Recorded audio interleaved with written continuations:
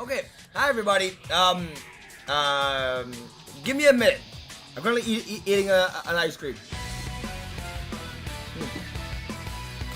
What?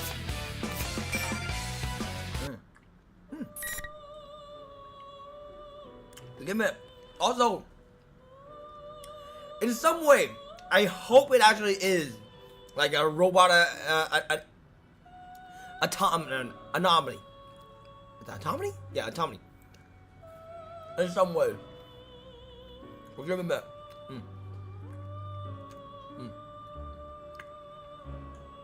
I could have wait until I finish the ice cream, but no. I'm already like what? Like 30 minutes late.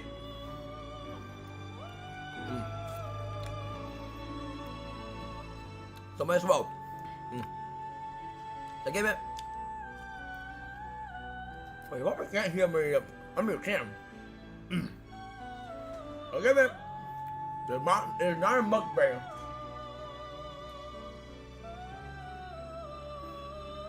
I was going to stream normally, but well, my roommate would run up with 2 ice cream. So yeah. Quite good. Come here. Man. Oh, God, my crew.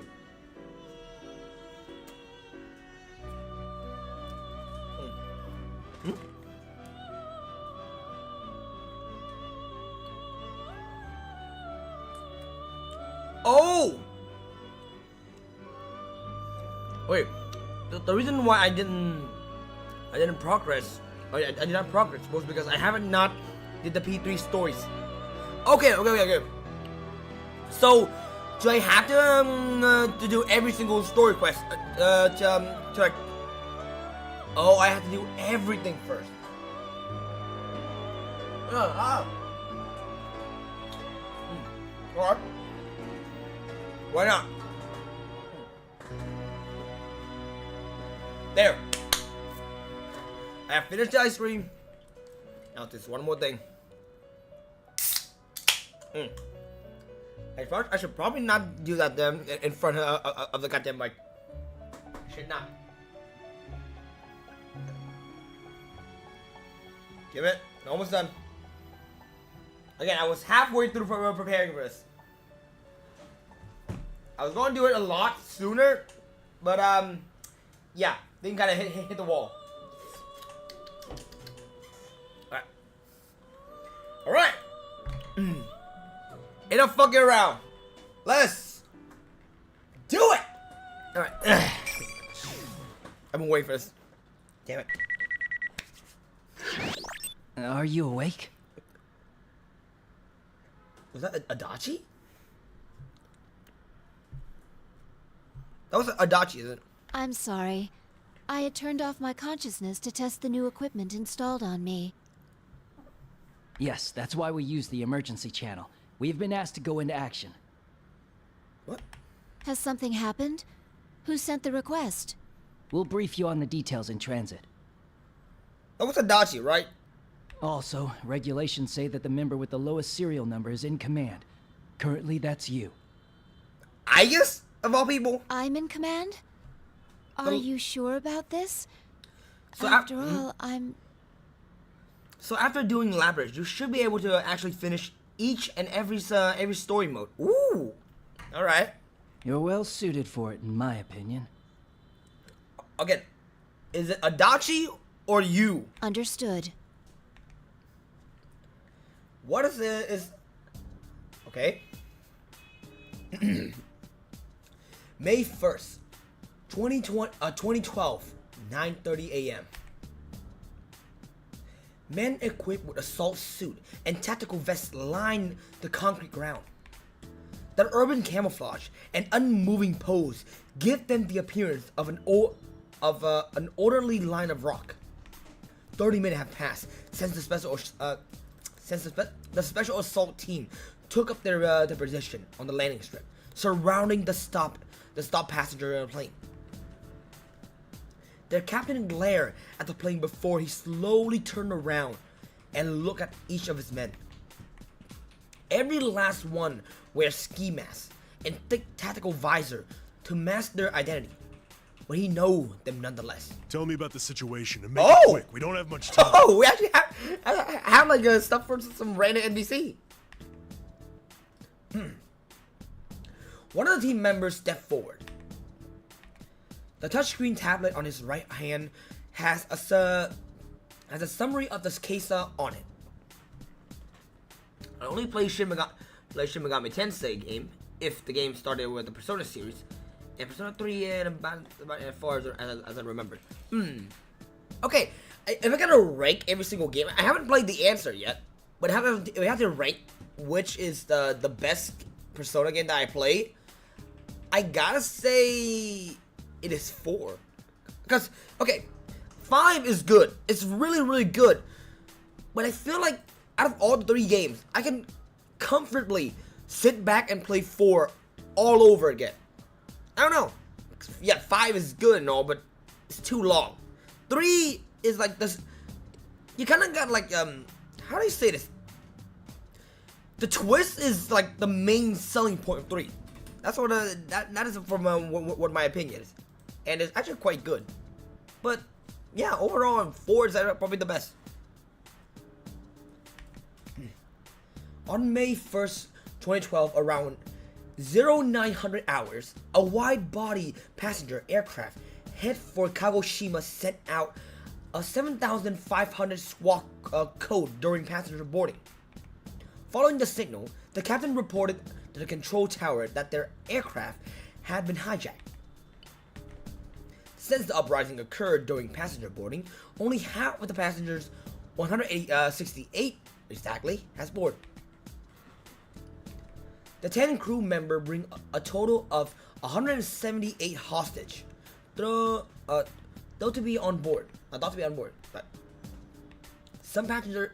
Fuck! I need a drink first. I cannot do it.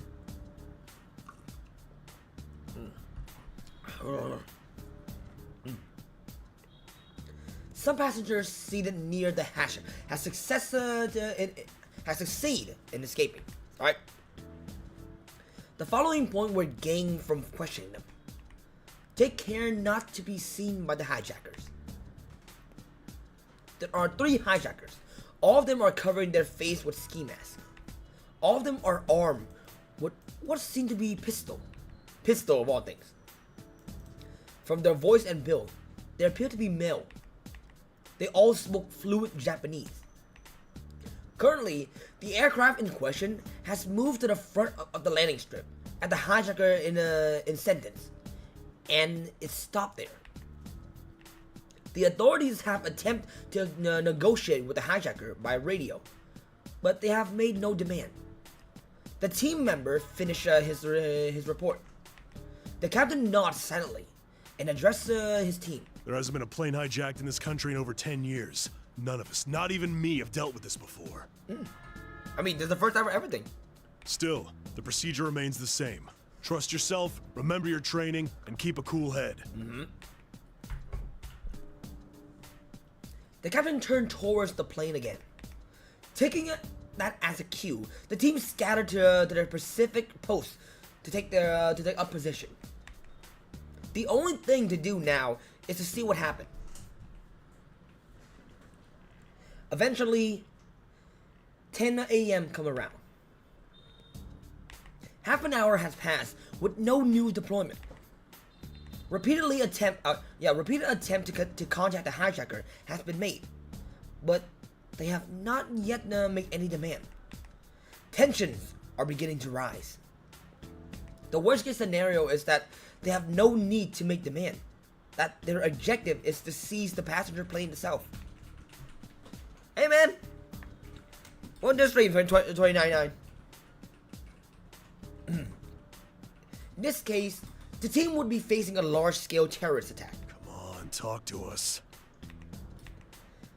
The captain muttered to himself, deep in thought. Also, okay, I haven't reached the dude with the two swords. I think Show name his name is Show, but I gotta say that the terrorist attack is doing by him, right? And he's controlling them or something like that. From the perspective of rescuing the hostage, every second that passed without learning the hijacker objective is a second wasted. I mean, Shin Megami Tensei is good overall, but the gameplay overall is pretty gorilling in terms of grinding. Jesus Christ, and not to mention the dungeon level and even frustrating with the pitfall. Okay. Okay, I don't have a lot of like experience with Shin Megami Tensei itself. The only complaint that I ever have about Shin Megami Tensei is not about like the grind. I am used to the grind. The only thing is that the fucking random encounter. I swear to God, you cannot walk 2 steps without being fucking ambushed, and it's so fucking annoying. I hate it so goddamn much. Why do you think I stopped like streaming Shin Megami Tensei 3? Show up here in AU story, in the first arena. Okay. So Show did appear in this stage. The captain and his team can't wait in hiding, but the same is not true for the passenger on board. For untrained civilian, extreme stress can easily lead to physical and mental problem. It's true not only for the hostage, but for the hijacker as well. When people lose their nerve, they tend to act rashly. The hostage will begin to lose hope, and the hijacker will begin taking it out on the hostage. An hour into the incident, anything could be happening inside the plane. The captain could do nothing but glare at the time tick by.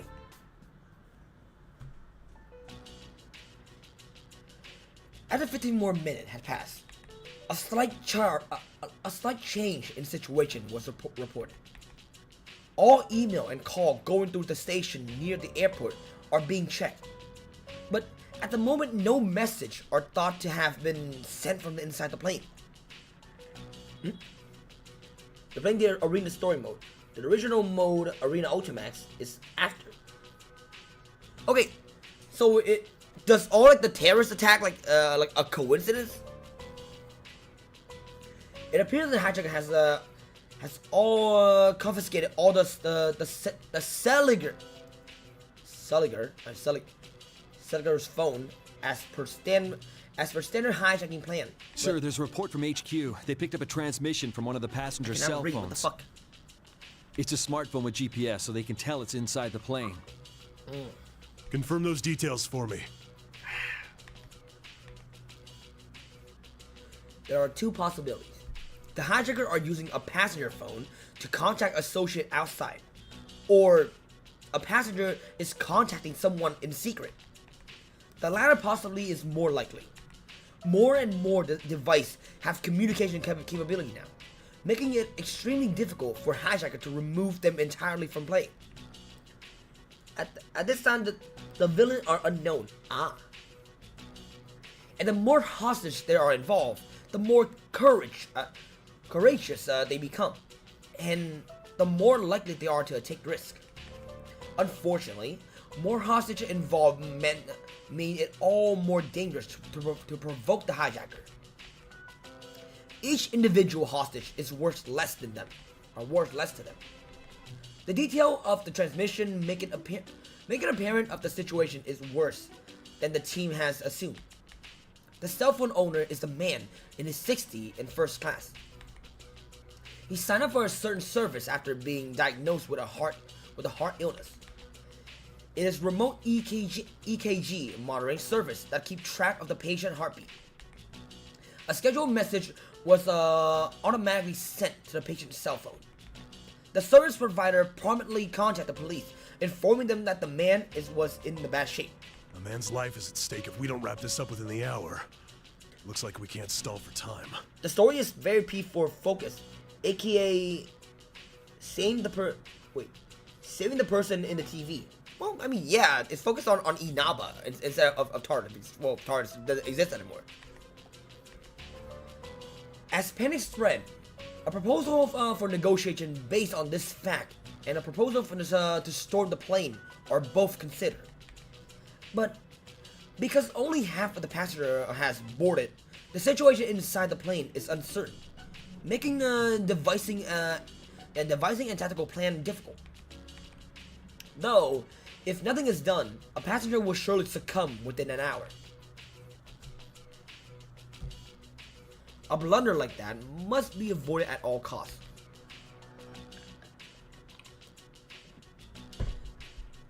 That was the thinking that guided the police official to make their decision. That same day, at 10:30. What? Withdraw? This is a hijacking! What are you thinking withdrawing our people? Okay. Yes, I understand. Wait, what's going on? I swear, if I can storm in there, like, just... No. Orders are orders. We'll fall back at once. Get ready. No one understood the sudden withdrawal order. Why withdraw the team during the hijacking? No one on the scene agreed with the decision, but the order could not be overturned. The men here are not the brain, but limb, whose power is best put to use by precisely following orders. Just then, another group approached without a sound. Its member is dressed differently, in suit and trench coat, but all of them are wearing black and sunglasses. At a glance, it is clear that they are tall, well-built, and used to a rough situation. With nearly 20 of them gathered in one place, they are imposing despite their silence. They don't seem to be airport personnel, but neither are they known to be police. Nah, I'm already used to the high random encounter. There's no problem with it. Hell, I haven't already played Shin Megami 1 and 2 for this Super Famicom English fan translation, and the encounter are high, dude. Because okay, if you're playing the game like off stream, right, it will be normal. But the thing is that I don't want to spend like 4 hours of just me being constantly ambushed. You have no idea. If I remember correctly, one of the time where I got like an absolute meltdown in Shin Megami Tensei is that I was lost in the tower. Again, was it again the faction? I don't remember what the faction name is, but I remember I got trapped in there, and I got constantly, and I mean constantly, jumped by random demon. I hate it so goddamn much. But the captain sensed they're in the same line of work and approach. Who are you? His voice is laced with suspicion, but the man at the head of the group speaks dispassionately, as if he heard nothing. For the next half hour, we're in command of this scene. Men in Black. You didn't answer the question. Who's responsible for this? Just look at this. The captain tone unconsciously hardened. The group of men in black part and one of their number is reared to step forth. The captain can't stop himself from furrowing his brow. He can already sense the unrest spreading amongst his team, who's watching silent. What did I miss? Well, honestly, nothing. The one stepping forward looked like a 17, 18-year-old girl. She's dressed in black and wears sunglasses like those around her. But her slender build is out of place. Is it Aegis? Yes! Yes! Her blonde hair stand out even more in contrast to her all-black outfit. The girl walked a few more steps forward and removed her sunglasses. The captain had intended to appraise the look in her eyes, but only gasp in the face of her crystalline blue. He quickly regained himself and frowned. So you're the one in charge? I mean, like, aside from Misuru, does anybody else have, like, the power or the skills? Yes. Are you shitting me? No. I guess can't shit. There is no time At to least waste from quarreling. from my knowledge. The girl looked at him fearlessly, despite the armed team surrounding her. Like, dude, you will be lucky if you manage to fucking to pierce her any part of her. The absurdity of it all is what helped the captain get over his surprise.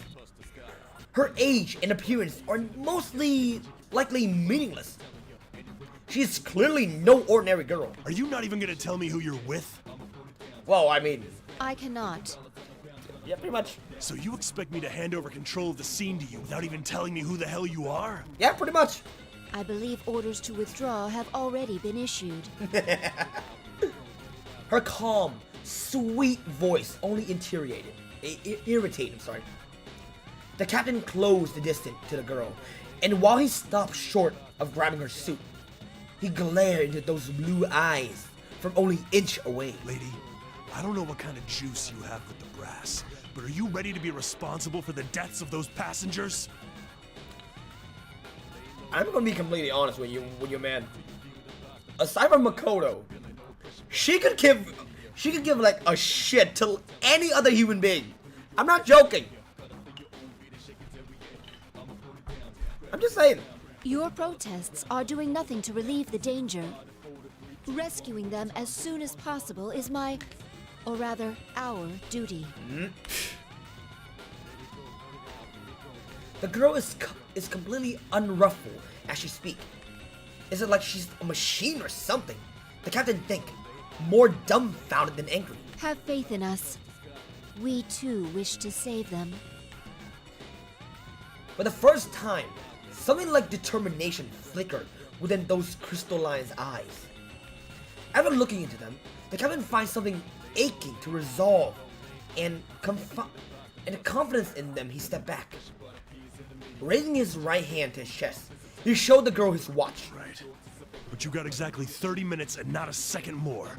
Yes, it's more than enough. Understood. After the go nod, she give the introduction. Instruction to prepare a stair card to the group she's leading. The captain's fist tightened nervously. Since there are few use for a stair car, quietly moving it in its quietly moving it in quietly moving it in place may make the hijacker think that the strike team is getting ready to storm the plane. But there's no hesitation in this go action. Well then, move in as naturally as possible while staying in their blind spots. Eventually, the roofless stair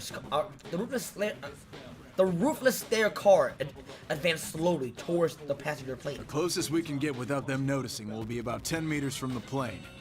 That will be more than enough. More than enough?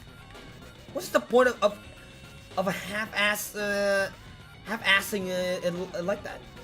the captain's annoyance began to turn to curiosity. If she is replacing the SAT, then she must have a plan beyond simple brute force, but... Now, let's begin. The stair car stopped. The girl get out of the driver's seat. She walks slightly behind the vehicle, turn towards the passenger plane, and squat down. What's she doing? The captain bring up a pair of binoculars to see what she will do. At first, he assumed that she is going to use the stair car movement as a decoy to send her team in from a different direction. Like human, most vehicles have a significant blind spot above and underneath. Yet, that doesn't seem to be her plan. Did she plan to make her move while using the stair car as cover? Is she possibly going to snipe them? The captain discard the possibilities. It would be foolish to set up a sniper perch at a tower angle of elevation. Where are the girls now? While the captain mulled over the question, the girl made an unsuspecting move. She appeared to lower her stance slightly one moment, and in the next, she's no longer in sight. Origin mode! By the time the captain realized she's running, she's already reached the top of the stair car. Her slender body launched like a cannonball from the top of the stairs. What? She jumped? Okay? Although she looked nice in a suit. Even the SAT member voiced their surprise. The girl leaped arc a distance over 10 meters. It is clearly beyond the ability of a human being. Coming in the middle of a hijacking, the scene seemed even more surreal. The girl landed on top of the aircraft and stand as if nothing unusual had happened. She looked at the aircraft beneath her and slowly turned her head to scan it from back to front. It reminded the captain of the movement of a security camera. He knew it should be impossible, but he wondered if she can see through the plane's ceiling. Eventually, the girl seemed convinced of something and began walking. When she reached the boarding hatch at the front, she moved her right hand to her back. The captain noticed a special knife, coated gray from black to hilt in her hand. What's she gonna do with that knife? The girl suddenly lowered her stand and sliced down and slide down the side of the aircraft. Just as she is about to fall, she thrust the knife into the jamb of the hatch and dangled from it. That's just crazy. I mean, it's Aegis. What do you expect? She then used her left hand to pull the handle and unlock the hatch with ease. Once the thick, airtight door just out the aircraft, the girl nimbly jumped into the plane. The captain is shocked by a dauntless method. He began to wonder if she intended to defuse the situation on her own. The captain lowered the binocular and faced the reality before him with his own eyes. Who in the world is she? The doubt he had dismissed rise within him again.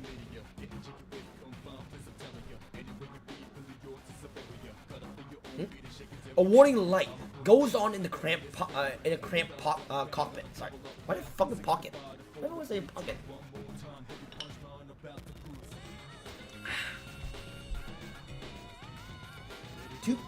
Two people there notice it at once. One of them is the captain, sitting in the pilot seat. The other is the man holding a gun to the back of the captain's head.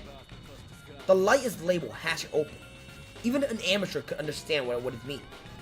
The man is suddenly tense and stand ready at the passenger side door. He prepared himself for someone to charge through it, but he quickly regained composure and turned the gun back to the captain. The man cast irritated glance back and forth between the captain and the door for a while, but eventually approached the door, his gun pointed at the captain. He cautiously cracked open the door and looked towards the passenger seating. Just outside the cockpit is the first class section. but the passengers were gathered in the economy class. At the time of the hijacking, first class is empty. The man squint. To ward off observation or worse, snipers, the window cover were down. Coming into the darkness plane from the bright cockpit forced his eyes to adjust. But from the corner of his eyes, he see a gleam of light shining in that unlike the regular one. And within that light is a silhouette. Before he can react, the silhouette figures close the distance. Only in Shin Megami Tensei game that I always despised for many years is Shin Megami Tensei 3. For one reason only. No matter where boss fight, and I just really hate it with all my burning passion. I haven't reached it yet. I only have I'm still like halfway through it. No, not halfway through, but like I'm not sure, like 2/4 of the way through it. I think. Oh, no, not 2/4. No. 1.5 through it. I don't know. I still haven't reached it to the end. Wait. Okay. A hand grabbed the edge of the door and opened it with tremendous force. 2 quick, heavy blows follow. The man collapsed without a sound. The captain turned around in surprise to see the intruder, a blonde girl with an index finger to her lips, signaling silence. Oh, shh. Nah. She first laid the man on the ground and then removed the pistol from his hand. On closer inspection, it is only a model gun, supplemented with metal part. The seam between the part is in different place compared to the real gun. If taken apart, the dismantled pieces would look nothing like a real pistol. The girl then takes handcuff from the small pouch on her waist and fastened the man's arm to the seat leg near the window. Even if he wake up, he will be unable to stand. Though the captain still looked as if he wished to say something. The girl's eye meet his and insists on silence as she leaves.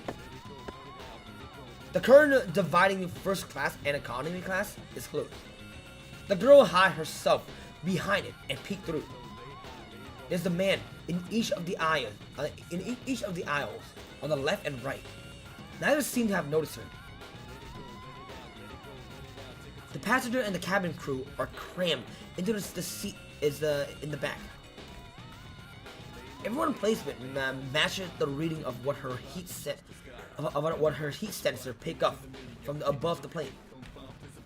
Both remaining hijackers are closer to the first class. The man closer to her is only a few steps away. She judged that he can easily be disabled if she moves quickly. They both carry pistols, but they are the same type as the down hijacker. From what you can see, these two are mere model guns. The girl swiftly pushed aside the curtain and grabbed the closer man right wrist. The hijacker, caught off guard by the sudden appearance of such a slender girl, stopped moving for a moment. He surrendered any chance of victory he may have had. With a pain cry, he dropped the pistol to the ground. The girl used her grip on his right hand to put him on the ground, then smoothly pull out another pair of handcuffs and lock his arm to the passenger seat. The man thrashed about, but despite his struggle, he is no better than the worm withering on the ground. The last hijacker finally recovered from his shock and aimed his gun. The girl pulled a button from the other man's sleeve and flicked it towards her opponent's face. The button traveled at immense speed, though it was launched only from her finger. The man tried to show his face, but it is too late. He groaned in pain when the projectile struck his forehead. The girl does not let the opportunities pass. She easily jumped over to the 3-seat wide center block of the seat with one arm and grabbed the man's right hand. There, She repeat the same procedure she used before. Their weapons are immediately seized while they are restrained on the floor. What can I read word? The passengers are only not grasping what happened before their eyes. A murmuring chorus rise. Do not be alarmed. I have come to rescue you. Your safety has not been secured yet, so please stay calm and remain in your... But the passengers erupt in a cheer. There's a sporadic applause as well. But there is a slightly hysterical tinge to it, in reaction of the tension of the situation. Excuse me. We were told someone requires medical assistance for their chronic heart illness. His name is... Is what? Just as the girl approached the center of the plane, she sensed a male passenger stand up from his seat. He is extremely calm and quiet as he does so. The girl belatedly pick up on the incongruity. All of the other passengers are nervous. It is then that she feels something hard pressing against the back of her head. She knows without looking at it, it is the muzzle of a gun. The nearby passenger cry of relief suddenly turned to scream. I am impressed with your judgment to stay hidden until an opportunity arose. Who is it?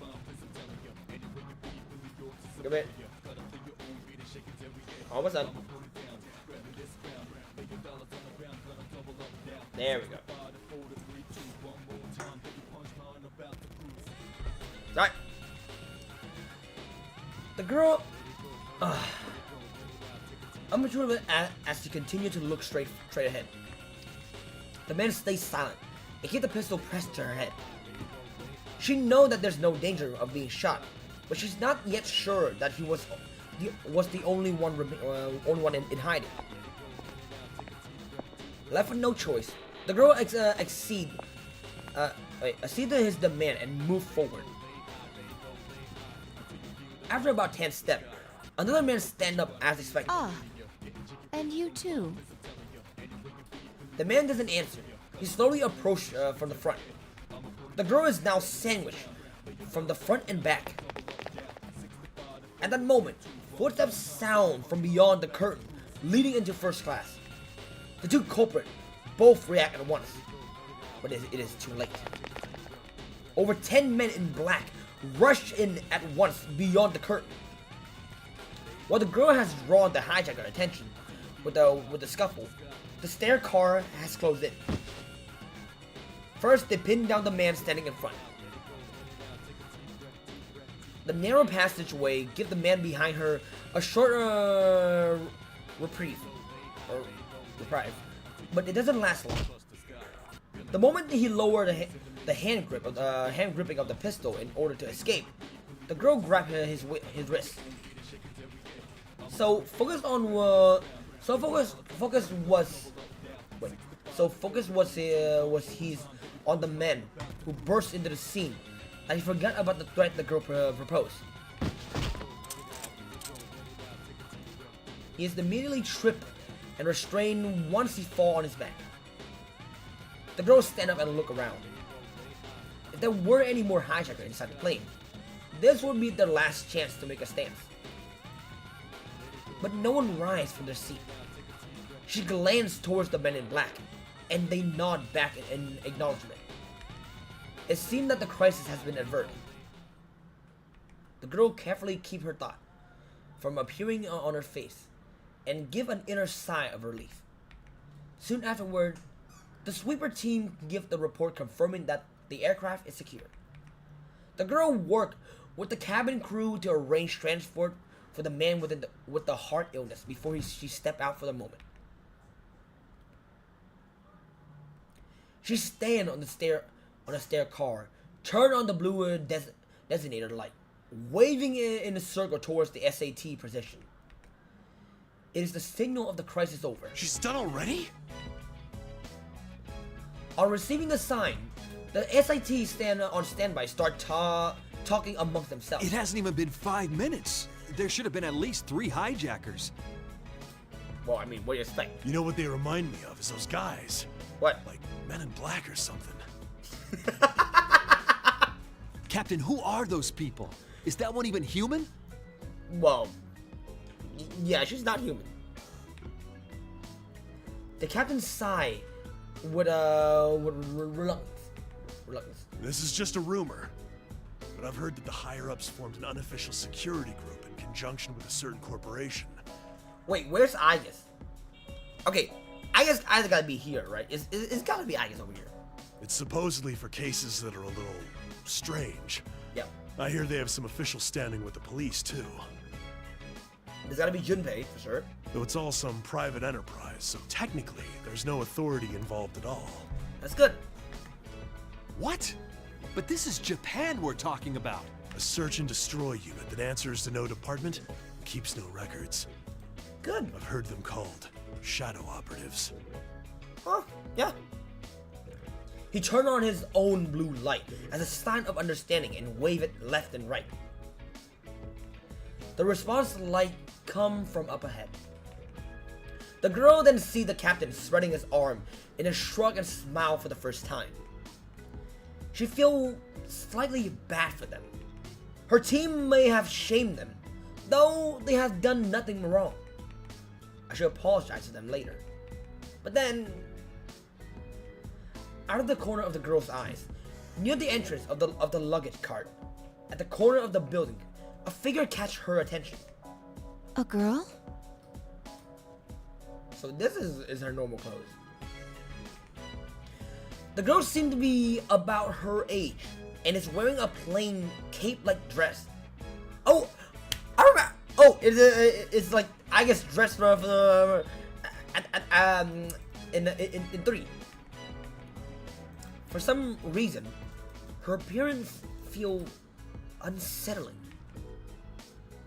To begin with, given the heightened security, the parking entrance should be strictly sealed.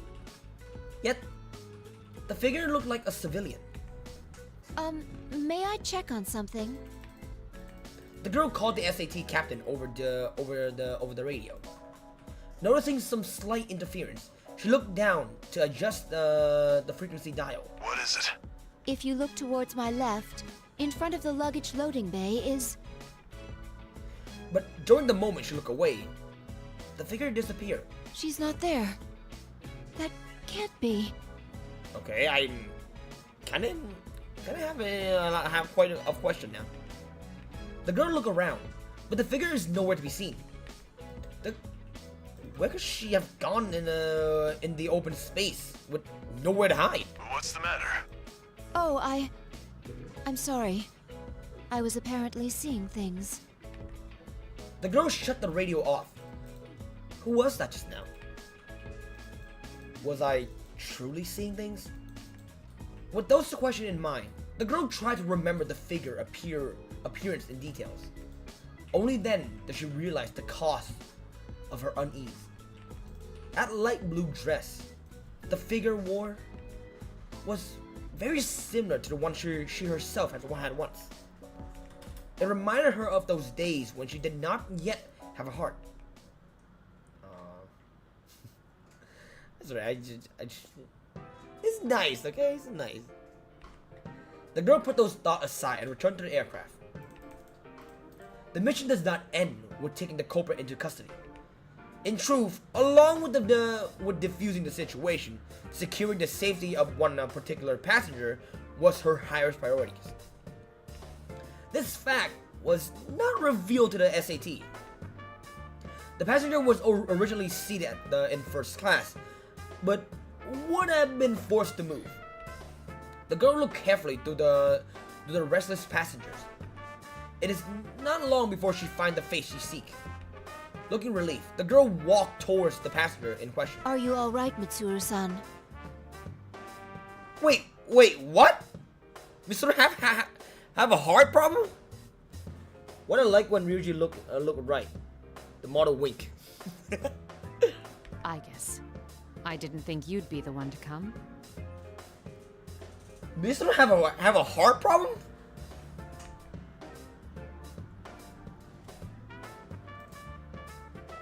The woman who answered her has long, shining hair that will make any impression on anyone. I will make an impression on anyone. Even sitting quietly in her seat, she refined her refined appearance and made her stand out. But I just know the woman well. In fact, I was surprised Robot to be wife called on is to here. deal with something like this. Dude, I'm not gonna say it. Okay. Robussy is superior, okay? The suspects made no demands. What were they after? At first, I thought I was summoned because you were their target, Mitsuru-san. Okay. The higher-ups must have thought the same thing and panicked. Especially considering there's cargo on that plane they wouldn't want made public. Ah! Wait a second, that cargo... It's Is gone. something wrong? This hijack seems strange now that I think about it. Me no demand? They made their move before takeoff, which is odd timing. And they forced the boarding announcement to be stopped. I thought maybe it was their way of trying to pull it off with a small team. Are you saying that rather than a passenger, they were after that cargo? It's true that no one would consider the unloaded luggage during a hijacking. I guess I need you to check on my things. Though if I'm right, it's already too late. In response, I just instructed her team via radio to secure all luggage transport route. Moreover, she requests a search to ensure that no cargo has been taken. Even if you're right, why would they be interested in your belongings? My usual cargo wouldn't be worth hijacking a plane over. But But I was carrying something sensitive this time. Normally, if they wanted it, they'd have to bypass a Kirijo facility's security or attack the vehicle transporting it. But by doing it this way, they can divert the entire country's attention with a few model guns. I mean, they succeeded. Mr. Smile, I guess can tell that she is impressed with their audacity despite herself. Mitsuru-san's cargo. Sensitive belongings for a vacation. I understand. Dildos? Hijacking a plane out of a desperate desire for undergarments. This incident will surely go down in history. See? See? See? Dude, even I just had the same thought. See? See? That's why I like her. That's why I like her. Great mind think alike. Mr. Eyes bulge at the unexpected comment. What? You're jumping to conclusions. It's not sensitive in that way. Besides, my underwear is in this bag and... See? See? I told you. I told you. That's it. Enough about underwear. She forced a cough and steered the conversation back on track. More accurately, my cargo contained items from Ergo Research. My trip to Kagoshima was partly vacation, but also to oversee their transferal to Yakushima. The official name of Ergo Research is the Kirijo Ergonomic Research Lab. Both Misturu and Igus have many bitter memories associated with the name. A pall hang in the air. But a radio transmission from one of Igus' team cut the moment short. Igus speaking. I see. Understood. Misturu looked at Igus questioningly as she nodded. It's as you suspected. They found that one of the boxes scheduled for transport has gone missing. I thought as much.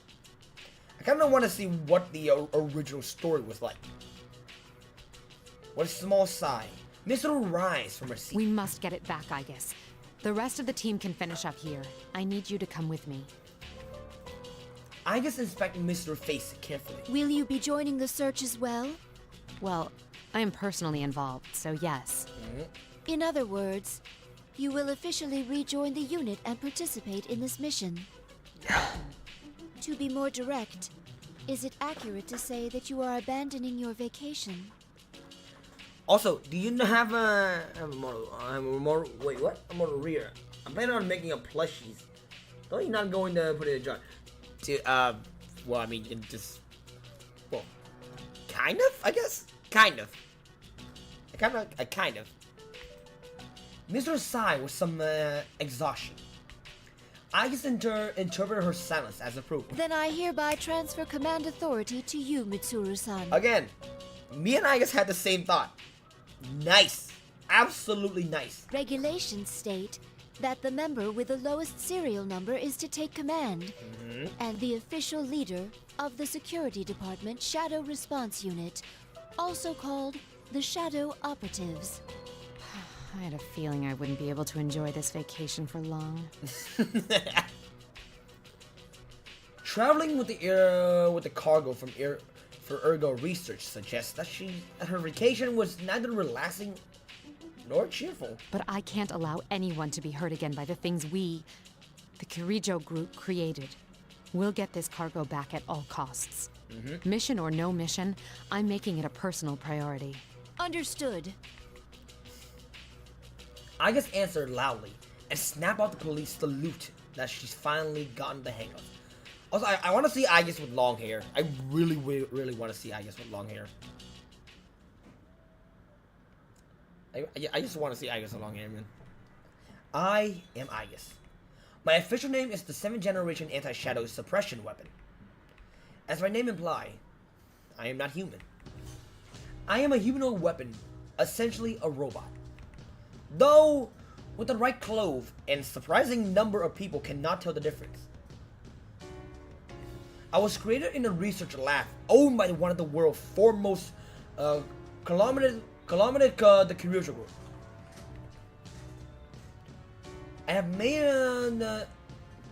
I was made to exterminate a certain enemies. A few angles. I mean, sure, why not? Why not? Yeah, sure. And yes, I do have a Discord. They are called shadows, monster born from the people repressed emotion, granted dark life. Shadow can only be defeated by those with a special power of persona. One persona is said to be the power to wield the shadow within they have there are two sides of the same coin. Though one cannot have a persona if they do not also have a heart. I was given a mind to artificially develop a persona and a body close to that of a human, so that my mind could maintain a personality. A heart designed for battle. A body designed for battle. I did endure some suffering before my original purpose, but I now have the place where I belong. Somewhere I can make full, beneficial use of my power. That is the Security Department Shadow Response Unit. Our nickname is the Shadow Operative. The Shadow Operative were formed at Mitsuru Kirijo Directive. She is the second of my creators. The Kirijo Group, as the one who has been given full responsibility for handling the shadows. Our objective is to identify and resolve incidents involving shadows. We do this by eliminating them. All of our members are persona users or have similar qualification. During operation, our guidelines stated that the member with the smallest number has command. The number that I was issued was number 5. Though I'm not human, I am treated as a member and not a piece of equipment. Again, good. Moreover, my number is in single digits. It is possible that there will be mission like today where I must take command of dangerous operation. In other words, I am recognized as having the same life and dignity as human. Because Mitsuru-san and the others have such trust in me, I want to repay the trust, and that trust will result. There is another reason I am working my hardest in this case. Soon after the hijacking was resolved, the stolen cargo was identified. Its contents surprised me. The 5th generation anti-shadow suppression weapon. The unit name Lapis. She is one of my sister unit. She was sealed over a decade ago, and has been in storage with other artificial and with other artifact ever since. Labrys, a humanoid weapon, just like me. Is it possible that she has a heart? And if she does, I want to save her before she is misused. This is a mission, yes, but more than that, I feel that it is a duty I must carry out. Yes. Also, I am not, dude. I am not dropping this. Okay, I am not dropping Chie, Kanjis, Teddies. Yeah, Kanji already reached the final one, right?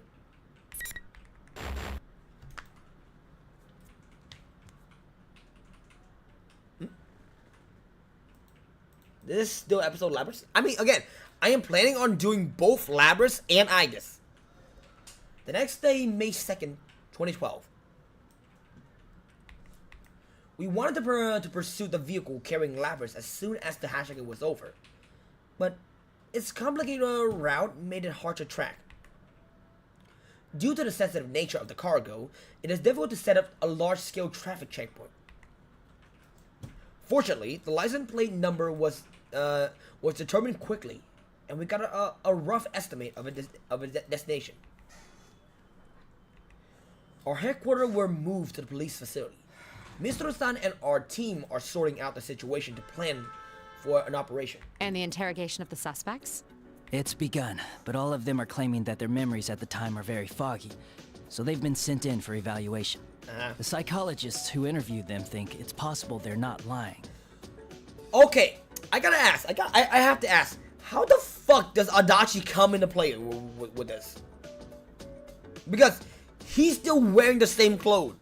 So none of the 5 have any memories of what happened during the hijacking. Although, give me a second, use the bathroom. I'm not. Give me.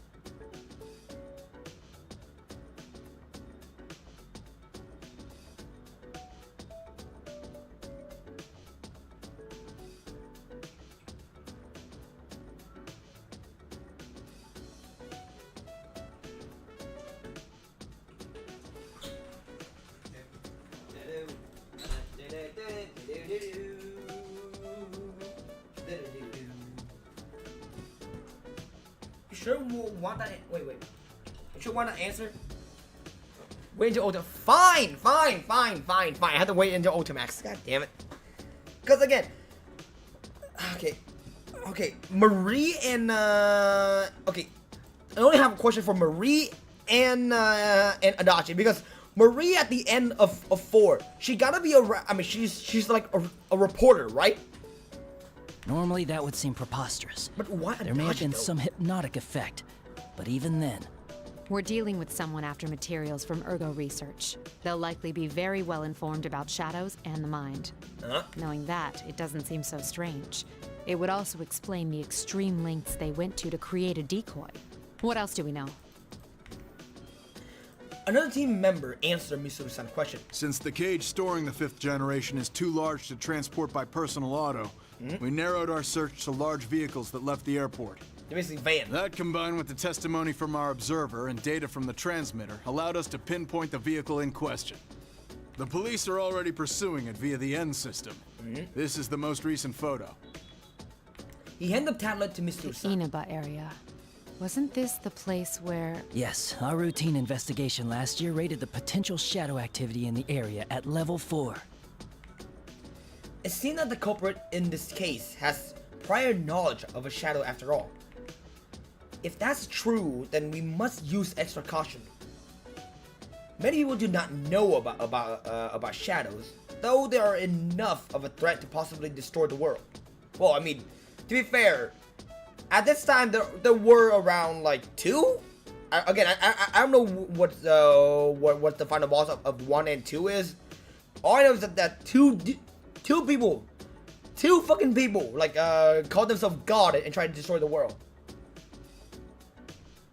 Then again, I experienced that for myself 3 years ago. If someone is trying to manipulate them, we must prevent it at all costs. Let's talk about the stolen 5th generation unit. Spoiler, she's just kind of there. As the 7th generation would be her younger sister. Don't worry about it, or anything in the future. You will get the most of your answer in the Ultimate storyline. All right. A sister. My older sister. I'd like to know why she was sealed. 5th generation anti-shadow suppression weapon, Labris. Yeah. The records show her to be the first model fitted with an artificial personality. Yeah, but why she's sealed? Do you have an answer, Mr. Question? In other words, she has a heart? Yes, of course. There's no knowing if it was developed enough to call it that. She seems to have been made to gather test data rather than actual feelings. Okay. So basically she's, well, the puppet. What are her combat capabilities? I mean, she has a giant axe, so yeah. She wasn't given firearms, since her regulatory system was inadequate. So she was instead loaded with some kind of special equipment. I mean, you could call a giant axe a special equipment. Unfortunately, the majority of the records pertaining to her are missing. Which means that's the extent of our knowledge. Special equipment. We also don't know why she was sealed. Many of the documents regarding the old Ergo research were lost, probably to cover up incriminating evidence. We don't even know what she looks like. All we do know is that she was a life-sized android. We'll just have to find out along the way. Mizuno-san swiped her finger across the tablet a few times and showed it to I'll need these 3 individuals' cooperations. Okay. I'd like to join them in the field. These 3. Are you sure about this? Okay, Akihiko and I guess is 2. Who's the rest? Try not to make a scene when fetching them. Not all of them are part of our organization. Okay. The item not assent his ascent and return to his station. Also, I will be very lagging. Not your fault, so expect my response to be probably very late. Don't worry about it. Don't worry. I kind of used to it now. Mizuno-san then turned her gaze on me. And I guess, frankly, I think we can assume that there'll be combat involved. Will you be alright with that? Dude, I just will be. Though Mizuno-san doesn't say it out loud, I understand what she's mean. Also, I swear to God, every single time. I don't know, like, it just, the memory just pop up again, okay? Fellacio's fucking Agus. Our highest priority in this operation is to stop the culprit and mitigate any assorted danger. Not to rescue Lapras. Really? Of course, we will strive to accomplish both, but in the worst case scenario, we must consider the option of destroying Lapras. Destroying a sister unit. It will be a painful experience if she too has a heart. I thank you for your concern, but I'll be fine. I will do my duty. Mr. say nothing more. Well then, and suddenly not. once we can confirm our target is headed to Inaba, we'll depart at once. Okay.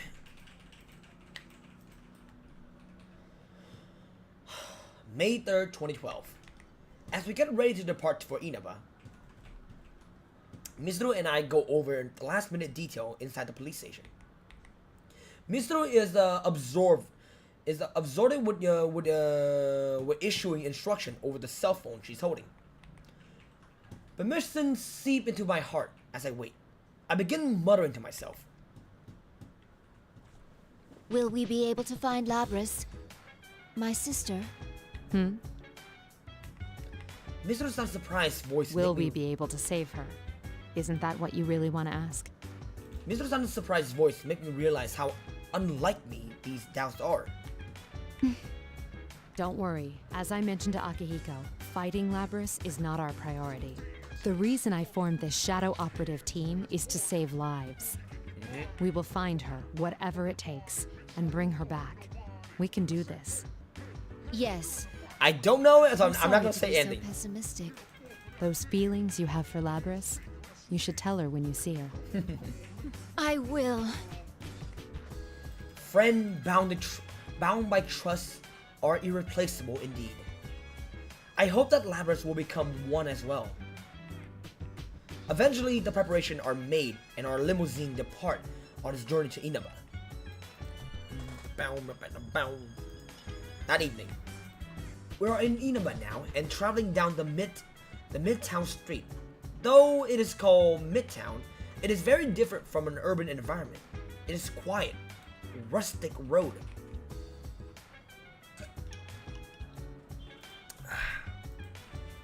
The vehicle we are targeting is easily discovered. The transmitter that was attached to it when it left from the airport is, luckily for us, still active.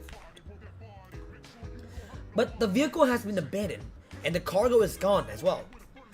To trace this further, we must learn why the culprit came here. Specifically, we need to know the detail of what happened last year. Though this was already assumed, so we have a plan. Mr. San ordered the driver to park nearby. However, this posed an unsuspected problem. Our vehicle is a long black 8-door limousine. It'll stand out in this countryside town no matter where it parked. Mitsuru-san, our activities are supposed to be undercover, correct? Yeah. Yes. For undercover missions, it will be necessary to keep all personnel and vehicles from being noticed. Yes. Right. Mitsuru-san, may I say something that I've been meaning to say for a while now? No. Understood. All I told them was to give us a car with enough space. I don't know, like, wherever we go, people peers into the windows out of curiosity. We avoid the public eye as much as possible and finally park in what looked like a site for vehicle disposal on the outskirts of the town. Our contact has arrived. Ah. I then noticed a middle-aged man in a gray suit standing outside of the window. I recognize his face. He is one of the 3 collaborators Mr. San contacted before our departure. I scoot over to the door and open the windows. Oh my.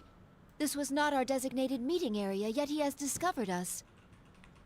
Suddenly, something not unlike exploration or disappointment appeared on his face. You want to know how I did it? A cough interrupted We us. appreciate your cooperation, Detective Kurosawa. Mr. San get out of the vehicles and slightly bow. 3 years ago, when we were still fighting Shadow in secret, Detective Kurosawa worked as a police officer at a nearby police box. He believed that our intentions were good and supplied us with certain convenience under the table. His job made this risky, but he always acted on behalf of what he believed to be just. He said this many times while supporting us in secret. He's a strong man, one who always acts on his belief. But now our organization has official government sanction, he can now cooperate with us without even being considered a distant. In fact, now that Kurosawa-san's prior action are justified, he's been promoted for his expertise. I have heard that he is now a plainclothes detective working at the Central Precinct. Long time no see, miss. And I guess, was it? Yep. Indeed. It has been a while. Selling illegal weapon to children. Nice. Kurosawa-san fixes eyes on Mitsuru and me. It is faintly awkward. We are both dressed for combat, and I am not wearing any clothes for my to cover my true form. Oh, sorry for staring. A humanoid weapon. I was skeptical when I heard, but seeing you in person doesn't leave any room for doubt. I'm sorry that I kept it hidden back then. It's all right. It would have caused more of a headache if you'd gone around looking like that. Where is Makoto? That's the thing. That's the only thing I want to know. Like, come on, man. The answer, right? Hearing him say that, I cannot help but smile. Seeing you laugh like that makes it harder to believe you're a machine. Yeah. I shouldn't make you stand while we talk. Please, get in. Wait, I just realized something. Does Makoto when Makoto touch her core, does it count as foreplay? Does it? Ah, sorry. I haven't seen you in a while, so I had a lot to say. Mitsuru-san asked Kurosawa-san to collect information on the serial murder case that occurred in this town last year. When background investigations were carried out across Japan at the end of 2011, this region showed higher reading of shadow activities. But although it was investigated, there were no effects apart from slightly unnatural weather. Then again, what if something happened that was just too hard to detect? Mitsuru-san suspect that the serial murder case was related to these shadows and asked Kurosawa-san to have the local police share the report. We could have requested them directly, but what we wanted would not be the surface information found in the investigation record. There are limits to what an unofficial unit cloaked by authorities can do with direct requests. I found out quite a bit regarding the case you had me look into. First, I reviewed the report on the incidents from last year. One of the suspects mentioned the word persona. Persona. I locked gaze with Mitsuru-san. So what went on here last year? Please mention the investigation team. It's probably related, but I wasn't done there. Parts of this guy's testimony were even more outlandish. And? If you can take what's in the record at face value, it seems Persona users can enter TVs within the Inaba region. Yeah? Enter TVs? I'm guessing it's the What does fish that eye mean? dude. I'm guessing it's the fish eye dude that was the one talking. Just what it sounds like. You physically stick your body into the screen and go inside. Because out of every single person that got the fucking throwing into the goddamn TV, he's the only one to survive. He claimed there was another world in the TV, and dropping people inside it was the method behind last Or year's is, murders. well, Adachi. This all sounds rather absurd. I'm surprised it was included in the police report. I got in touch with the detective in charge at the time and said the same thing. Apparently, the report was filed by a young partner of his at the time. Yeah, He yeah. obtained the wildest testimonies like this one. He sounds like quite the oddball. Well, he is. He is. If this was what really went on, the police would have had no chance cracking it. But that Detective Dojima is one shrewd guy. Oh, come Even on. with all the supernatural hocus pocus surrounding the case, he caught the culprit. Kurosawa-san sighed. He seemed to be tired. That's all I have for you right now. I should be going.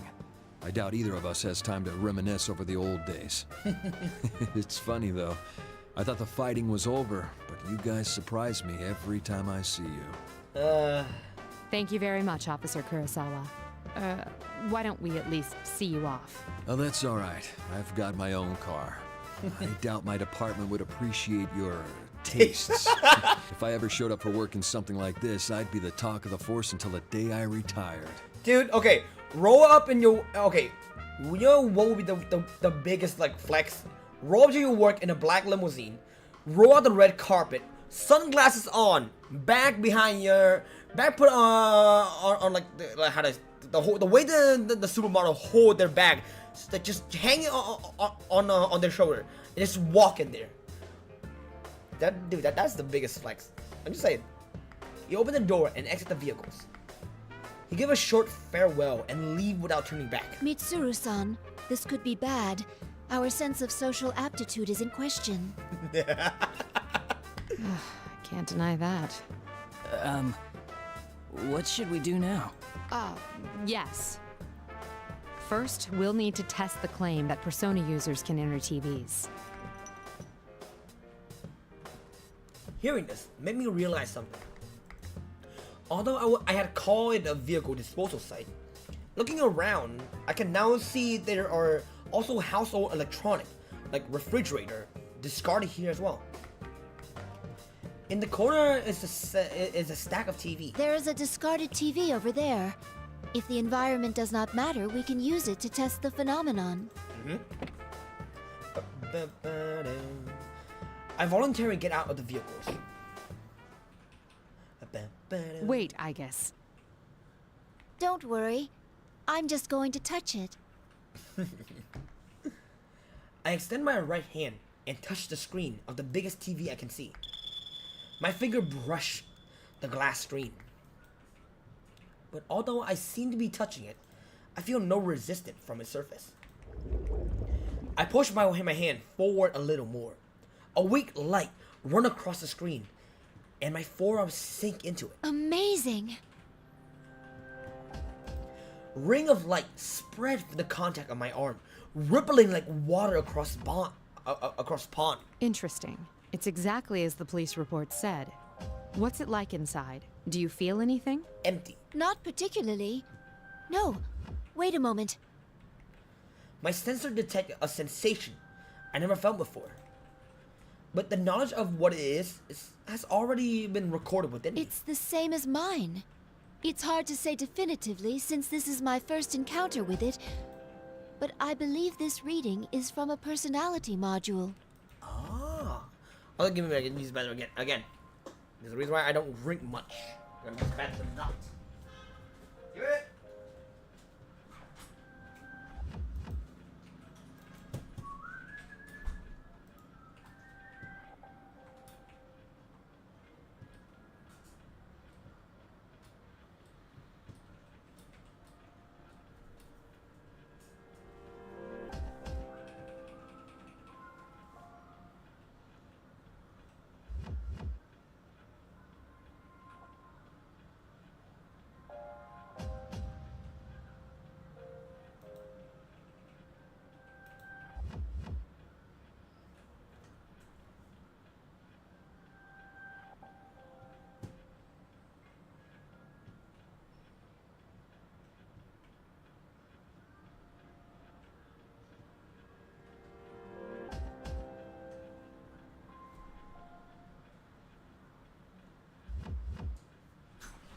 Oh, fuck, I just so ill. Way too much water. Way too fucking much water. Just give it. There we go. Way too much fucking water. Does that mean our retrieval target is inside the TV? Yep. Huh. Sounds like fun. Come on. I hear a voice come from an unsuspected direction. Mr. and I look forward to it. I look towards it, sorry. What we see is a silhouette wearing a low hood that covers his eyes and a tattered cape. It blows in the wind, looking just like a character in the Western movies. He's standing on top of a mound of trash, his arm crossed. Is that Akihiko? He jumped down nimbly and walked towards us. You didn't show up at the rendezvous point, so I went looking and found you here. This whole TV thing is pretty interesting. Also, who the fuck like decided the rendezvous we saw like also rendezvous? I mean, I know it's French, but fucking hell, the rendezvous. I don't know. I will never forget the man laughing so furiously. Like Mr. He's a friend I once fought alongside, Akihiko Sanada. He was a student boxing champion in his school days and a staunch ally, powerful even without his persona. He is also our second collaborator on this case. It's been a while, Akihiko-san. Yeah, good seeing you. Akihiko, what on earth are you wearing? Just what were you doing overseas? Didn't I tell you that I was on a training expedition? Don't tell me you came here from the airport like that. Does the concept of keeping a low profile mean nothing to you? I mean, Mitsuru-san, I believe we have lost the right to complain about that. Mr. San sighed in ignorance. Oh yes, Akihiko-san was on a training expedition overseas until this morning. As a result, his appearance is slightly, no, very different from the last time I saw him. But his aggressive personality and love of a challenge seem to be the same as always. He gave a cocky smile and smacked his palm with his fist. Anyway, we can get inside from that TV, right? Uh-huh. And what are we waiting for? Still the same Akihiko. We don't know the situation inside yet, and we'll need a secure means of getting out. So what? If we want to get this Labrys back, someone has to go inside, right? Uh-huh. Well, that's... Our target hijacked a plane to throw her into a TV in this town. If we sit on our hands, it's possible we'll be put in serious danger. Akihiko-san stepped towards Mitsuru-san, as if pressing her. We're different from how we used to be. We made the choice to fight shadows as professionals. That's why I traveled around the world and trained harder than ever. And now that something's actually come up, you're hesitating? We agreed to do this. I'm ready to stake my life on the mission. Akihiko-san's opinion is a bit strong, but he is not incorrect.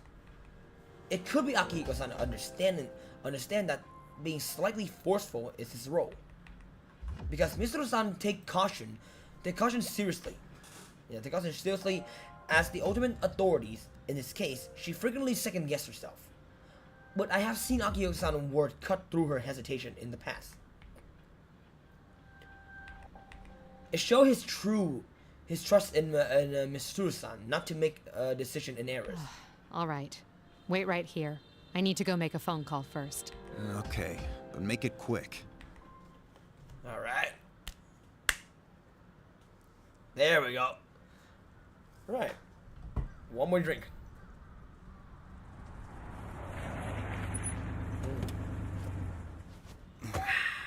The other members will wait here in the car. Yeah. If we all barge in and something happens, they'll be devastated. Now that you mention it, at least one of us should be staying behind as well. I am not staying.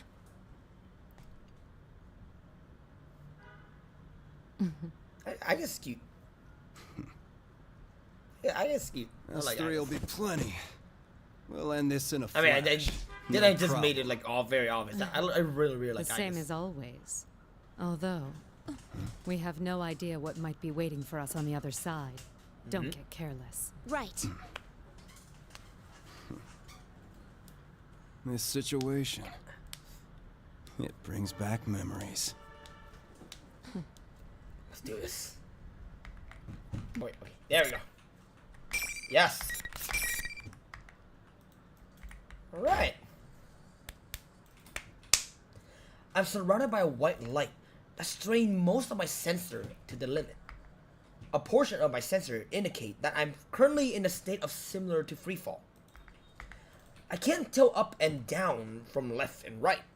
This continued for a while. Oh, sorry, out here. Eventually, my functions slowly recover.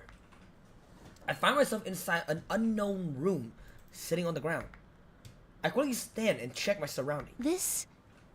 Is this the music room of a school? I can see the music. I can see a music stand, a grand piano, a blackboard, and portrait. There is an air of over-exaggerated theatric to it, but I may not be far from the truth. This is the world inside the TV. After a surreality of entering enter a TV screen, that's come to quite a surprise. No sign of Mitsuru-san or Akihiko-san. Did they land elsewhere? Also, I trained a little bit with Igus, so don't expect too much, okay? What the fuck is that? So much noise. I can't contact anyone like this. I attempt to use my communicator, but there's no response. This looks like an ordinary classroom, but it has an alarming amount of radio interference. When I concentrate my sensor again, I detect a bizarre disturbance from the entire area that is unlike normal buildings. This may be another world after all. In any case, I must join up with Mitsuru-san and Akihiko-san. But just as I begin to make plans to do so, the monitor hanging from the ceiling switch on. What appeared on it? How to describe it? A bizarre figure that looked like a living costume. Alright. I spy an unknown yet bewitching babe. Okay. How unexpected! Unexpected! Okay. I like this. I like this where it's going. Its comical tone does not last long before the voice becomes distorted and the image disappears. It reminds me of a malfunctioned machine. I stare at the monitor. I have a hunch that it will return soon. Come on. Talk to me. Just as I thought, the costume reappeared. But its behavior is very different now. Case 04, unintended intruder. Entering elimination process. I mean, you can try. Come on, show me who it is. Its mechanical sounding voice is completely different from the joking tone they had before. And that phrase, elimination in progress. It seemed that a battle will be starting. I release the safe ties from the weapon built into my body. That when a large noise come from behind me. Whoa! Kanji already? A young man in a school uniform come rolling in with a yell. A human? Ow! Already? Jeez, decided to open right then. This makes no damn sense. Dude, come on. I thought I was ready for any eventuality, but I had not expect a sudden encounter with a human. Are you all right? You seem to be unharmed. The young man looked back at me with a steely gaze while fixing his bleached hair with his finger. His behavior does not seem to be that of one who came in pursuit of me. What? Never seen you before. I'm sorry, I haven't introduced myself. My name is Aegis. Only then did I remember that my appearance would seem very particular to a casual observer. I'm a transfer student. I have blue eyes, blonde hair, And Gatling cannon. imagine fucking bring a fucking minigun to the first day of school. Huh? I'm sorry, forget what I said. In the past, that prepared explanation for students has been effective, but no longer. How the fuck does just telling people you have a Gatling gun is like a reasonable explanation? What the fuck? Okay. Anyways, I'm Kanji Tatsumi. This mean you're my next opponent? Yeah, pretty much. Opponent? What do you mean? What do I mean? I'm talking about a scrap! You mean a fight? Yeah. But we have only met Tatsumi-san. Actually, where are we? Enough blabbering, you machine! Okay. Enough with the insult, Kanji. I'm gonna beat your balls so goddamn hard, you wanna shove it back in your mouth, okay? With a yell, he slammed the folding chair in his hand, on the ground. A cold, dull, metallic sound echoed, and eliminating any possibility for talking over this. What's a fake girl like you doing calling me by my name? Kanji, calm the fuck down. I will not repeat myself again. I will rip your fucking balls and shove it down your goddamn throat. I go quiet. A fake girl? I understood how I might assimilate such a reaction, but it is a pain in my chest. Though I cannot help but smile at how instinctively I reached that way. Okay, what did I just join back into? It seems I have become more human-like than I knew. I was worried I might have to go up against my senpai, but I ain't gonna hold back against a robot like you. Again, put in context, Kanji was shit-talking Aegis. And I threatened to rip his ball and shove it down his throat. Thinking with a calm mind, I noticed a small incongruity in his attitude. When he first saw me, he seemed unsure and calm, and he had not seen me before.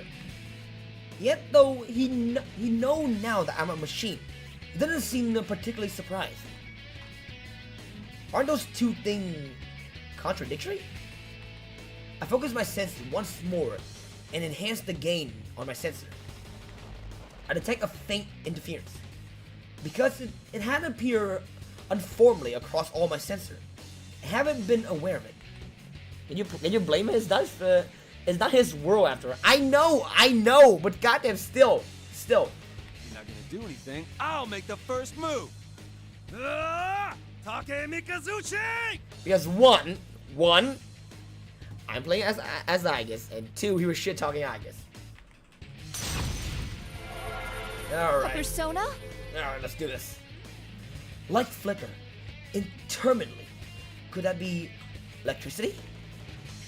Blame whatever it is making him that. I know. A thick barrel-like arm charged with voltage approached from above. I jumped back and narrowly escaped a crushing blow. Nice dodge. Looks like you got at least a little bit of fight in you. A persona user. I was careless. I should have expected that possibility since I encountered him inside the TV. I do not know the procedure for attacking a human. But if he's a persona user, I must defend myself with the usual arrangement. There is no avoiding this fight. I cannot fall here. Of course, we cannot. Am I pure boy? I know.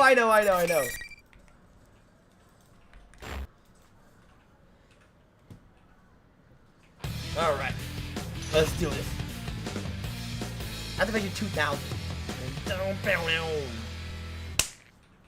Let's do this. Finally. Okay.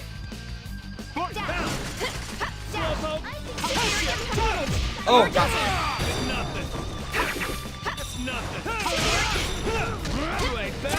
Back, Kanji. Oh, fuck. Oh, shit. Come on, Kanji. Woo! Oh, fuck. Oh, shit, how is he this tanky?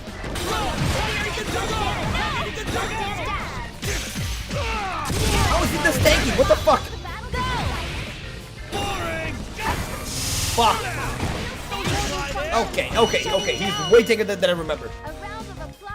Alright, maybe. Yes. Jesus Christ.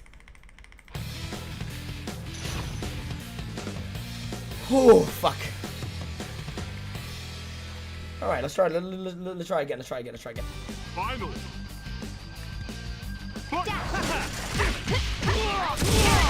Okay. See him. Oh, come on!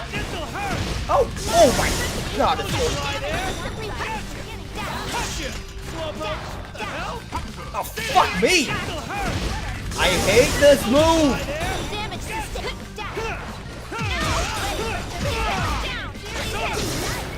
Okay. I hate this!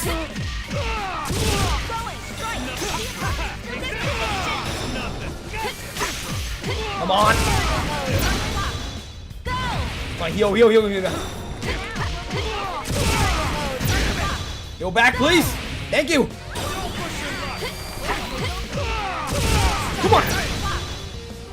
Woo! Come on! Oh, come on! Okay.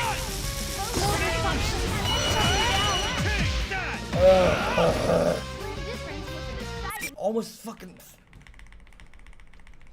Wait, no, probably not.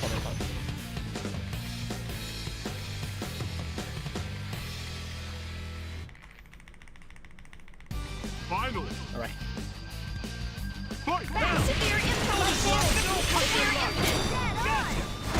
Oh, come the fuck on! How How are you fuck? Not see him. Get back! I am sick of being fucking pushed around. There we go. You may be tanky, but you're not robot tanky.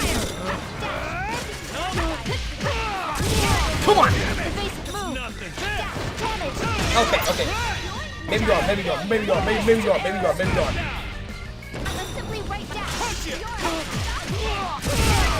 There we go. Okay.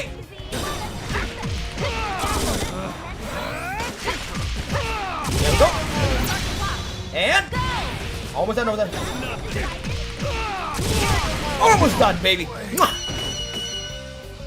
How unfortunate. Better luck next. Yes. Right. Still just gotta get used to Aiga's move. Are you all right, Tatsumi-san? I helped Tatsumi-san off the ground and called him. After repeating myself several times, I hear a groan. No! Damn it! Ow! Oh, whoa! Hands off! What? I'm sorry. If you can't stand, then I'll carry you. Oh shit. I pick up Tatsumi-san, who is still lying down with both arms. Whoa! Damn! You're a hell of a lot stronger than you look. What do you expect? Whoa, whoa, whoa, whoa, whoa! How come you're carrying me like this? Like a bride or something? Oh, okay, that's surprising. This is the spousal method of carrying. No, it ain't. It's the bridal. Well, spousal and bridal is still the same. It's just different wording. Oh, wait a sec. Are they pretty much the same thing? Yeah! Tatsumi-san, you seem completely fine. That's what I've been saying! And stop with the Tatsumi-san crap. It's making my skin crawl. Just call me Kanji. You don't object to being called that? I'm an artificial person, after all. Huh?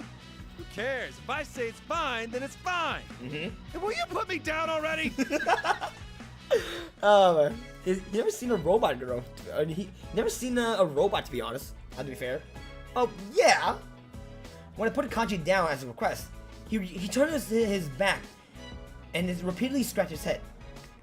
I feel as if his demeanor has changed compared to how it was before the fight. His loud voice and rough word are the same, but the sense that he would not listen to a word I say is gone. I feel that I can make myself understood now. Well then, Kanji-san, allow me to ask again.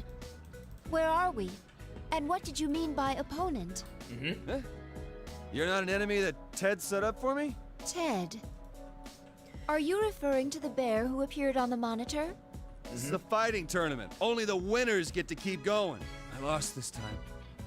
But oh well. Well, at least we get... Big leagues. Okay, at least we get Kanji out of the way. Holy shit, Kanji is tanky as hell. That sounds like something Akihiko-san would say. Huh? Sorry, I was just talking to myself. Oh, dude, I am worried. I am very fucking worried about fighting Chie if I have to. Gotta say, you pack one hell of a punch. Got me real good. Punch? But I didn't throw any punches. So how do you fight? How do you beat him? Listen though, the rest of this tournament ain't gonna be so easy. My senpai are I want waiting to up play ahead. Kanji next time. Please don't. I swear, people keep saying that this character and this character is the strongest. But what I'm saying, holy shit, Kanji is the strongest and the most terrifying for me. The dude is a tank, but he deals massive fucking damage. Holy shit! There are more people here. Could you estimate how many? A lot. Kanji-san smile dauntlessly and give me a thumbs up. I don't really understand why, but I give him a thumbs up as well. Good job. Then Kanji-san keel over. I rush in to catch him. Then I look into his face. He's still smirking, but has passed out. It seemed he was fighting through his fatigue for the sake of his pride. He doesn't seem injured, so I carefully set him back down on the floor. Suddenly, that costume Kanji-san was called it Ted, appeared again on the monitor. Also, he's like mid-low tier. Jesus Christ. Due to difficulties in elimination, they will be acknowledged as valid targets. Out of all of the characters that is playable in this game, I fear. Okay, Kanji is the one I fear the most. Then is you. Next is who's next? Oh, next is Misuru. Holy shit, Misuru's fucking terrifying. Then I guess finally it's gotta be no, yeah, not Yosuke. Teddy, I already find a way to like negate his approach. Yeah, probably. Currently, there's only three. Those three. It is using the mechanical tone of voice again. What did you play the actual player who made them as well as the shadow variant? Oh Christ! The intruder must be me and the others. Since I won't be easy to eliminate, it appeared that he's changing tactic.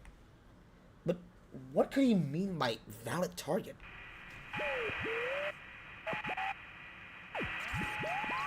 The monitor screen turned off once again. Just like before. It flickered back after a few seconds. It is the same face as before, but a completely different attitude. Woohoo! What a fox! Came to join in on our fun? I'm A-okay with that if you're up for a little fighting. I'll wait for you in the next arena up ahead. Alright. This is more how he sounded at the beginning. But Kanji, he has a delayed grab and an instant grab. So he can bait your DP and waiting out by waiting out. Fucking hell. A grab. He's gone back to normal. Or at least recover from the abnormality. Oh, silly me. If you're cutting in, you don't know who I am. I am General Teddy. Remember that name well. Alright. General Teddy. Apparently, he's a teddy bear. He doesn't seem like one, but a number of things he said caught my attention. Joining in on our fun and arena. These are the line with the tournament Kanji-san mentioned. Is this tournament being held here? But the monitor is silent once again, and it does not return. I do not think I will make any progress if I remain here. I poke my head through the door where Kanji-san appeared to check my surroundings. And what looked like a school hallway led straight ahead. There appeared to be no danger nearby. I managed to hoist Kanji-san's body over my shoulder and tried to leave the room. What? That's okay. Okay, say what I want. Say what you want. But that what sound a lot more like, how does this, human-like, I guess. Each time he used a chair, he used a guideline. The jump after knock down straight to you. He put you in a rock paper scissors situation. I'll let you figure out what the rock paper scissors is in this game. All right. Something gets stuck and prevent me from proceeding. I stop and check, but I cannot see any obstruction. Both of the sliding door fell off when Kanji-san came in, and the way is completely open. It should be wide enough for me to pass through easily, even with a person over my shoulder. Yet I cannot proceed. Something is getting stuck. I slow my walking speed and check to see what part of me is getting caught. That is how I discover something surprising. Nothing is blocking the way, yet only Kanji-san's body cannot pass through the door. It seems that there's an invisible wall, one that is selective and prevent only Kanji-san passage between the room and the hallway. Something Kanji-san said come back to me. Only the winner gotta keep going. I'll let you. Okay, wait. Is this what he meant? Is this what he meant? I increased the sensitivity of my various sensors, but I cannot detect any wall here. I have no way of destroying what I cannot touch, which should mean I have no choice but to leave Kanji-san here. Oh well. I will come back for you later. Please stay safe until then. Yep. Once he come around, he's still a Persona user. It's not as if I'm leaving someone behind who can't fend for himself. I reluctantly convinced myself to move on. Alright, so who's next? While moving down the hallway, my sensory continued to pick up disturbance from everything in the school. It all looks so normal though. There is a line of glass window on the wall. Outside is the field level with the ground I am walking on. She can shoot bullets, so pressure the enemy to keep them away from you. I mean, I know that how do you shoot like constantly? I seem to be on the first floor of the buildings. Eventually, I reach the doorway and cautiously venture outside. Okay. There's barely any difference in temperature or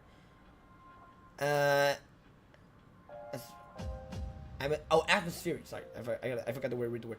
Atmospheric composition compared to the real world, but the lack of wind is unnatural, and there are other discrepancy between here and there.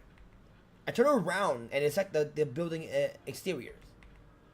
It is indeed a school.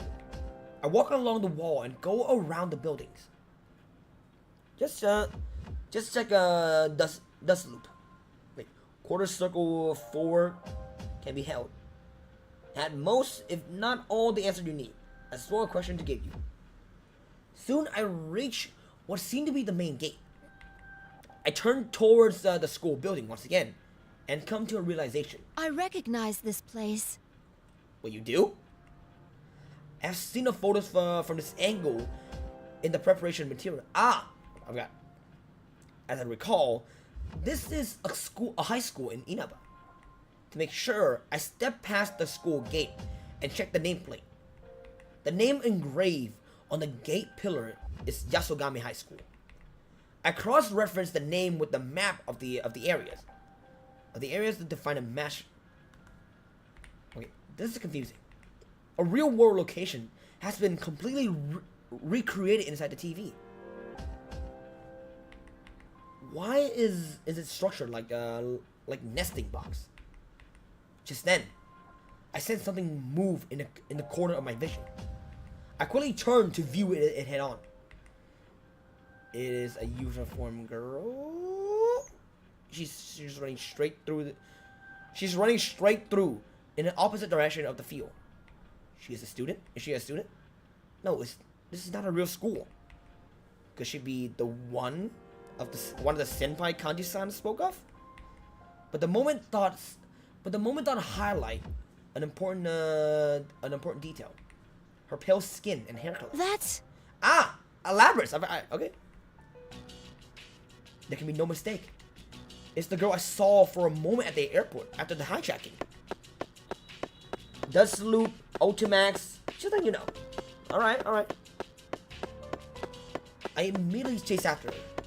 But the girl is much faster than I anticipated, and I cannot close the distance.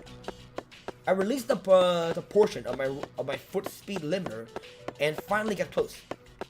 Until I am able to grasp her right arm, right from behind. Huh? Give it. I gotta use that again. This is why I don't drink a lot of water. Give it. Damn it.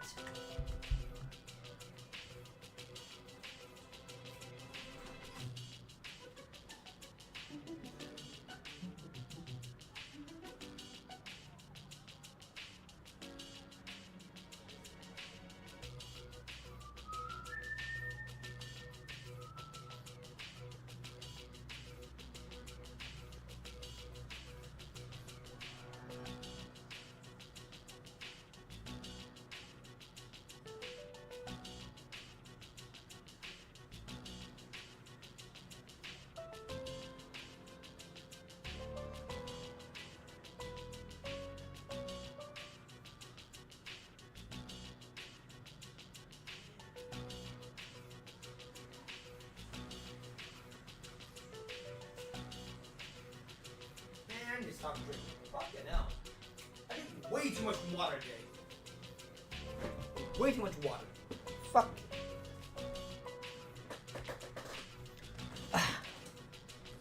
The girl stopped and turned around. There was surprise on her face, and she stared in wide-eyed wonder at my form. Though I am surprised myself. The instant I take her hand, a flash of intuition charged through me like electricity. This girl is Lapras. I am unaccountably convinced. Who are you? That's one funny-looking costume you've got on. The voice. This is the voice. I love it. Oh, well, okay. I hope that every single well, android or like robot girls have like different kind of voice. Dude, that was so fucking cool. Oh, of course. You're mixed up in this racket too, aren't you? Racket? Does she mean the tournament? No, I am not in this tournament of my own free will. Really? Then you mind letting me go? I'm the student council president. I can't be letting people run wild at this school. Student council president? Didn't I tell you to let me go? Are you trying to get in the way of my work here? The girl looked at me with an irritated expression. How strange. She speaks as if she's really is leading an ordinary life here at the school. If she was aware that she was inside the TV, would she say such thing to me? If you happen to know, could you please tell me what sort of place this is? Huh? It's the first floor of the classroom building. Can't you tell? Huh? Is it possible that you don't recall entering a TV? A TV? Listen, I don't know what you're talking about, but I'm kind of in a hurry here. Can I go now? No, you cannot go. Before you do, please tell me something. Who are you? Who? What'd you stop me for if you didn't even know? Well, I just told you. I'm the student council president. What's your name? What hole have you been hiding in? The elections were just last week. Well, to be fair, the hole she's hiding in is, what's the name again? What was the name of the island again? Are we done now? Because I got places to be. The girl ended the conversation sternly, shake out my hand, and run away again. In an instant, she has disappeared into the school building. Please, wait! I go after her, but just as I enter the hallway, round the first bend, something blocked my path, but I cannot see what it is at all. I can't see it, yet when I reach out my hand, I can feel it. I think I know what this is. That wall again! The invisible wall that prevent Kanji-san passage is most likely the same thing. Once again, I'm surprised. I can't touch it, yet my sensors detect nothing. And it is much stronger than I had imagined. It repels any gunfire, physical strike, or nothing. I attempt various methods to destroy it, but before I can, the girl disappeared from view. It seems I am forced to try a different route. I considered the situation once more. Was this girl truly Lapras? There are too many factors now indicating otherwise. Her appearance and the feel of her arm when I grasped it for a moment ago. Both are strong signs that she's human. If she is entirely artificial, then she could not be part of an older generation of model than myself. Her speaking voice and behavior were both also an active unknown human pattern of known human pattern.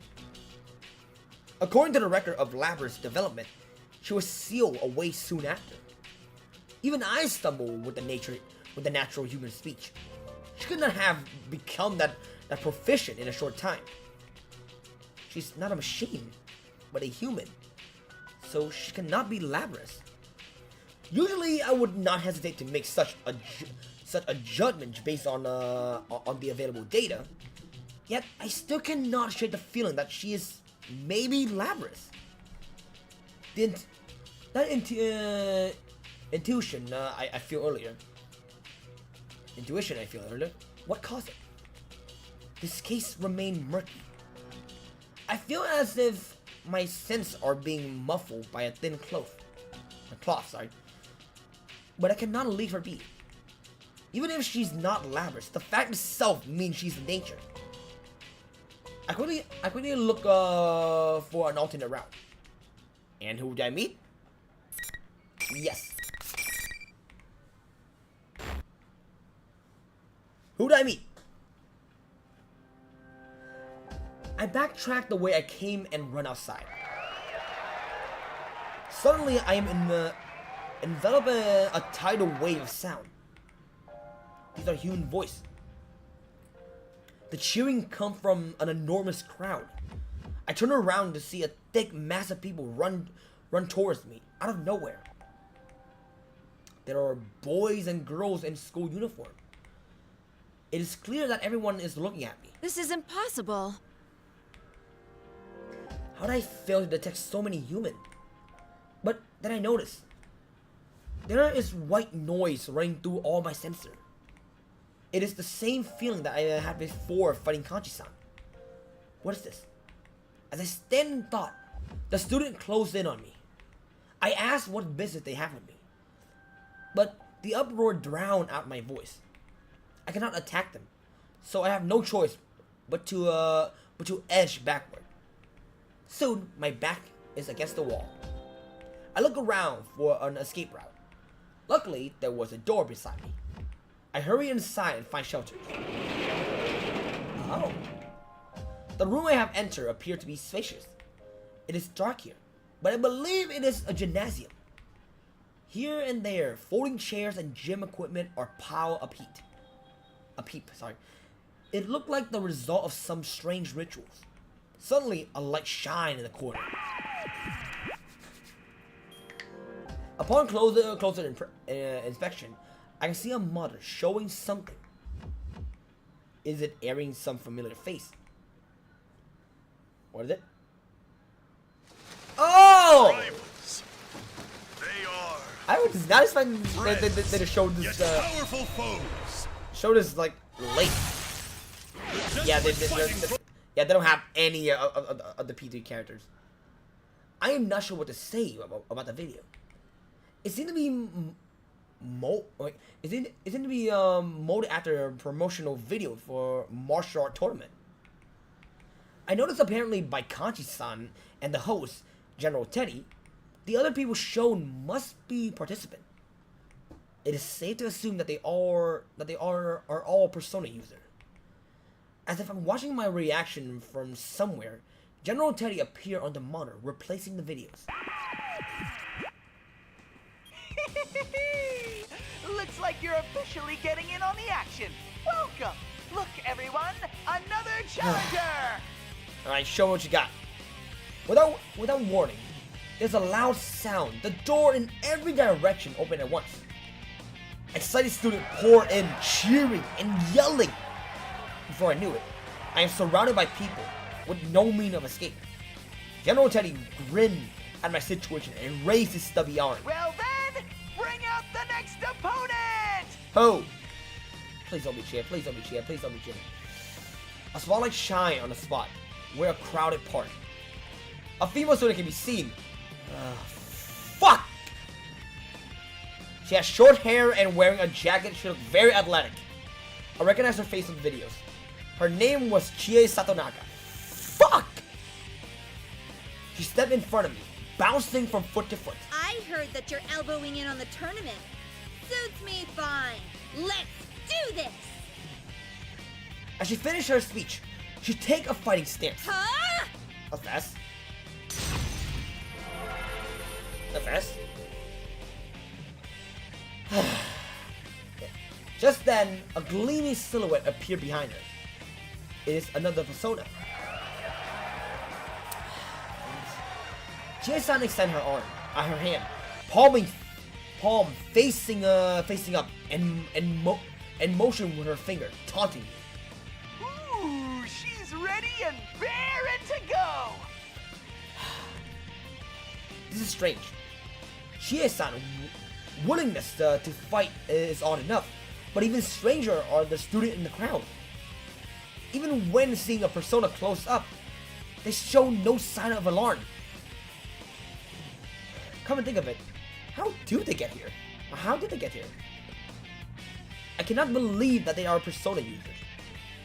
But even if they were, would they be so excited over such brutality? While stuck in a mysterious world filled with potential danger, that does not seem likely. Perhaps my basic assumptions are faulty. Could they, like these buildings, be unreal? I cannot jump to conclusion, but I decide to take another offensive. I turn to the monitor. General Teddy is bouncing up and down gleefully. I will fight on one condition. And? Which is? Interestingly, he answered me. I cannot hold a conversation with him. I can hold a conversation with him. Oh god, time to mash 2B, my friend. Fuck. Which means he can see and hear me. That you immediately release all these students from this school, or rather from this world. If you do that, I will fight as you wish. Tut tut! Are you making demands to me? Before you get too worried about other people, why not worry about yourself? You know what? I'm pretty sure I should be afraid first.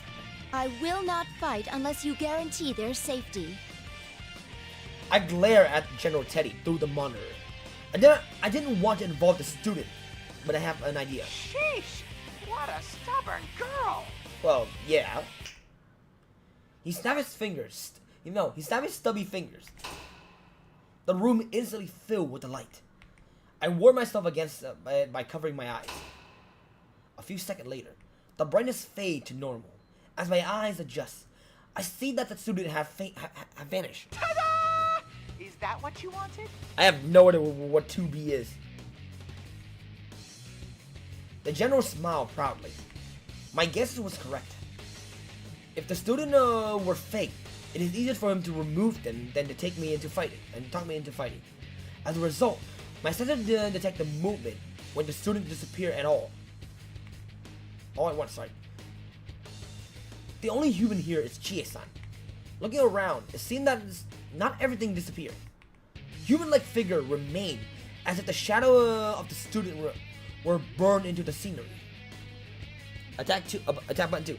What is a button 2? All has UIO and JKL. Their reading are similar to shadows, but they're showing no sign of hostility. So these are the true form of those students. They have been unmasked. Honestly, you're in no position to be making demands, you know. Yeah, but they're still making it, so yeah, I'm still in demand. I'm still in the presence of demand.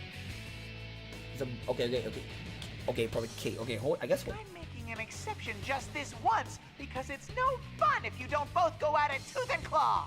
Whoa. Yeah, true. Even if you don't resist, your opponent will show no mercy. It'll be a grisly sight. I can't deny that. I really can't deny it. Come on! Even if the crowd was still here, would you not have hit back when I hit you? Christ. No.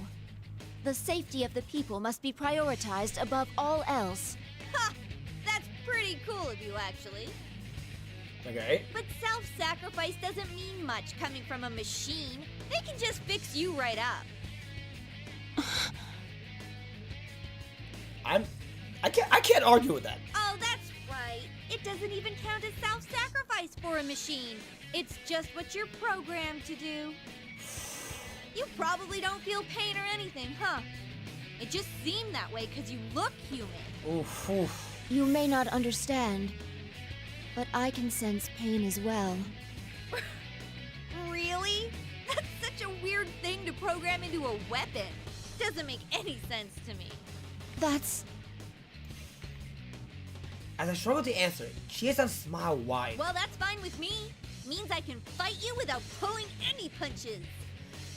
What though? I mean, aside from her butt and her boobs, those are probably the only two silicone places, man. Or maybe, well, if you want to be specific, probably her cheek and mouth. But other than that, you're gonna face quite a You're gonna take quite a damage just by attacking her. She is like a living thornmill. Her smile disappeared, and her eyes sparked with fire as she launched herself at me. I would rather not fight her, but she is a persona user. I clench my teeth and make myself ready to intercept her. If I must fight you, then I will. Oh Christ. Oh Christ. Every day when I imagine my shit, this is gonna be hard. This is gonna be hard. Alright. Woo! Athena versus Tomoe! Oh Christ, I'm gonna die. Oh shit! Oh shit! Oh fuck! Oh fuck! Oh shit!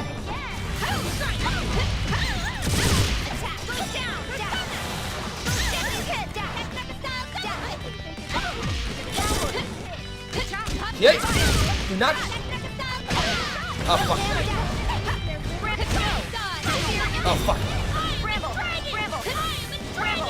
Oh shit! I can fly! I can fly! I can fly! Oh fuck! I'm done with this! What the fuck? Why am I almost dead? I'm almost dead! What the fuck am I almost dead? I was not looking at my health at all.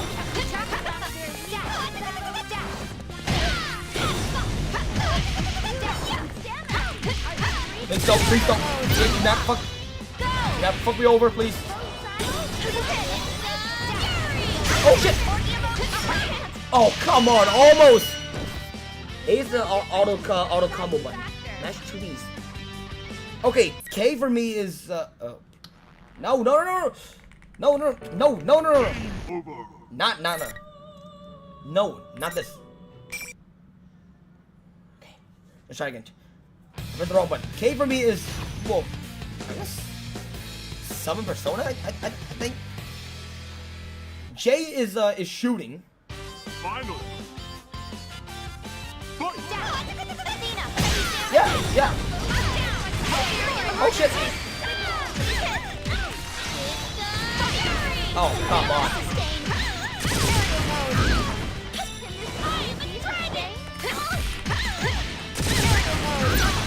Come on. I'm trying to learn.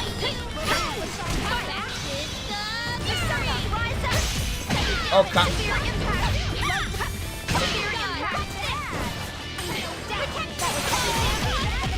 Wait.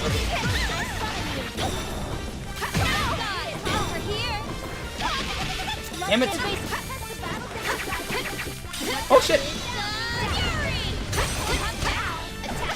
Oh shit!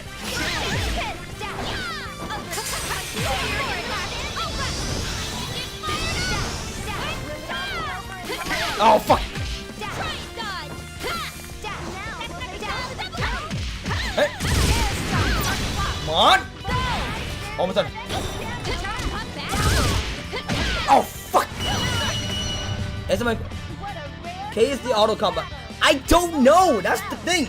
K is just summoning the persona. That's all. Again, I'm playing on the keyboard. All I know is that J is probably like, okay, U is like U is like a light attack.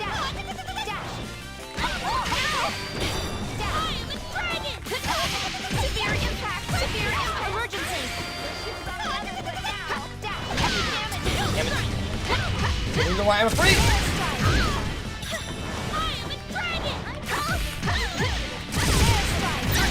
Come on.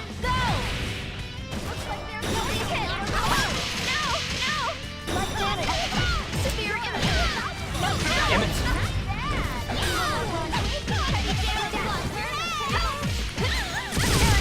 Come on.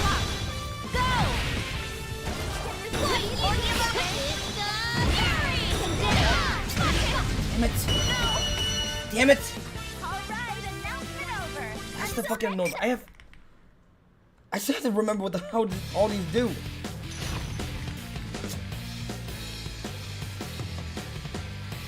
I'm learning a few more moves from it. Finally.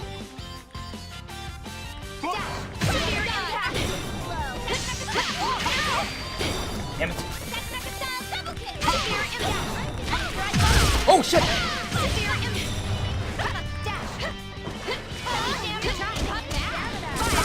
Oh fuck! Okay.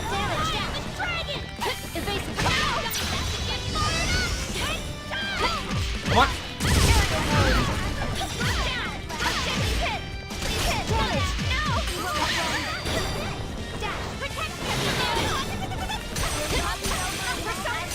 Okay. Okay.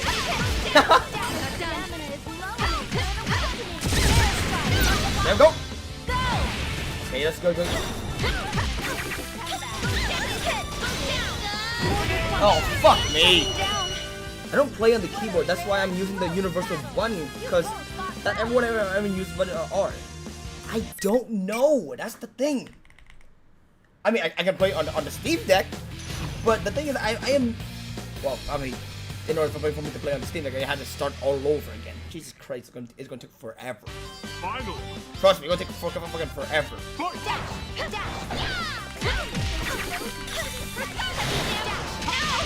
Damn it! Oh my god! There's a rebar. Come on! There we go! Good enough. Oh, fuck me, you gotta be kidding me.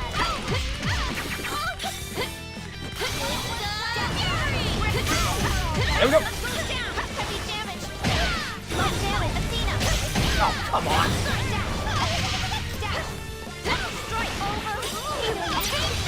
Oh, fuck me.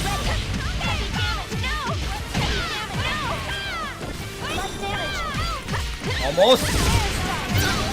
Please just one shot, please.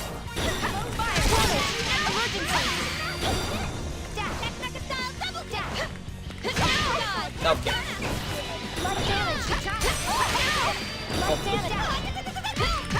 Come on. Lock her in, lock her in. Almost done, come on.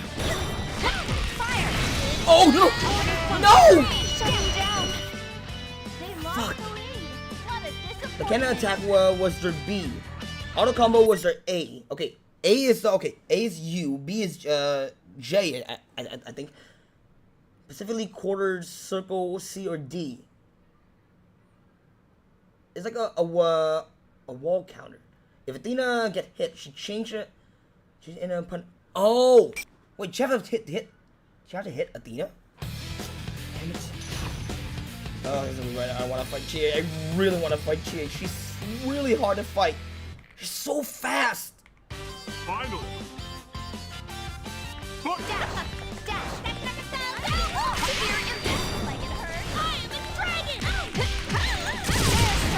There we go.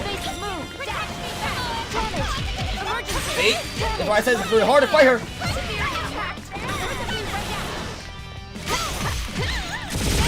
Really hard to fight her.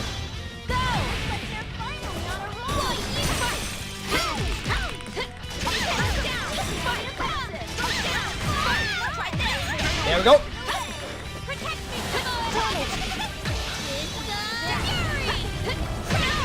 I fucked up. There we go.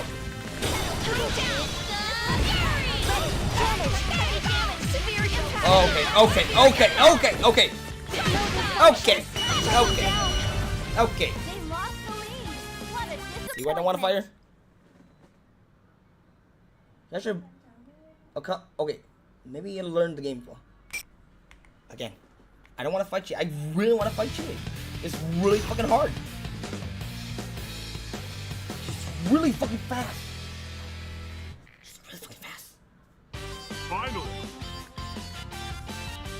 As much as I like Agus, Agus would not. It's not like the character I would play in a fighting game.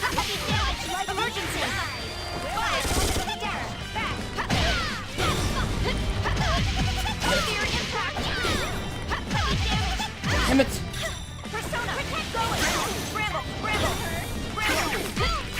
What the fuck? Oh wait!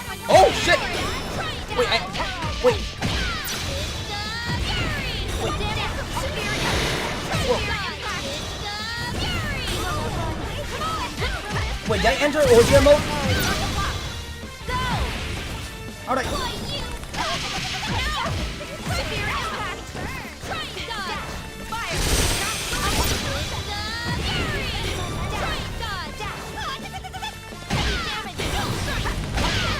Wait, so what is an origin mode? What is origin mode? Because when it, how does it? You know what? Don't explain to me. Don't explain to me. Don't explain to me. Okay. Also, I forgot. I kind of forgot the letter O. All right. You know what? Fine. Let's do this.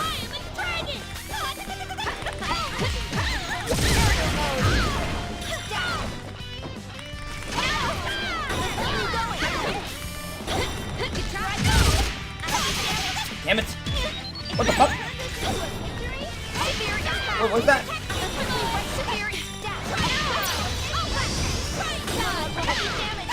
Okay, okay. Would you please stop it already?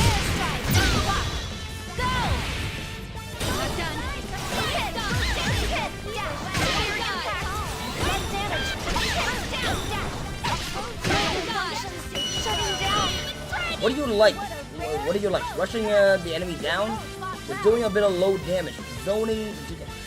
Dude, I wish I would. Okay, I'm gonna be completely. I wish I was understanding what the hell you're talking about. There's a jet boost thing where it's like you basically mix the enemy into oblivion. I'm talking in. Instant safe jump over.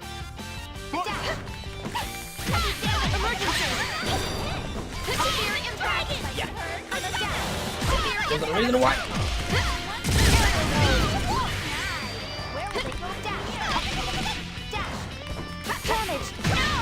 Oh my god! This is really hard to fight! Alright. Oh.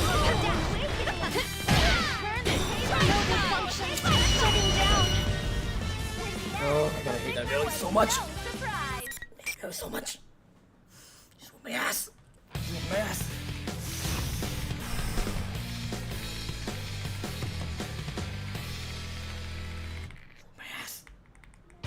Finally!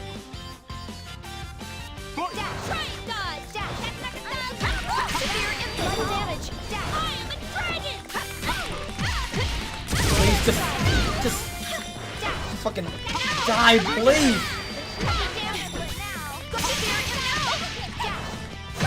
Oh my god! Please, just die, please. Just die, please.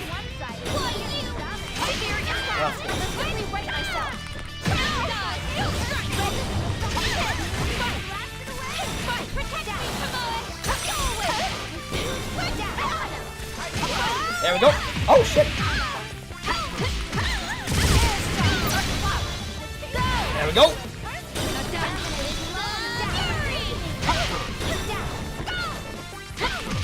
What? Almost done. Oh my god! Stop! What the fuck? I hate this. Oh my god! I keep wanting to record me. I don't know what the LS is. Rush down is an archetype where you are light, fast, and you can easily open up an enemy. Usually having many options to make the enemy guess which way they have to block. With one better reversal, they usually struggle neutrally.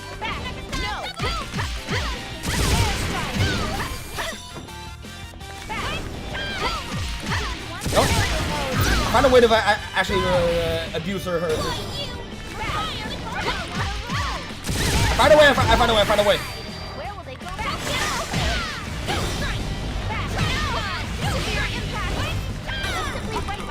Okay. There we go.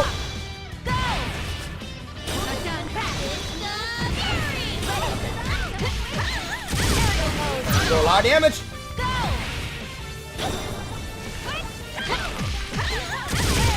There we go. Come on. There we go. Fuck, it took forever. Fuck, she's fucking... Damn, is she strong. Fuck, she's strong as hell.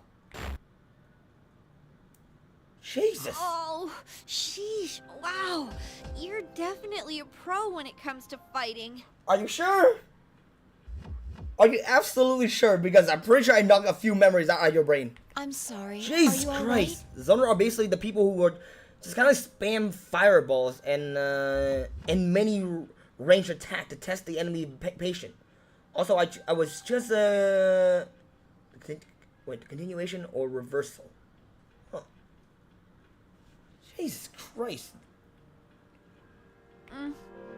Yeah, but boy, I didn't stand a chance against you. Hey, what's all this about you being a robot? You wanna know the funniest? I was thinking about making like a highlight of this, and I want to put like a flashback of just Chia whooping my ass. So yeah, I'm waiting for it. I'm just waiting for it. Having grapplers or is what kanji is. Having many command grab to do shit ton of damage. Okay, if kanji is grab and well probably Chia is I guess the zoner. Is it? No. I'm pretty sure like no. I'm pretty sure like I guess is the zoner. So I guess Chia is the rushdown? Ah, God. She is upset by her loss, but seemed cheerful. She didn't show this open-mindedness before the fight. Perhaps as with Kanji, I could make peace with her by... No, it is in vain of me to think that it is possible. Any question? What? What do you mean? Is it? Her word echo in my mind.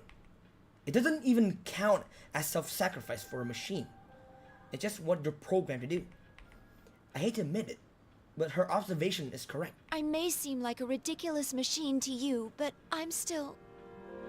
I guess it's very easily misinterpreted as a zoner. Huh. She's actually a rushdown character despite the range attack. Huh. Oh, I guess I was wrong. Again, I don't play much fighting games. Huh? I never said that. God damn it. Just listen to her normal voice again. Just sound right. Hmm? Wait. You're not acting like you did before the fight. I'm surprised that you're a robot, but what gives? Just still no noir voice. I like that. She looks stupid fine. I know it's not so stupid fine, but I just like to say the word stupid fine. It's so funny. An unreachable instant overheat. Wait, what? She's the scariest mix. Jesus fucking Christ. So I guess like in all the characters, like the most, I mean, yeah, you just say that player I guess is way more terrifying than any other any other character, right? Or alone. Her expression confused me as well. She stated it clearly, yet she doesn't remember. Then something hit me. Didn't something similar? Didn't something go similar with Kanji-san as well? Could it be something that something was done to the participant? No, I should avoid drawing conclusions based solely on the speculation. Besides, there's something I must do first. That reminds me, I haven't introduced myself yet. My name is Aigis. There's two people I hate fighting the most. You and fucking and fucking Chie. It's just really hard to fight, man. Looks like we let our fists say too much before we opened our mouths. Because with Kanji, I know for a fact I can beat him if I just keep like pay attention to my health bar, right? But goddamn with Chie, you fucking look away for a few seconds and she already put you in the corner and whooped her ass with a goddamn spike bat. I saw the introductory video. You're Chie Satonaka, correct? Player any character is terrifying because they have so much bullshit. There's still a lot of archetype that I did not mention. Huh. Yep. Oh, you can just call me Chie. The carnivore who's discarded womanhood. okay. You didn't need to bring that part up, and I didn't discard anything. I love that name. I fucking love that name, man. I can use a persona, but I'm just an ordinary high school student. I go to Yasugami High. Oh, I fucking love that name. The carnivore that discard her womanhood. So anyways, are you, seriously Want the answer? a machine? Just keep hitting, Fooling? just keep hitting him away. Literally lame the CPU out. They can't think. That's not a cheat. Really? Yes, I was created as a weapon for a certain purpose. It may be difficult to explain to you. Nah, I can tell from the fight you're telling the truth. Huh. So you're not cosplaying. Dude, I mean, you can't cosplay. No, can't you cosplay normally as I guess? Okay. Keep rushing away from your characters. Keep rushing down away from your characters. Okay, so basically anybody that's very fast, right? Then again, it'd be pretty nuts for someone to come out here to cosplay. You wanna know the funny thing is? If is a character that can teleport. Speaking of which, Chie-san, can you tell me what this place, this world, is? I confess that I am looking for someone. While pursuing them, I heard the rumor about going inside TVs and ended up here. Oh, right. You can use a persona. That's how you got into the TV. Where should I start? Those who can open you up easily. Sorry. Just cause a rush down is not fair. Does that mean that they're scary? Well, I mean, yeah, they're scary, but like, again, you have to constantly pay attention to your health bar. I don't know exactly how it works, but this place is supposedly a realm formed by human thought. By thought, does that mean this is someone's mental landscape? I guess so. I still don't understand why labyrinths choose the school. Then we physically entered a mental world? Through a TV, no less? How can this be? To tell the truth, I never understood it so well myself. Although I just seen the I guess Astro Bot or Astro Boy. I don't remember. Like there's like a PS5 exclusive game where they have I guess they have Teddy and they have Joker. Dude, that's just so fucking adorable. I love it. Make sure that they are not up close and personal, as well as grappler. Also, what about your health bar? Well, I mean, it gotta depend. I sometimes like pay more like get into like the heat of the moment, and I never notice my health bar.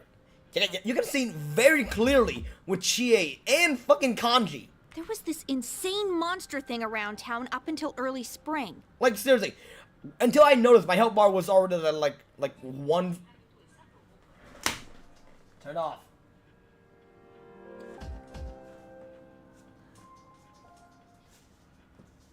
You know, I can't understand what the fuck you're saying, right? I don't understand what the fuck you're saying. You do know that,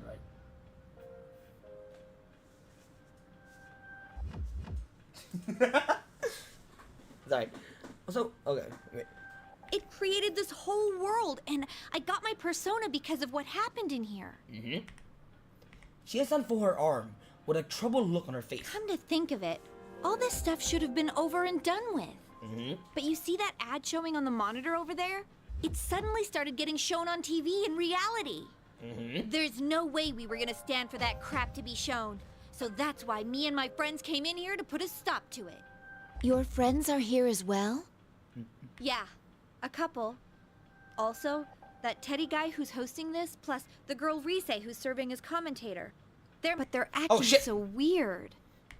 Oh yeah. A young couple who's serving the commentator. They're my friend as well. She let out a sigh. Sorry, listen to me, babbling away. Do you think you can find this person you're looking for? Yeah, pretty much. Actually, could whoever it is get in here? I don't think normal people can enter the TV. To tell you the truth, I have already encountered one such person. Zona, they excel at mid-range and long range. They will try to keep you out and run away. I tell her about the girl I saw. I give her all the detail I can remember. I recall that she called herself the student council president. She did not seem aware that she was inside the TV. Especially against the snorkel at close range. Well, I mean, yeah, I can kind of see it. If I remember, like when I was playing, I guess like the most obvious rushdown was Yukiko, I think, because I remember struggling very much with you. Holy shit, it's hard to fight him. Oh, you mean the girl who was calling herself the student council president? Yeah, I saw her too. She was yelling into a bullhorn to stop this foolishness, but then she ran off saying she was gonna go talk to the tournament's host. Fucking bullhorn. She was wearing the same skirt that you are, Chie-san. It seems to be part of a uniform. Are you acquainted with her? You know, I never actually see Chie's full uniform, do I? No, I don't know her. It's funny, that girl said she was elected last week. But if I remember right, our student council president was a guy. I have many doubt about her. I must meet her again and figure her out. Thank you. I now have a better understanding of the situation. Okay, just to give me like a heads up. What is the play style of Lapras? And Narukami is Shoto's. Basically a jack of all trade. Oh, there's a jack of all trade. Well then, I should be going now. Because I remember... I would like it if you could come along, but... Because I remember Narukami has like a shooting abilities, like a dashing abilities too. Fucking hell, he's annoying to fight. I know, I can't leave here, right? I'll stay put for now. I will come back for you later. You may find it hard to trust me, but... No, I believe you. She sounds so calming, I like it. Chie replied unhesitantly. I've been through so much over this past year that I'm pretty confident I can read people. Honestly, though, what other choice do I have? If you run into any of my friends, tell them I'm okay. I want a P4 remake. I will. Just like it doesn't have to be like an actual remake. Just like an update, like it's just like an update graphic of Golden will be fine for me. After wiping the dust from her right hand with her sleeve, Chie-san extended to me. Aiga-san, right? Lapras or Shadow? Normal Lapras. A Shoto is like a breed and a wait, what? And a bullhorn character like a base plate. What? So, if this was some fighting manga, we'd beat the tar out of each other, then shake hands in the end as best friends. I mean, you can. Nothing's stopping you. A powerful enemy can become a powerful friend, you know? True. I clasped her hand. She smiled in embarrassment. Friendship can do amazing things. I saw that for myself last year. And you and I can be friends too, so, you don't need to talk like you're just an object. Bread and butter characters. Having a fireball, Tatsumaki, a way to get closer to the enemy using moving attack like Shuriken, the DP. Chie-san. Don't look at me like that. You're embarrassing me. Come on, get going. Go. Yes. Oh shit. I'll see you later. Fuck. Fuck. Energized by Chie-san word, I run towards the entrance. I run around and wave at Chie-san. I turn around. Sorry. There's more at stake than Lapras. I must protect these people. I swear to vow myself to leave and leave. I'm just pounding it. Sometimes someone just pounding the wood. As I exit the gymnasium, I remain cautious while running down the hallway. Suddenly, I pick up a response in my transmitter, which has been silent until now. I stop and focus on picking up the signal. Guess you hear. Can you hear me, I guess? The staticky transmission soon become clear. It is a voice I recognize very well. Mitsuru-san? Good. It seems you're all right too. I still don't know why. Why does Numora and Vert voice actor got replaced? I mean, they're not bad, but why? The new voice actor is not bad, but why did they get replaced? It's been quite a while since I last used my persona in this manner. To think it would be useful in a place like this. Although I don't know exactly what her archetype is, but she's a Monumentum character. To give you a small guess of what Monumentum is. I guess. Well, I mean, she's like a charge of character, or like, because I tried using her once, and she, well, she actually, yeah, all of her abilities kind of need charge up a little bit. Is Akihiko-san with you? Nope. No, we were separated, but I can still sense him. I doubt he'll be defeated that easily. Well, I mean, if she is walking around here, then Akihiko, yeah, I'm pretty sure Akihiko got defeated. Oh, momentum! Sorry. She's speaking not out of carelessness, but trust. I know because I feel the same. I'm sure you're aware by now, but although we came in search of Labrys, we appear to have been dragged into another incident. I don't know. Don't worry about meeting up for now. Under the present conditions, we'd only end up fighting amongst ourselves. Again, I don't know much of like fighting game terms. Fighting, okay, I play RPG, FPS, and all that kind of stuff, but like fighting game is like still very new to me. Understood. I don't know how Labrys ties into this situation yet, but be careful. Before I can answer, the static grow louder, and the transmission ended. Knowing that Mitsuru-san and Akihiko are okay, give me a room to breathe. The invisible wall are everywhere along the hallway, forcing me to go down a particular path. Oh, Christ. I follow the route. Soon enough, I can see the shoe locker up ahead. It seems I am back at the entrance. When I reached the entrance, the monitor nearby turned on, as if it were waiting for me. As usual, it is General Teddy. I take a defensive stance. This appeared to be the arena for my next battle. You're pretty good for a latecomer. The instant General Teddy appeared on the TV, my sensor picked up the noise again. My suspicion turned into certainty. General Teddy is doing something before the match. Whatever it is, make the opponent belligerent or something similar. I can assume that neither Kanji or Chie were acting like themselves before the battle. That will explain why none of our story were consistent afterward. Well then, bring out the next opponent! Alright, who it is? Come on. It is... No, probably not Yukiko, right? I hear light footsteps. It is you. A young man wearing his hat low or right. His hat. Naturally, oh, now the I three forgot. of you, you're the one I encountered first. I completely forgot about Naruto. I swear to God. Naruto does not exist in my mind for a moment there. He shrugged his shoulders and pulled the brim lower. This boy was also in the promotional videos. His name was Naoto Shirogane. I bring myself to high alert. He said, 3 of you. You know about us? On hearing my question, he smiled cynically. Did Mitsuru Kirijo not inform you? I don't merely know about you. I was there at the airport. The Kirijo group seems rather lax for a multinational corporation, allowing a machine to act autonomously and take command. Do not. To be frank, watching you fills me with pity. Huh? Perhaps the kindest thing to do would be to give you a merciful end. Pity?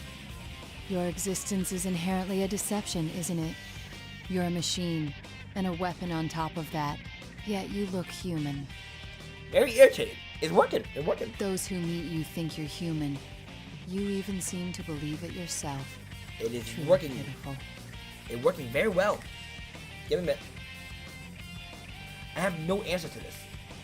As much as I don't want to believe it, it's all true. You were built to consider yourself human in order to activate the ability to wield a persona.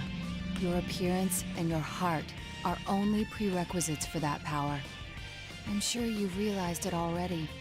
You will never find the means to cross the gap between the human heart and your mechanical frame. Give it. I gotta put it on the keyboard. Is it right? Yeah. Okay. It is right. All right. No matter how much you want love, you'll never earn it. At best, people grow fond of you. I mean, not really. Not really. Look at me. He sounds as if he knows for certain. I hang in my head in spite of myself. Look at me. Come on. The more I consider the matter, the more I genuinely pity you. I'd best hurry up and put an end to your pathetic life. Nato-san draw his gun. Because my eyes are lowered, I am slow to react. I already knew that we had to fight, and yet I cursed my carelessness and quickly stand back up.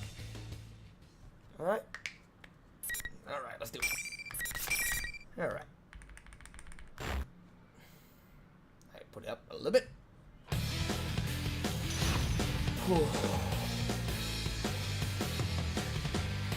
Alright, let's see what she can do. Final. Fight.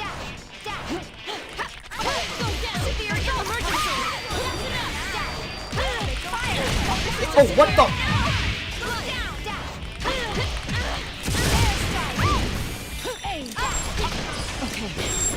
Okay. I must hit.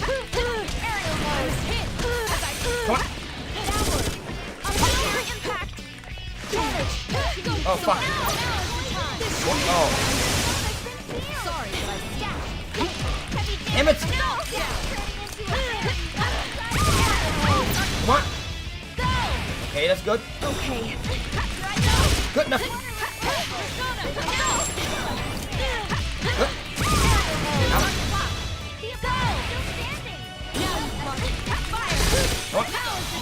Oh, fuck. Oh. Come on. And goodbye. Almost. Almost. She almost whooped my ass. Almost. Very close. I gotta get her. Very close. Nato-san slowly get up. There is some stagnating that seemed to be caused by dizziness. I watch carefully for any change in behavior, but I'm surprised by what I hear next. Are you thinking what I'm thinking? The mastermind behind this tournament may have some means of fogging our senses. Were you suspecting that as well? Yeah, yeah. Yes. Seeing me nod, Nato smiled. Then we are in agreement. Its aim appears to be to make friends fight one another, though it's a mystery to me as to why it would do such a thing. Nato-san brushed some dust off and walked towards me. But the battle is over and the interference has been lifted. Given past examples, the pattern is clear. How about it? Why don't we talk things over? Okay, what should we talk? I have no objection. Nato-san seemed to be to understand everything. I nod my head, relieved. I am Naoto Shirogane. I work as a detective. I agreed to act as an observer for the police regarding the special cargo, met with Kirijo-san beforehand, and accompanied her to the airport. So that's how you knew about us. I recall seeing you in the introductory video along with the other competitors. The Killjoy? They're good friends of mine. Oh, come on. I attend Yasogami High, the same school as them. I see. So after you finished your business and returned to your hometown, that video appeared on TV. Is that correct? That's right. At least that's what I should say if I wanted to feign innocence. What? The real reason I came here is because I was tailing you. It was for a secret investigation. For who? Naturally, I cannot reveal my client or what their aims are, but I'm sure you have your own secrets to keep. I thought it is working for someone behind the scene, other than the Kirijo group. What do you think? As long as we're in the same boat, why not cooperate? I become tense at the mention of a secret investigation, but that is not important now. I see. It would not be wise to continue to stand in each other's way in this situation. I accept Nato-san's hand and we shake. How much do you know about this world? Your friend told me it's a realm formed by human thought. In which case, why a school? Still don't know. I still have no This answer. place varies according to people's mental state. When someone enters it directly, they have a much stronger effect on it. For a normal person with no persona-based resistances, a dangerous situation will arise where their shadow goes berserk. That happened frequently in the case I was involved with last year. This false school may have something to do with it. But still, why school? I consider Labrys. According to her specification, she should be able to use a persona. But did this come from her mind? Why school? Thank you! And why Yasogami High of all places? She has no prior knowledge of this place. She has never even visited Inaba. But if that girl is Labrys, she undoubtedly has a heart. It is possible that something like what Naoto-san suggests could happen. I assume you have a theory already? Yes. Thank you very much. I believe I'm slowly starting to understand what's going on. I look down the path ahead. But before I go, I turn and ask Naoto-san a question. Would you mind telling me something? Why did you tell me about your secret agenda? I suppose because it wouldn't be fair otherwise. I mean, I did beat her fair and square. I almost lost, though. A wry smile spread over Naoto-san's face. Given that I cannot leave here and must trust my friend's fate to you, it would be unfair to continue deceiving you. But not only that, you carry out your duties with little care for your true appearance. You and I are not on equal grounds there. My true appearance? Consider it a sign of my respect for that.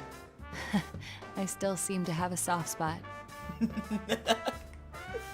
Naoto-san's smile fade and she looked at me solemnly. Aika-san, I ask only one thing of you. Please save my friends.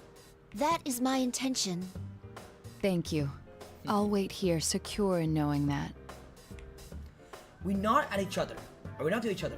Chie, Kanji, and Naoto-san are all so different, but they're connected by a strong bond. Knowing that filled my heart with warmth. I am curious though. When you refer to your true appearance, do you mean the fact that you are a woman? What? Am I mistaken? How'd she know though? How'd she know? Oh, well... Your clothing hides it, yeah. But my sensor scan shows the body measurements of a human with female proportions. Okay. What do you mean? How much can you see? Well, she can see basically anything. Suddenly, Naoto-san lose all composure and turn red, covering her chest with her arm. What happened? I don't think I said anything to warrant such a reaction. Just then, General Teddy interrupts over the monitor. Hey, enough with the chit-chat! Hurry up and move on to the next! Would you like to know your current measurements? From top to bottom, they are... That's quite alright. Well, yeah, I'm pretty sure like Naoto had the biggest boo of all people, of all the girl in P4, right? Never mind, little old me. Please finish that line of thought. I demand it! How did we get so off subject? If you're going to go, please hurry and leave. She yelled at me. I must have said something rude. That still happens very often. An innocuous remark can greatly upset someone. I must keep practicing. I love Agus. I climbed the stairway and noticed a silhouette in one of the classrooms. Looking carefully, it could be the student council president, Labrys. I will be relieved if I had caught up to her so soon. But the hand I raised to knock the door was inadvertently stopped. Wait, could she be my next opponent? She wasn't in the promotional video, but neither was I. Yet I'm being forced to fight the Grand Prix. Also, Naoto is a rushdown zoner hybrid. Well, okay. From what I've seen, her persona can actually go quite far, and she also have a gun. The only thing I don't like about Naoto is that she has to reload. I really don't like the reload animation. Not the reload animation, the reload mechanic. But there's no point in worrying about that now. I cannot change the path I take, nor the opponent I must face. I prepare myself and knock lightly on the door. Do not be you. Please do not be you. You're that girl from before. The girl turned and noticed me. I set foot in the classroom. There's no intimidated interruption from the General Teddy. It looked like he has not scheduled a match between us. I breathed a sigh of relief. What are you doing here? Ain't it obvious? I'm cleaning up the classroom. It's no picnic, what with people running wild and wrecking things. She take down the chair pile on top of each other and line them up. After a few runs, she take a break. If she did have the reload mechanic, she would have been she would have the battling gun. What? Wait. Labras have guns? Wait, didn't she have like just an axe? Though she is complaining, there's a gentle smile on her face. But I guess this is all in a day's work for a student council president. We'll look back on it and laugh, right? You seem like you're having fun. That's because I love my school. Even the chores are fun for me. The reason I wanted to be president is because of that. Oh, it can be rough when things get out of hand like this. Well, yeah. But it's dangerous here. You must leave at once. Won't you come with me? She seemed confused by my word and tilted her head to one side. What? You're worried about me? Yeah. Hey, I'm the president. And you might not think so to look at me, but I ain't no slouch in a fight. No, that's not what I mean. I mean, do we have to fight? How should I put this? She still had no idea of the danger. She walked up next to me, take a long look at my face, and giggled. Your clothes are pretty out there. But Whoa. I can see you mean well. Aside from wait. No, she is. No, yeah, aside from her tie, she's basically nude. Some of these students won't listen to a word I say. But I feel like I gotta be here. Wait, hold on. Let me rephrase that. Okay, I have to ask again. Does it count? Does it count when Makoto removed the bow tie? Does it count as fucking foreplay? I need to know. That question has been stuck in my mind at the start of the goddamn stream. Stop. No, I misspelled things. What? No. I wanna be here. Even if it puts you in danger? You're really a drama queen, aren't you? Whoa. Who's to say I'm in danger for sure? Besides, at the bare minimum, around like fucking like around like almost over 10 people. Her eyes burn with affection for something dear to her. even if you're right, I'd want to stay here. There's no need to test her commitment. It is consistent with the fact that of this world being created. Then, is she human? I always wanted to go to school with everyone, just like normal. Does that imply you couldn't do so before? You're asking me that now? Honestly? Has anyone actually asked why her name... What is her name beside Mitsuru? Labras? Wait, Mitsuru asked her name? She stopped abruptly. I waited patiently for her to continue, but her face twisted with suffering. Huh? You what? She put her finger to her temple. Her knees begin to buckle. What's wrong? Weird. The past.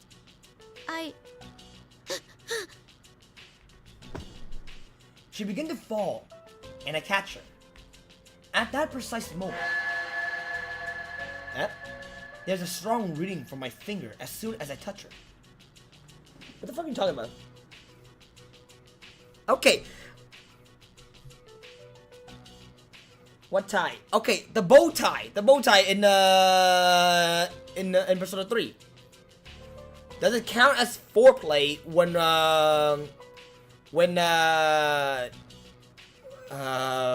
Makoto remove it? Does it count? Is as strong like touching a hot stove. This is the same reading as when I first struck my hand into the TV. Literally as her birth name, and her world crumbled. Well, I mean, to be fair, Akihiko was way focused on fighting. I guess yeah, I guess now she's asking it, and everybody else is just don't know who she is. So yeah, it is coming from personality modules, a piece of lost technology that the researcher has called Plum of Dusk. Due to the shape, I have one inside me as well. This is not merely a strong evidence. It is conclusive.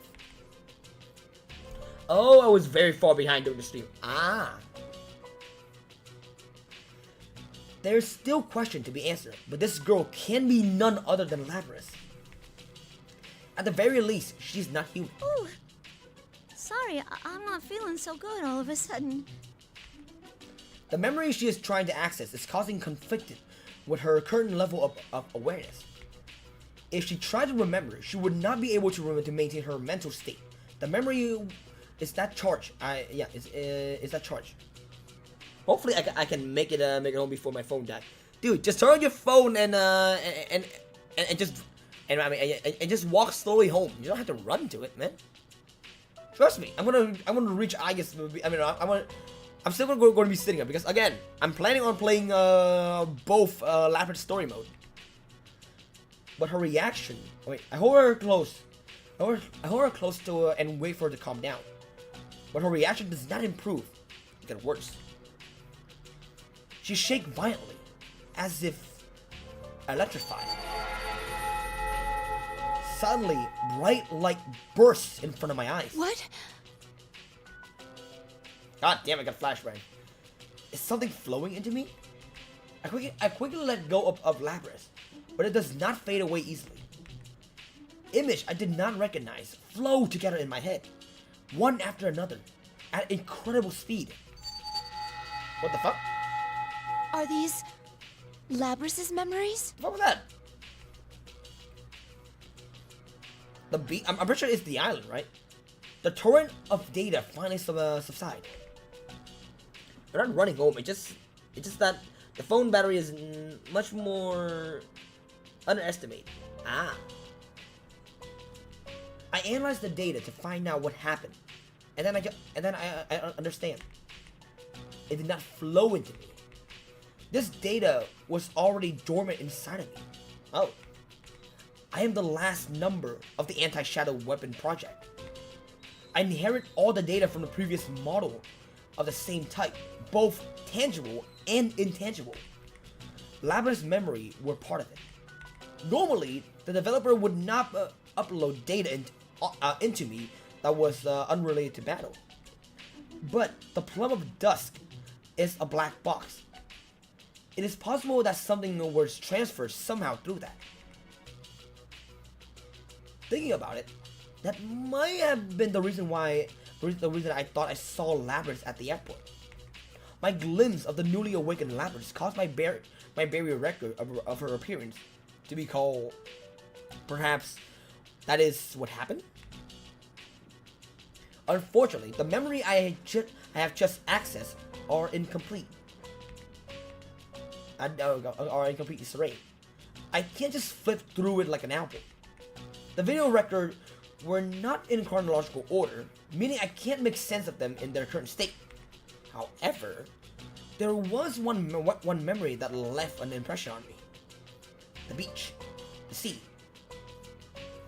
the circling sky, and lingering cloud, the emerald blue sky, the emerald blue water.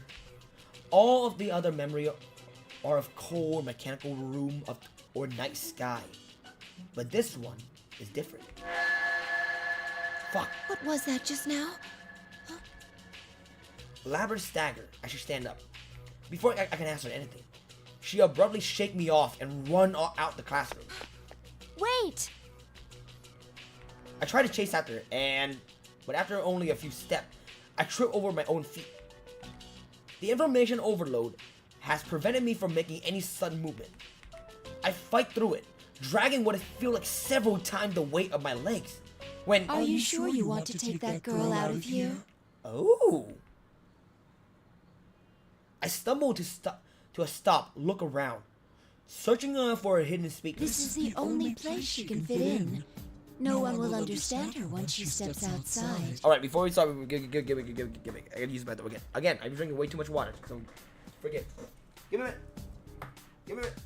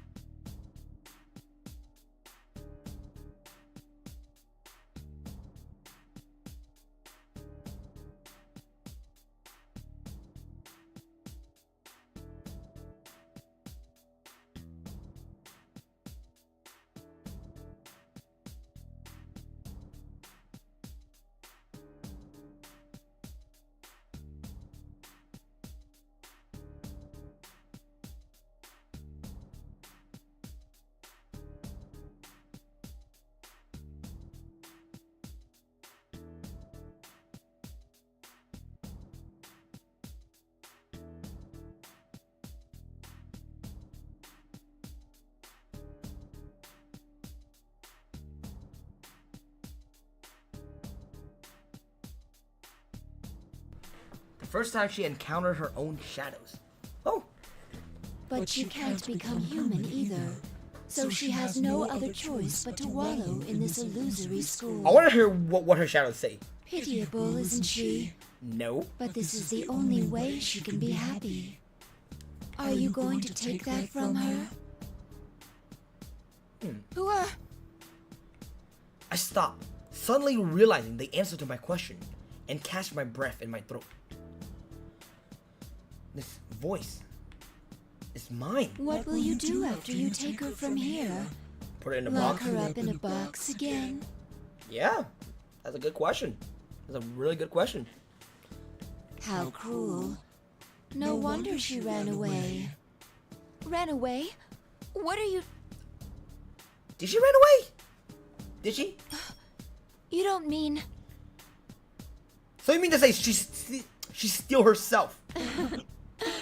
You finally figured it out? Lapras wasn't brought here by some sinister mastermind. I'm just gonna say it right now. That laughter kind of make my knee weak a little bit. Anyways, full my die. Alright. Just to put out there, that laughter, that little giggle. Yeah, it made my knee weak a little bit. She escaped on her own and came here. That can't be. The suspects in the hijacking case... I'm sure you've seen the opponents you fought so far robbed of their sanity. Have you forgotten already? You're saying that was Labras's doing too? How, though? Yes. Her heart gave birth to this world, and that power is one of her abilities, from some special equipment. Her axe? Her axe? With a power like that, wouldn't it be simple to control a number of ordinary people? Whoa. I never heard of people of controlling people with it. It's true that the hijacker were confused, and that there were signs of some mental interference. It does seem strange to go to so much trouble to come to a place like this. If she did in fact do this, then she must face herself. What gives you the right to say that? See? See what I'm saying? Suddenly, the tone of her voice changed. She spoke very gently, like a parent correcting a child. You've experienced suffering before, too. It pains you to have a heart, knowing that you can never be human. Burn my bread. Even if there was someone you considered to be worth fighting for, you can't be a real companion to them. That's why you chose to protect them as a weapon. But in the end, you still lost them. What do you know about me? Mere words will not cause me to abandon hope. A brave bluff. But a tool like yourself can never be a true partner for a human. Hey, speak of yourself. Speak of yourself, Shadow Eyes. Doesn't your heart yearn to be by their side and to be loved? I volunteers. I volunteer. It hurts so much that I wish I could go back to how I was before I gained a heart. Okay. Has that really never once crossed your mind? I think not. That pain will never completely disappear. It will always fester inside you. Isn't that right? Even if you take Labris away, the same will happen to her. She'll become just like you. You see, here you can have anything, as long as you look away from the truth. That doesn't just go for Labris, but for you too. Even the things you have lost forever. Here, you can have them back. What are you? I cut myself off, realizing that I'm becoming fascinated with the voice. It isn't good. I cannot let the voice deceive me. I must get a speaker in my sight first. I carefully attune myself to the source of the voice and quickly turn in that direction. But the person standing there is me, or rather, something that looked like me. At first, I think it was an overloader still affecting my sensor, but that's not the case. I'll take away your suffering. Now, take my hand, Aegis. I smile and extended my hand. I feel dazzled. This is very confusing. I don't know what to do.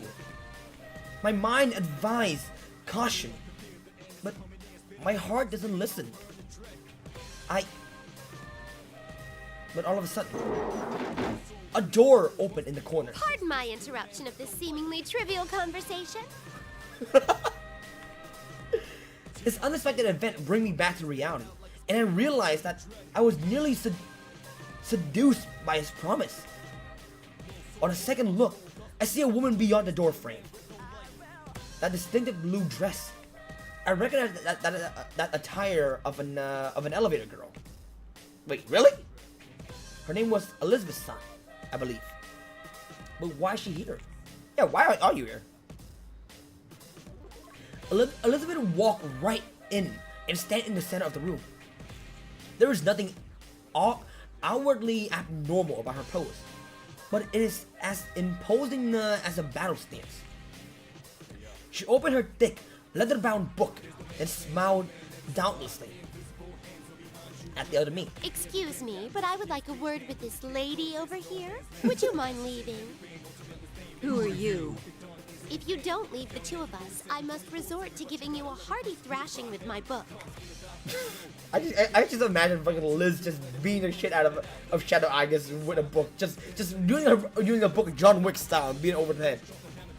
It's a hardcover, leather-bound edition, and is quite powerful. Enough to do over 4 digits on average, I'd say. Wait, what? Don't tell me that. Wait, don't tell me that. No, can they? Can the Velvet Room attendees know that huh? That they're in the game? Without a warning, the page for the book opened, overflowing with light. What? I don't believe this. The other me face flinched in pain, and she vanished into thin air, while spitting a curse. Is she gone now? I can no longer pick up any reading on her. The tension leaved my body, and I collapsed to the ground. While I'm there, Elizabeth walked towards me. I first met her 2 years ago. Her attire is somewhat strange, but the place I met her was even stranger. A blue room. That is the only way to describe that mystical place.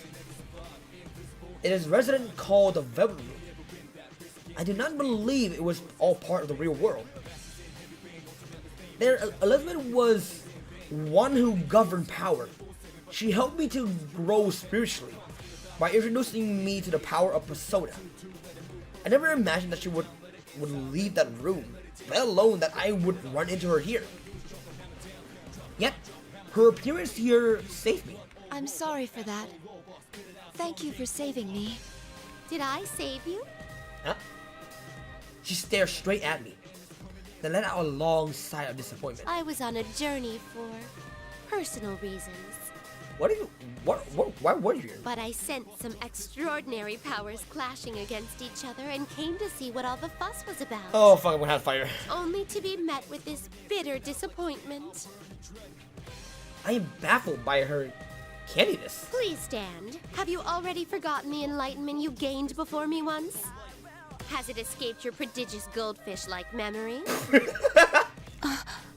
It seems that I must once again ascertain what you are truly capable of. Okay. She speaks as if she is engaging in everyday conversation and open her leather-bound book again. Suddenly, a murderous aura filled the area, fierce as a gust of wind. Something about me has disappointed her. I know that much. But I clearly have no time to ask her what it is. Well then, here goes. Oh, fuck. The cards will decide your fate. Alright. Alright. Okay. Oh, fuck. I have to fight Liz. Or Vert. Let's do this. Oh, god damn, that looks fantastic. I swear that this is so good. So fucking good. Final. You're frozen now. Your fate is what? Oh, fuck. What the? Okay. Okay, would you please stop doing that? Would you please stop doing that? There we go. Thank you so much, son. Please stop fucking like... Opening my From this moment forward, I will unload well. Okay, good. And... I see the mark. Enter my death. Let's talk. There we go. My attack. Uh-oh. No, please look above. Now. Please let damage. Oh, no. And... There we go. Easy.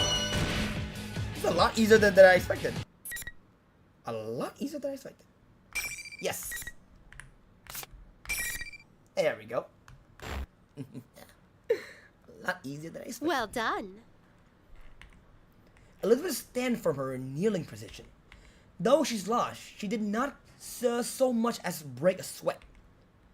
While I, for my part, am detecting a strain in my entire drive system. I can see myself lacking the energy to even speak reflected in Elizabeth's clear eye. You are indeed neither man nor any ordinary machine. You are truly singular. Well, I mean, But then can anyone be said to be the same as anybody else? People anguish over the gulf between themselves and others, and the lack of any who could possibly understand them. How is their situation different from yours? True. What defines life is not death, but bonds. That is the answer you once reached. Then take that to heart and go forth. Remember that your bonds will remain unbroken, giving you the strength to withstand any suffering. My bonds. I, too, am currently on an endless journey. I have no idea what she's searching for. But I anticipate that you will become a compatriot of mine, unbound by the limitations of time. Well, yeah. Well, I guess can't really die, so that's... I hope that you will not be led astray by trivial things. With that, I bid you good luck. Elizabeth bowed and finally showed me her smile. Immediately after, she turned on one heel and walked towards the hallway. I suddenly remembered... There are rules to this tournament delineating behavior after a match. Dude, Elizabeth does not care. Such parlor tricks can get stuffed. I shall be on my way. True to her word, she leave the room with no trouble and closed the door with an exaggerated slam. Dude, I love Elizabeth so much. Those walls were nothing to her. But come to think of it, Labrys didn't seem subjective to those rules either. Do they only apply to participants in the tournament? No, in Elizabeth's case, it simply does not matter to her. She remains a complete enigma. Well, yeah. I find it amusing, which allows me to feel more relaxed. It may be true that this world can grant one's true desire, but I want Labrys to see past herself to a world where other people matter. Even if one discards their bonds to avoid pain, all that awaits is a numb, desert-like future with no promise. Yeah. I thought as she did once, so I'm sure I can understand her. I too feel the same way as Labrys when I went through an incredibly trying ordeal. If there's no one to reach out to her, she'll become even more trapped. As she is now, Labrys cannot escape on her own. That is because the key I want to form a bond with Labrys, with my sister. I want to teach her things that she cannot learn if she is alone. Oneself is the realization of one is not alone. Saying it out loud helped to strengthen my resolve. I changed my approach and focused on searching for a way out to save her. Still, that thing that looked like me was that what Naotos meant by a shadow going berserk? My own shadows. Thinking of it that way, she sheds some light on things. Of course, I can't control my persona and have some resistance to the effect of this world, but the heart cannot be so easily stabilized. If the same thing happened to Labrys, I suddenly realized the danger involved. I impatiently suppressed these thoughts and dashed out to the hallway. Alright, we're reaching oh shit. Right, already? Sheesh. Alright. One more fight. I followed the path formed by the invisible wall. Eventually, I climbed the stairway to the 3rd floor.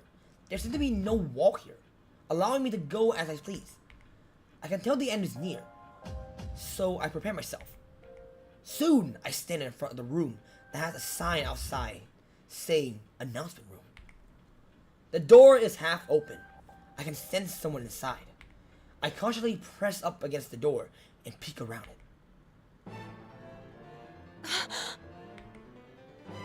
This is the announcement room, and the sign indicates that, but the space is inside is much larger than the classroom I have seen.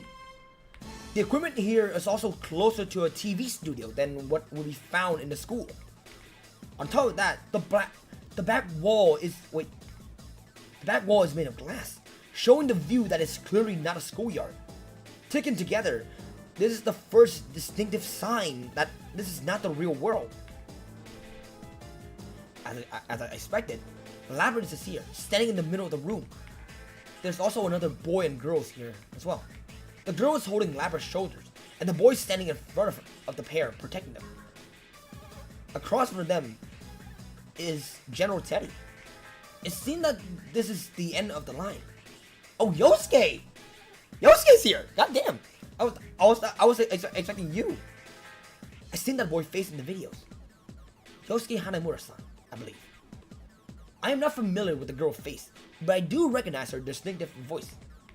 It is the same voice at the I've been commentating on the fight along the General Teddy on the PA system. From the tone of the commentating, I thought she was working with the general, but right now she seems to be on Yosuke-san and Labrys' side. I recall what Chie-san told me. Chie-san said that she, Rise-san, was originally their friend, in which case she might actually be another victim. General Teddy give a cool smile, squint his eyes and speak. What a shame. You gave it a try, but there's no way anyone would understand you. So, okay. Huh? General Teddy's voice and tone have undergone a remarkable change. Listen closely. This voice is... so it finally revealed its true form. At least one of them has to understand how I feel. Isn't that what you thought? The important part is that it's all your fault. That's not true. You still refuse to remember? Look at me. And stop deluding yourself. The animation again? Yeah. I know. I am a shadow. The true self. No way. That's... She has my face. But the face is the only thing that is the same. The rest of her body is covered in metal. There's no doubt that this is man-made. Labrys let out a short scream and back up. Stop! I'm not like that! Calm down. It's just taking that form to agitate you. But why Yosuke is here, though? Yosuke is frantically trying to calm Labrys down. It's just taking the form to agitate you. That's what he said. But is that really the case? I have my own suspicion. No! Taking that form, huh? Well, you have a point. I do have the power to confuse people's senses. But why does she have two Warp what they're personas? seeing. Twist what they're hearing. That's the thing. That's how you made my senpai fight each other. Of the things you're seeing right now, which do you think is real and which is fake? The former General Teddy, no, Labrys' shadows, break out into a grin. Labrys, meanwhile, is crying in fear as she holds onto Yosuke's sleeve. No, I'm not like you. I'm human, aren't I? Huh? What do you mean? I can see that Yosuke does not know how to answer the sudden question. And how did I come to have these special powers? Why, it's because I have them. With that, the shadow snaps his finger. At once, static like that is on a poorly tuned TV start appearing around Labrys and slowly envelop her. I enhance my vision. Nothing is happening to Labrys' body. It was my own vision that was clouded, or had been until now. Soon after the noise dissipates, an inhuman-looking girl is standing in her place. Huh? A robot?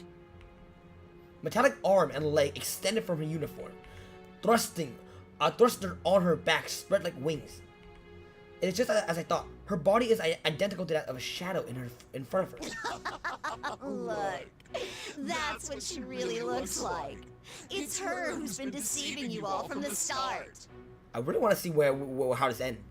Not only you, but herself too.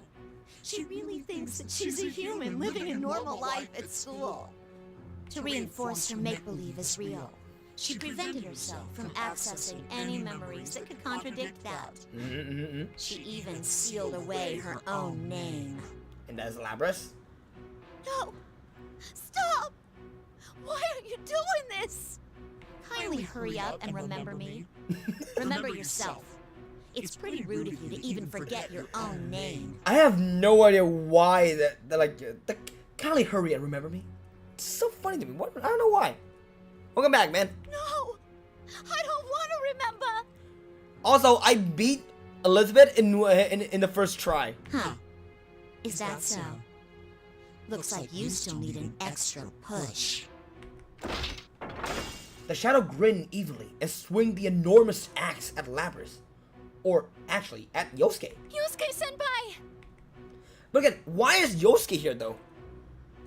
Before the axe can completely in arc, I'm already in action. I must intervene. Neither Labrys, in shock at seeing her true form, nor Yosuke-san or Risa-san are prepared for the attack. What the? I deflected the strike with the metallic part of my arm. It was heavier than I anticipated. The battle axe is a giant lump of metal that blocked most of my vision. I mean, wait, you fought Liz? Yeah. I fought Liz. I mean, I guess you play Yosuke, the two-story clash. So some part connect while other don't. Huh. So I guess Yosei and Igus kind of like connected. Those two stories connected. Typing is exhaustion. I know. Sometimes it does. A girl? Wait, you're a robot too? Yep. I turned my head to Lapras and looked straight into her shocked eyes. You must remember, that is the only way the future will open up to you. You must accept it, no matter how painful it may be. I tell her her name in a clear voice. Her official name, which includes something no human has, a model number. Your true name is 5th generation anti-shadow suppression weapon, Lapras. I mean, there has to be a 1, 2, and 3, right? Lapras quivered violently, as if an invisible arrow had pierced her chest. Alright. That's I get story done. I thought I had to fight more. Lapras! Dude, we had no time to spare. We have legit had no time to spare. Initial boot successful. Timestamp 4/20/1999. Also, the boot process was successful. No, nothing. This happens every time, but I'm never sure what to say to them first. You mean like a greeting? There's no need for that. They're just machines. Just say hi. 2 human within visual range, both male. Researching for voice print and visual match. Personnel identify as research staff. No hostile target. But things like that might affect the performance of these models. What do you mean? Because they have a mind? I mean, isn't that how it works? Their emotions and things are completely faked. It's no different than an AI. It can't possibly be that sensitive. True. Scanning for a key word in conversation. Running logical analysis. Crossing reference with related data. Current conversation topic is not ordered. Well, until we rule it out completely, we should at least be kind to them. Yeah, pretty much. Like, dude, AI rising does happen. You just seen fucking Terminator. So you say. All right, from this moment on, you will be registered as candidate unit number 031. Please repeat your number back to me. 031. Confirming first order. Initializing unit number. Output via voice request. Activating voice synchronized modules. Accepting input. Unit number 031. Hmm? Did its pronunciation sound a little odd to you? You have an accent. You're worrying too much. Let's hurry up and haul it out. Receiving action planned through console. Combat test again. Other of same unit. Test commencing immediately after re-entering shock-resistant chamber within lab. Frame store within cage for transport. Beginning transport. Ah, so this is the one. I've been waiting to see it in action. That's blonde! That's blonde! Okay, so we have Vert, we have Noir, and we have blonde. Oh, please have Neptune. Please, I beg you. Please, for the love of God. Please, Atlas. Please have Neptune. I need the 4 CPU in here. Transport complete. Cage reopened. New human found. Searching for voice print and visual match. Personnel also identify as research staff. Female. Cutting connection to outside data supplies. Connecting online. Connecting offline. Commenting cables disconnection. Now, try getting up. Order confirmed. Blonde voice! Oh, it's blonde! Also, this is what Lapras would look nude. Get up. Initiating motion synchronization engine for motor function. Accepting input. Safety limiter active. Better grab some popcorn, mate. Okay, how long is her story? Balance control gyro functional. Overall movement system functional. This model's loaded with a nearly pure form of that crystal. I can't wait to see what kind of results it gets. Crystal? Is it like the same crystal for Aegis? I don't know. God damn it. Unit number 031, can you hear me? Confirm your surroundings. Tell us any abnormalities you're feeling in your sensors or any other functions. I mean, this is all red. Pinkish red. Order confirmed. Beginning simple self-diagnosis. Temperature, humidity, pressures, air, composition, lemon, sound all within normal level. Visual data within expected color spectrum. All system functions. The readouts seem fine. Monitoring system is fully operational. Neptune, please appear. Okay, we're gonna test your performance inside the battle chamber now. When you hear the buzzer, consider everything that moves an enemy and eliminate them. Okay. Order confirmed. Awaiting the signal to begin the test. Exit confirmed to be sealed. Room shape approximately cylindrical. Height approximately 11 meters. Area approximately 154 square meters. High energy light source found on outer walls. Assumed to be fire resistant and bulletproof. Sorry to do this just after you've woken up, but it'll be good to put you through your paces. Release a facing hatred hatch detector. Mobile object intruding into chambers. 7 object in total. Scanning for visual match. Analysis non-human. Confirm it as same model unit of humanoid weapon. Hostile maker confirmed. Classifying as hostile unit. Releasing safety limiters. Combat limit now set at 70%. Exit confirmed seal. A reseal. Test commencing signal receive. Target hostile humanoid weapon. Commencing battle. Alright, so I guess I gotta fight now? Right now? Oh, no. Okay. Wait, her axe also her wings? Okay. Wait, what's that? What was that? That was head, right?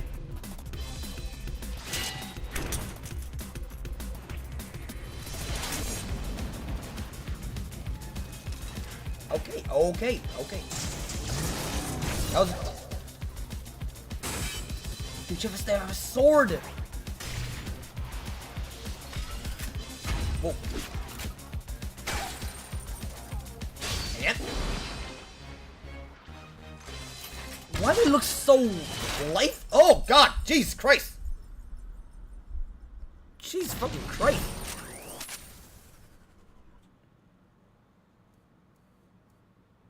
Fucking hell!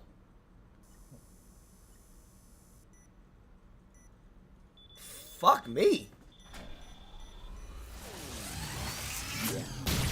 Okay.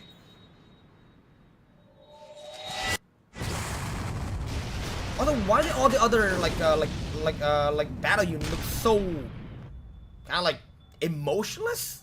I mean, no. Okay, Lapras. Okay. Put it down. Also, that is what she said about killing her friend. Oh, I get it now. Please don't.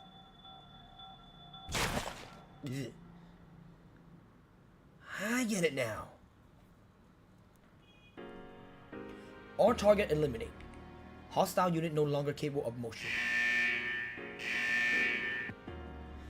Test termination signal received. Battle complete. That was better than we could have hoped for.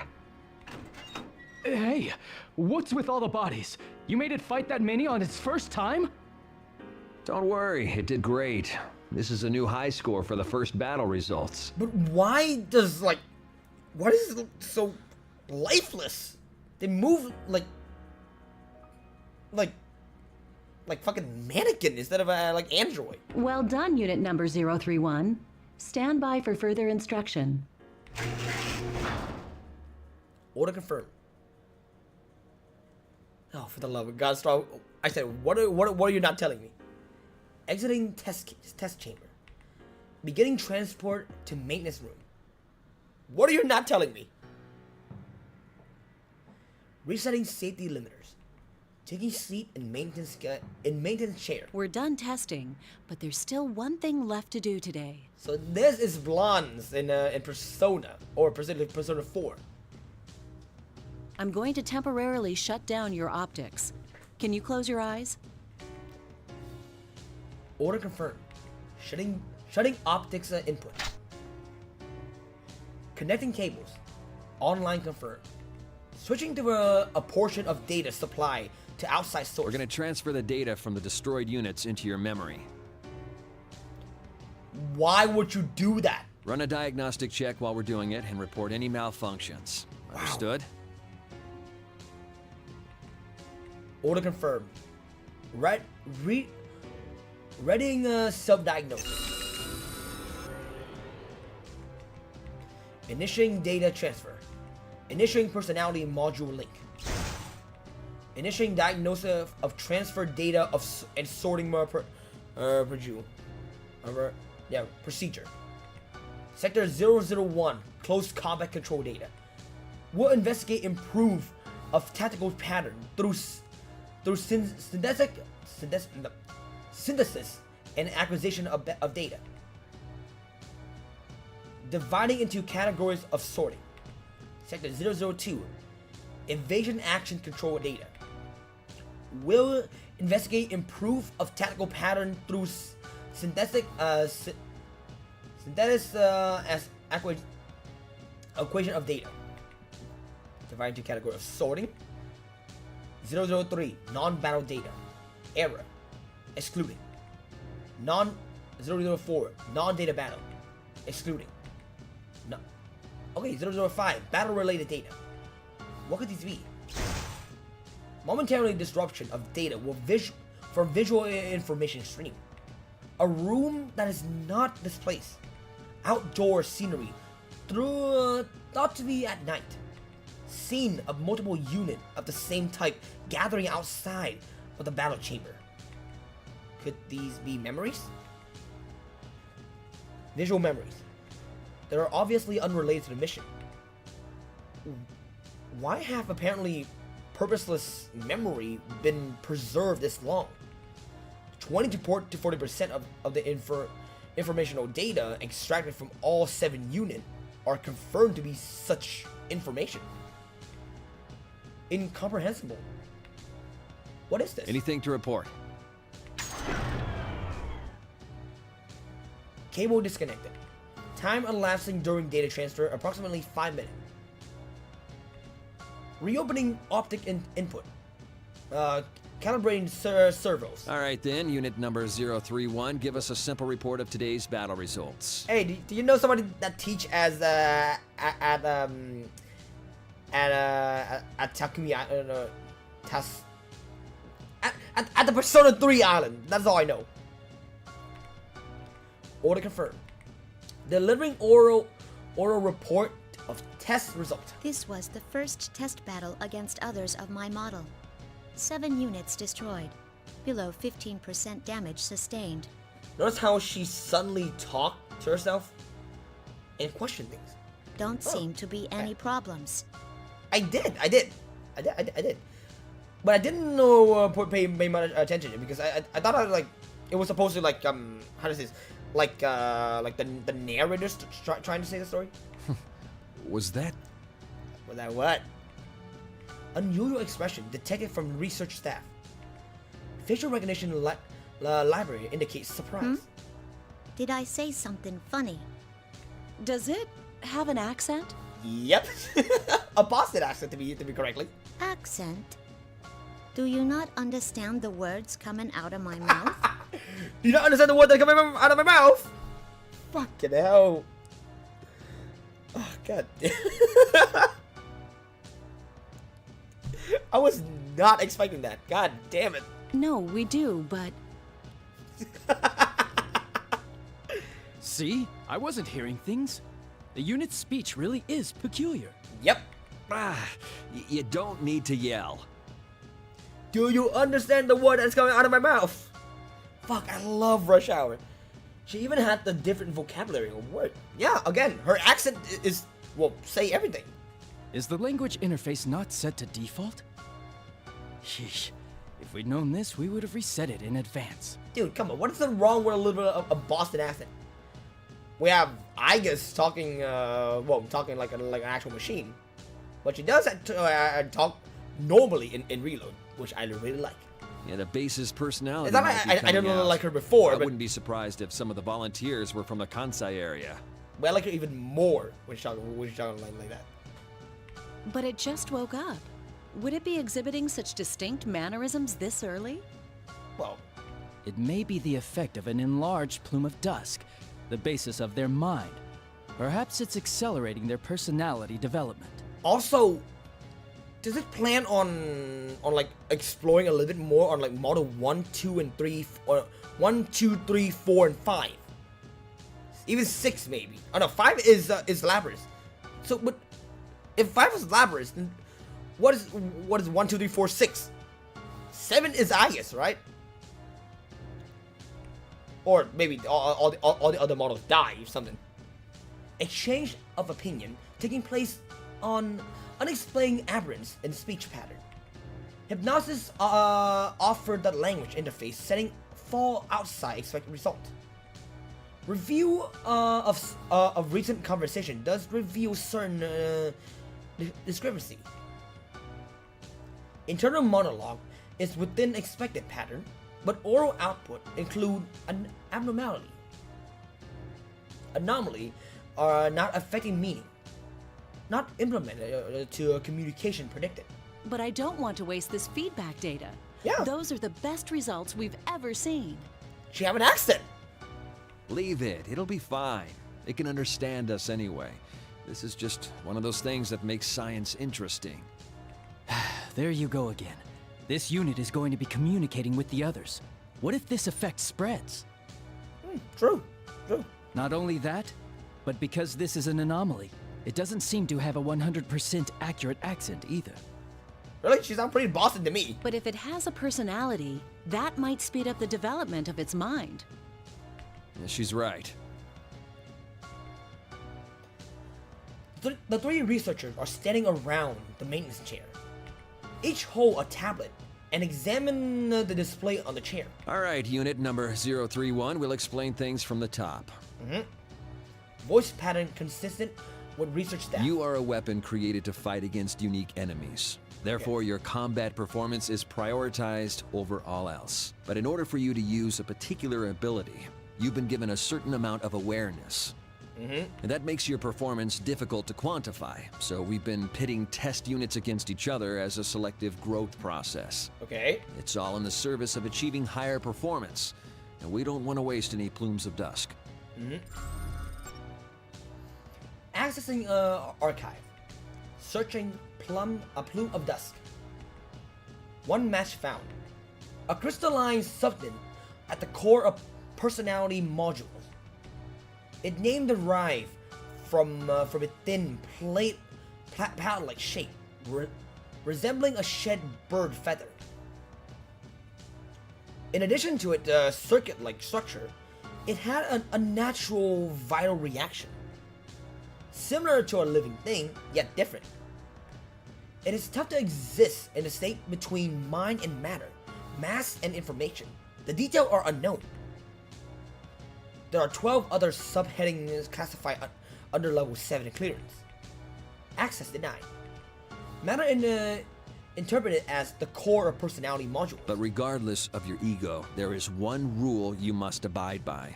And that is? You might as well think of it as an order. And that is? We are only in Labra's narration perspective. One rule to abide by. Awaiting order.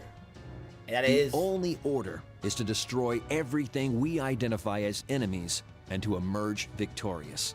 What if she doesn't emerge victorious? Though your ego will give you some flexibility when planning tactics, there's no need to think about extraneous side issues. All right. Use everything you have to win a fight. That's all you need to concentrate on. Order confirmed. Understood. Destroy identified enemy and emerge victorious. A clear order.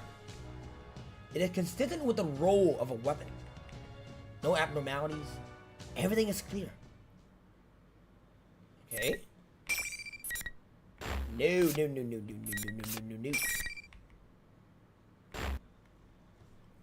Just like everyone else, we were the only in the perspective. Underwent maintenance on the chair after the test battle. Post-reboot diagnosis shows status normal. The time was 1900 hours. Research staff set new activity cycle.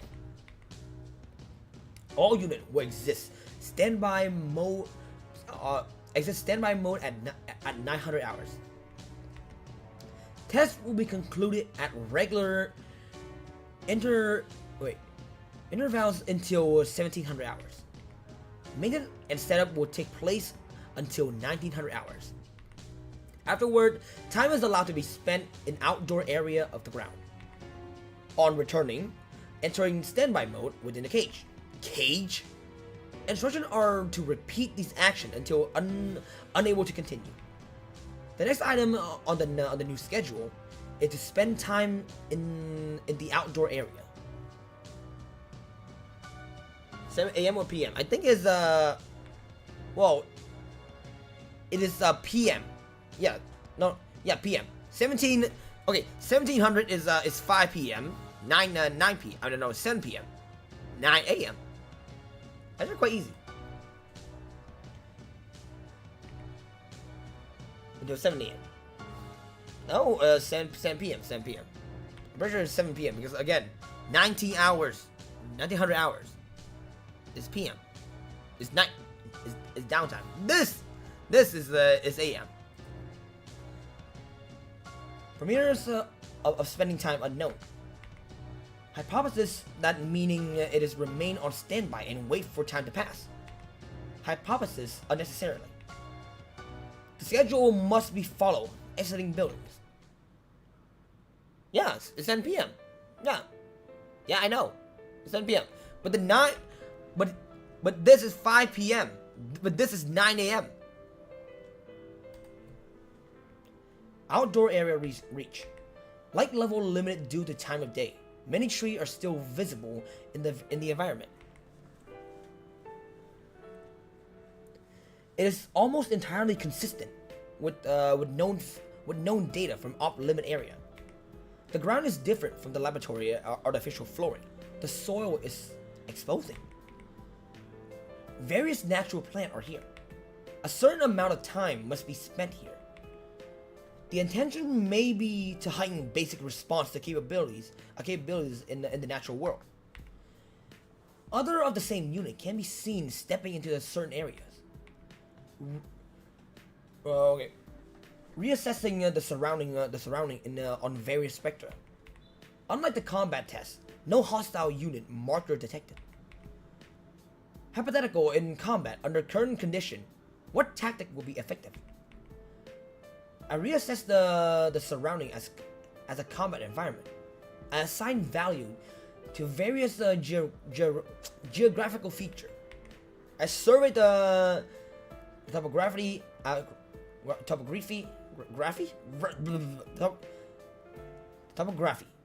the outskirts of the environment. I detect unusual movement in one unit. Other units are also surveying the environment, but this unit is crouched while holding something in his right arm. I do not deem this unit unusual action to be a threat. I approach it in order to make inquiry. Inquiry? Yeah, inquiry. Upon my approach, the unit turned around and stand. It's a pleasure meeting you. Cute. Just cute, really cute. I proceed the statement. Its conversational gambit is unexpected. I find no prepared response in my library. Library. You mean like how this is our first encounter? In that case, yeah. Yeah. What are you doing here? I've never heard your accent before. It's intriguing. They said stuff about my accent too earlier. Do I really talk that funny? Nah. Yeah. I like again. I don't see a lot of people talk about Lapras. I really want some shine on Lapras. I swear to God, she will be a lot of people's waifu. I'm just saying. I wouldn't say it's strange. It was just surprising. Unique. The unit look over again and then speak quietly to something in his right hand. I examine what it holds. It is an organism. It is body covered in white fur. What's that thing? Yeah. It's a dog. It must have wandered in.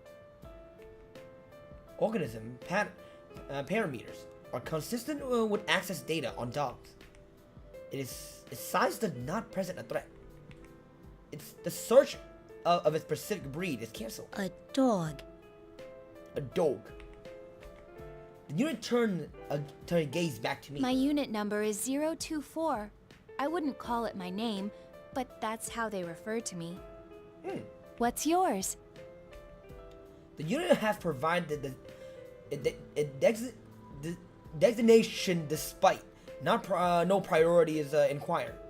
Reason unknown. I'm unit number 031. They're up to the 30s. I see. That must mean they're finally creating units loaded with full-sized ones. Wait, what do you mean full-size? Whoa, what does full-size one mean? The dog bark. A scan of the surroundings shows several units turn to investigate. All units ignore and look away. This one wants to say hello too. It does? You can understand what dogs say? Yeah, how does it understand what animals say? Kind of. After carefully comparing its mannerisms and slight variances in its barking, I just figured it out.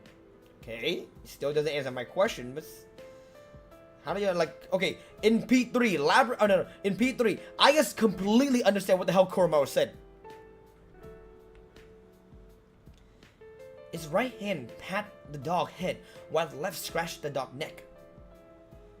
024 continued to make various forms of contact with the dog. 024 action are consistent with the style of communication. Hypothesis, the objective of spending time in this area is to develop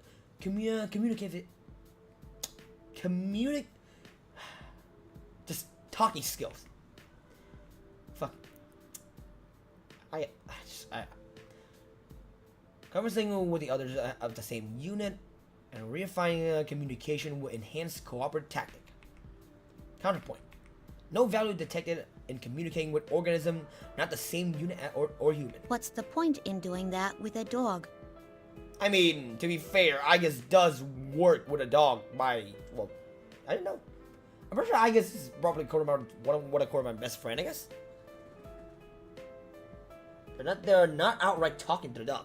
The point? There isn't one, I suppose. There's no point. Unexpected response strongly indicate that 024 is not like the other unit. Are you interested in what I'm doing, though? Interested? Is there interest involved? It seemed to be the case.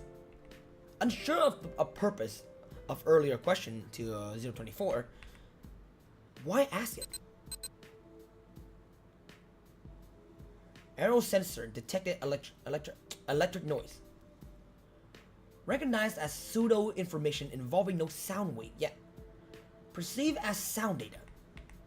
Is alarming signaling the end of this activity. All the other units begin moving as one towards the buildings.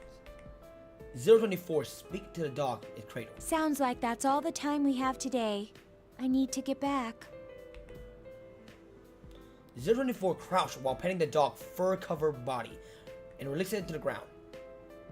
024 stand up again and turn around. I hope to see you again. We're gonna kill her. No, the Labra's gonna kill her, isn't she?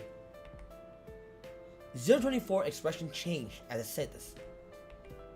This movement of the lips is known as smile. It is shown when human expression happiness. Contradiction, 024 is a weapon. Yet it make that expression no hypothesis found. Or is there no point to it as well? Spare cognitive process rerouted to analysis. Still, I cannot understand it.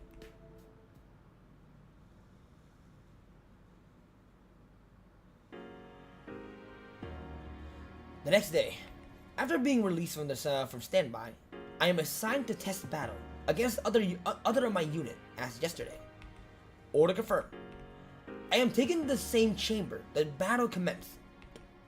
I destroyed the other 3 unit and sustained little damage. As I await, the researcher come in. All have what seem to be high praise for my abilities. I do not understand how I should react to this. Should I give expression of joy, as 024 did? The researcher crouched next to the unit I destroyed and began work on them. I think back and recall that they underwent this process yesterday as well. I am curious. I approached them. They opened a slit near the unit neck and used tweezer to remove a bluish white planet-like object and shine. They put the object into the petri dish. That distinctive shine, neither strong nor weak. It's like no similarity found. I am sure it is similar to something, but I cannot access the relevant memories. Okay. Well, let's get right to the feedback on today's battle. As I sit in the maintenance chair, they connect the cable the cable to me. The cable terminate as the mist section of a large device where petri dish from earlier are placed. There are a total of 3. Each contain a bluish white platelet object. What's platelet that? Object. The researcher expression suddenly changed.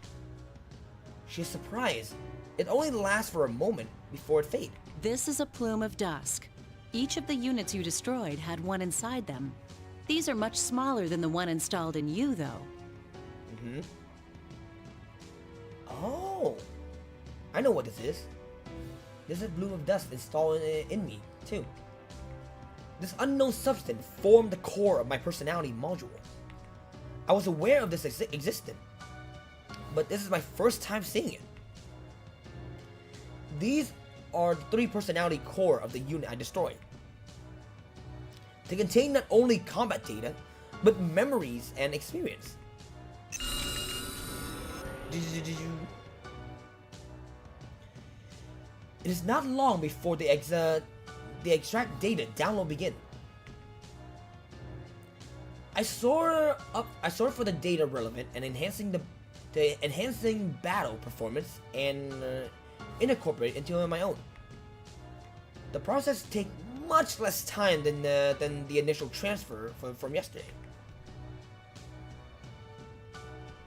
During that time, I recall what took place last night.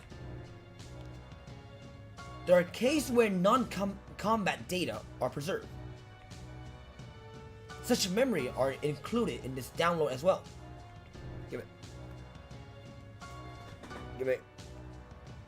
Okay, give it. Okay. Visual memories of the outdoor at night. Memory very similar to that were in yesterday download too. Probably from the time spent in the outdoor areas. The unit I destroyed seemed to have assigned these memories the same priorities as the combat data. Why though? Is it effective in learning communicative skills but that is lower priority than combat? The visual element preserved here is irrelevant. Wait. Hypothesis: the unit I destroyed had their own priorities and value, other than executing orders and performing in battle. This line of thought led to a realization. This thought process I'm undergoing right now It is not executing an order, nor is it contributing to battle performance. I once again look towards the planet of dust inside the Petri disk. Something almost exactly like this is installed in me. Then, where did the destroyer unit thinking along similar line as mine until yesterday? I feel twined within me. It is different from detecting an error or interference. What is this? I have no answer. Okay. Oh. Okay. Alright.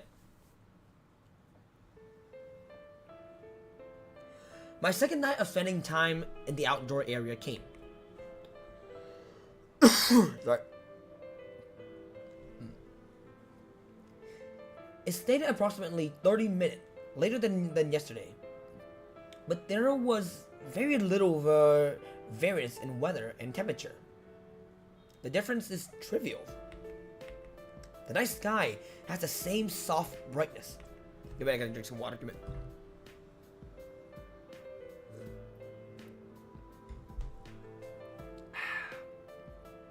The wind and the tree are no different.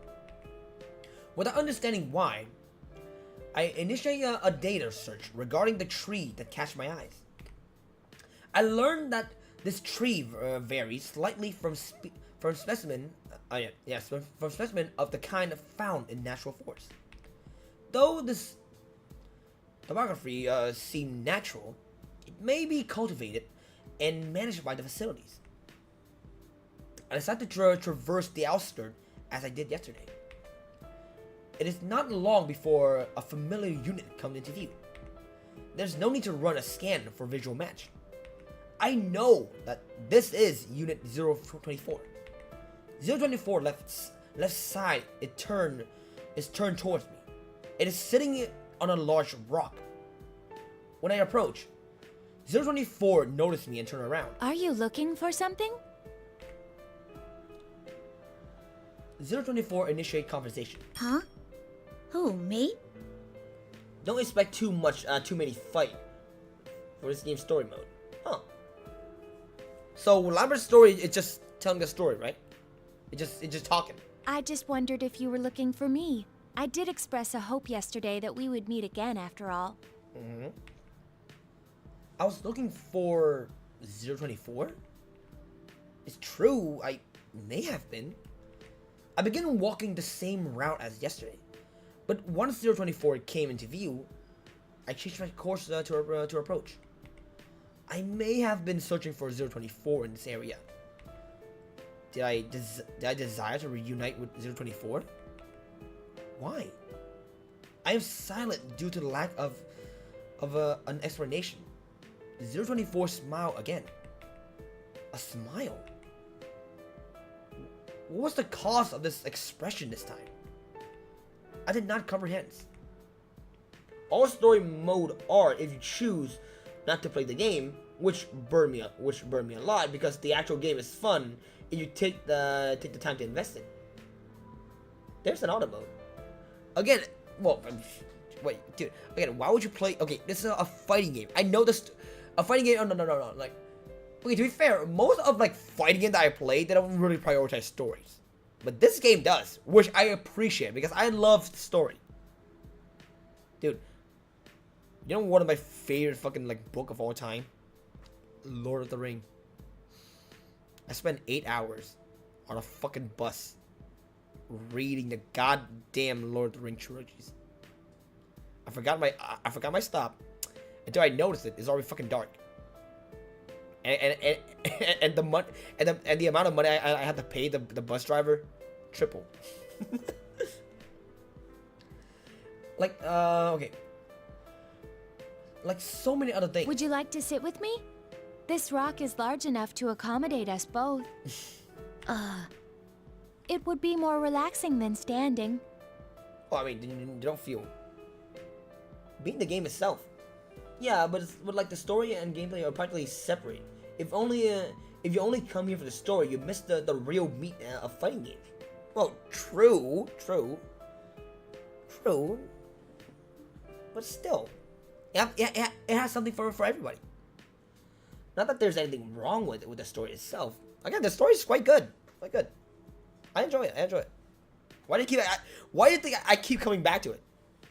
Thanks. And then also the gameplay is good too. I've been trying to download it on my Steam Deck, but I have to remap a few buttons. I'm getting the hang of it. But it's still gonna take some time. I sit in the offered space and gaze at the same scenery 024 is looking at. Can I ask you something? What is it? I decide to voice the doubt I experienced during the combat test today. In my limited experience, 024 has a better comprehension of such matter. Even in the original game, the balance of the RPG and the story worked very well. Yeah, very much. It worked quite good. Because again, everybody else have like just basically almost like all fighting aside from Labyrinth currently. But both of the story and the game is rather separate in this one. Yeah. Do other units think about stuff that doesn't have to do with fighting and missions? Do you have such thoughts? Yes. To tell you the truth, I can't really say. Feels like I do, though. 024 is silent for a duration before speaking again. Units of our model are all given a mind. It's so that we can eventually develop what is called an ego. The reason our appearance closely resembles that of humans is related. It's to foster self-awareness similar to a human's. Have you not been told about personas? No. Personas? The word is unknown to me.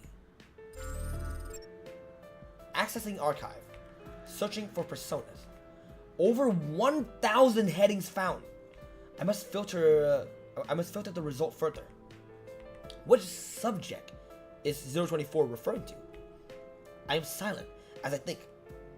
024 smiled again and resumed the conversation. It's an ability expected of us that normal weapons don't have. The conditions to use one are theoretically already loaded in us. You get barely any game from the story mode though. You get them, but not much. Not as much as from the online game. Huh.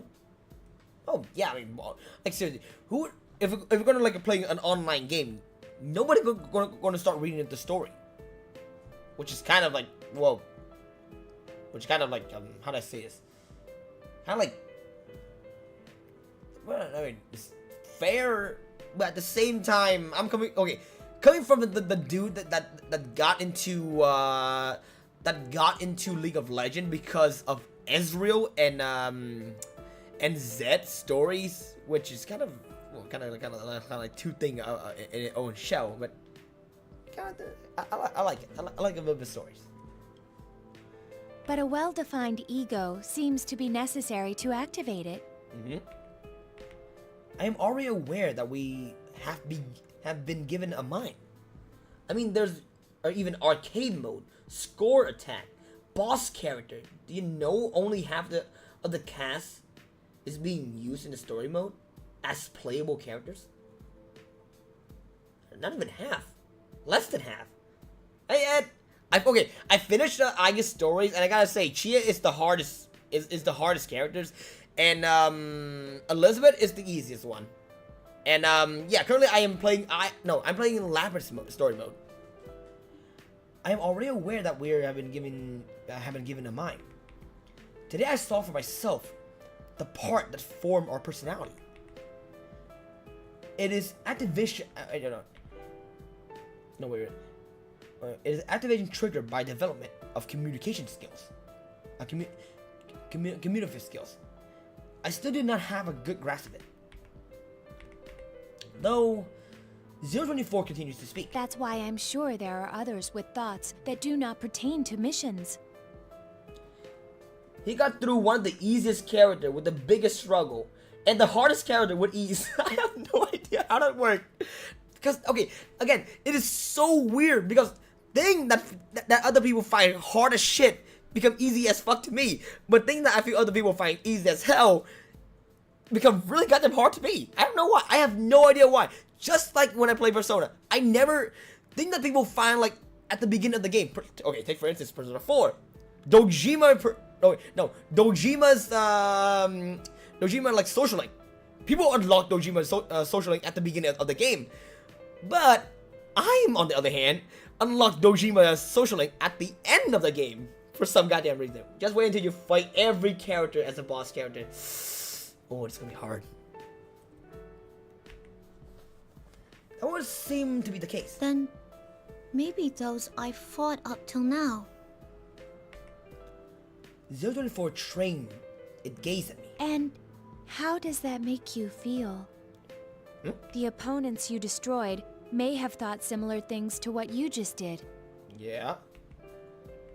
Do I feel things? I cannot say for sure. I am unable to respond to the question. 024 expression changed again.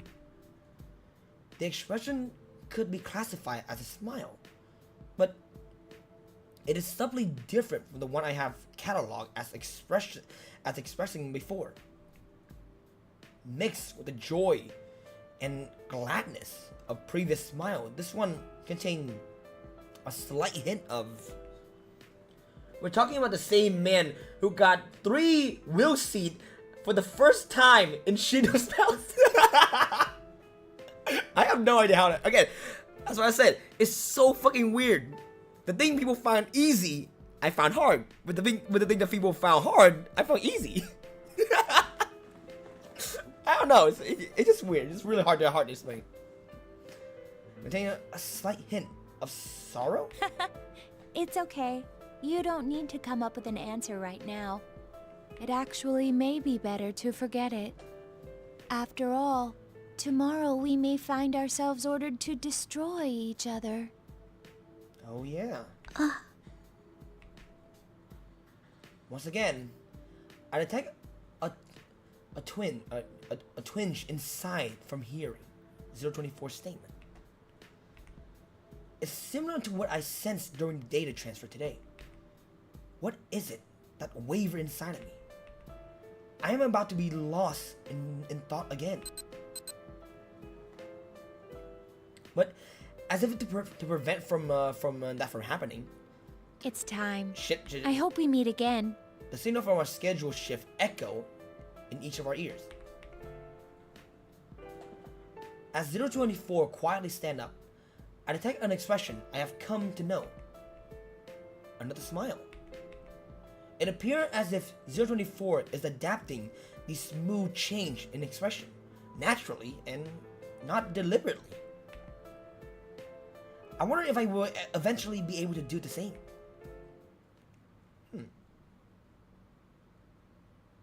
Oh, please don't. Please don't. Another night passed. Another combat test take place the next day. Just as scheduled, I face Unit Flag as enemy within the test chamber. I am overwhelmed with a strange sensation. The way that my opponent are wait. Oh shit.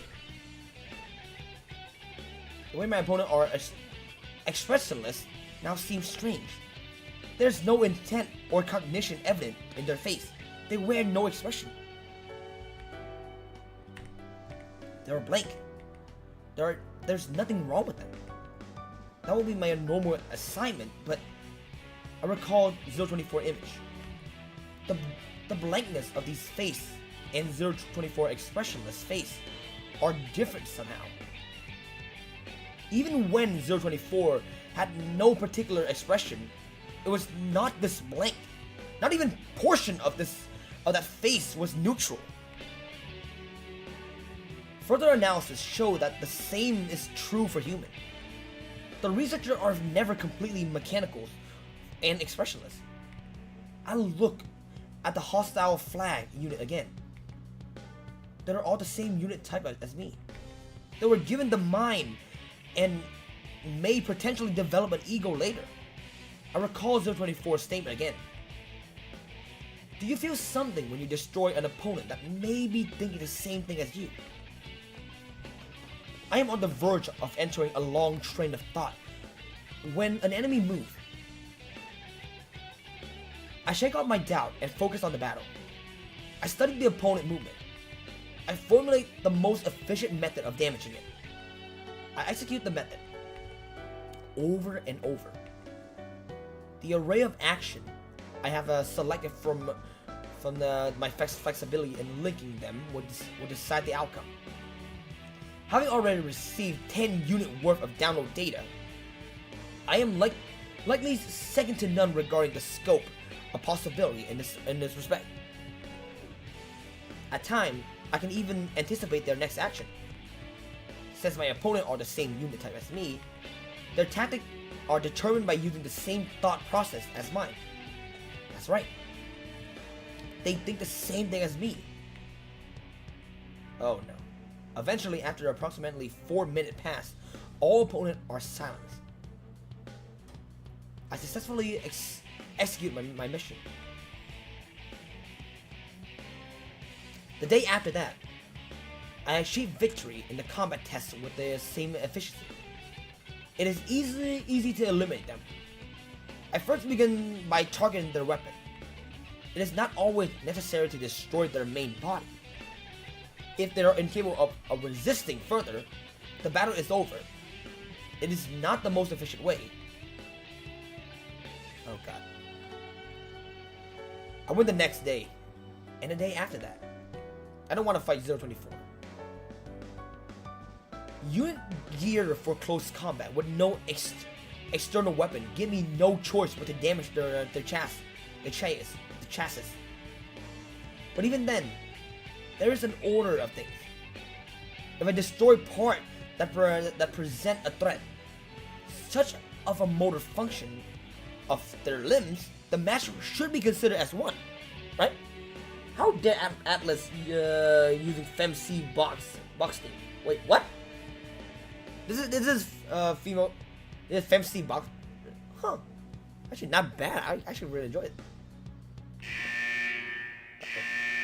Uh-oh.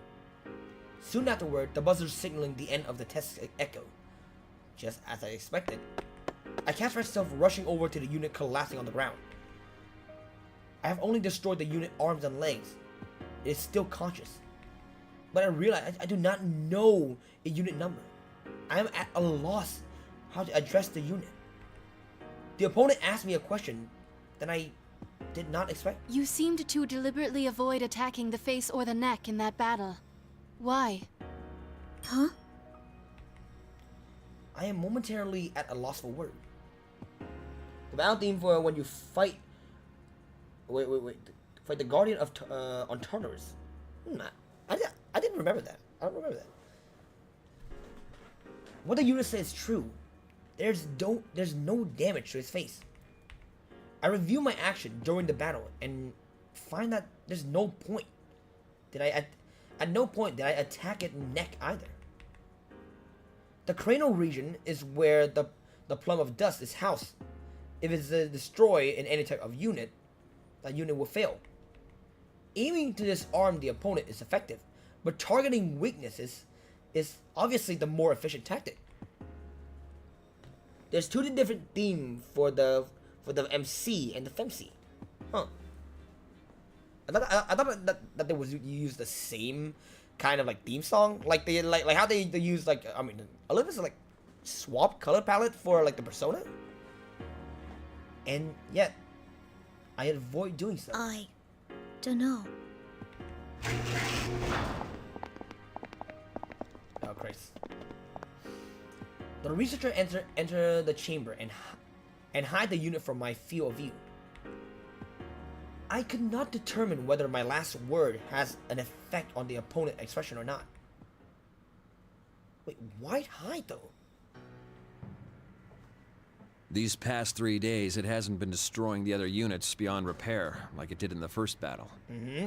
It must be learning to finesse its attacks rather than just using brute force.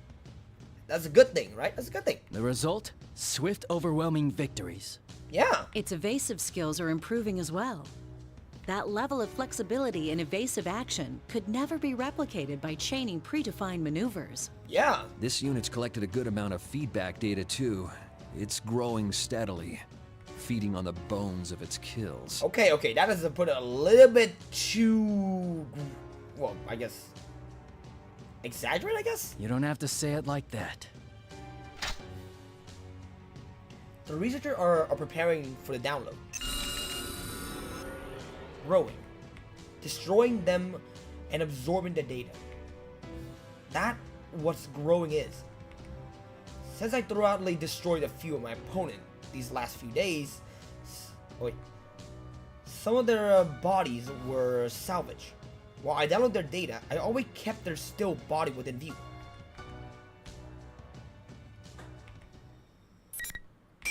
Okay. That's it.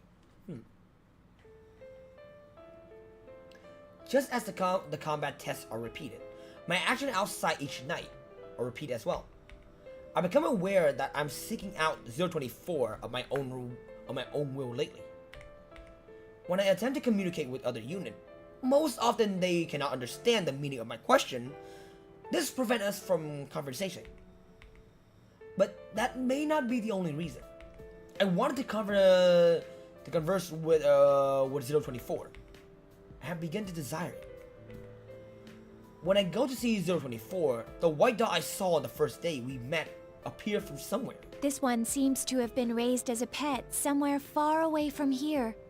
Kind of. I accidentally pressed I, which is, well, right here, the auto mode.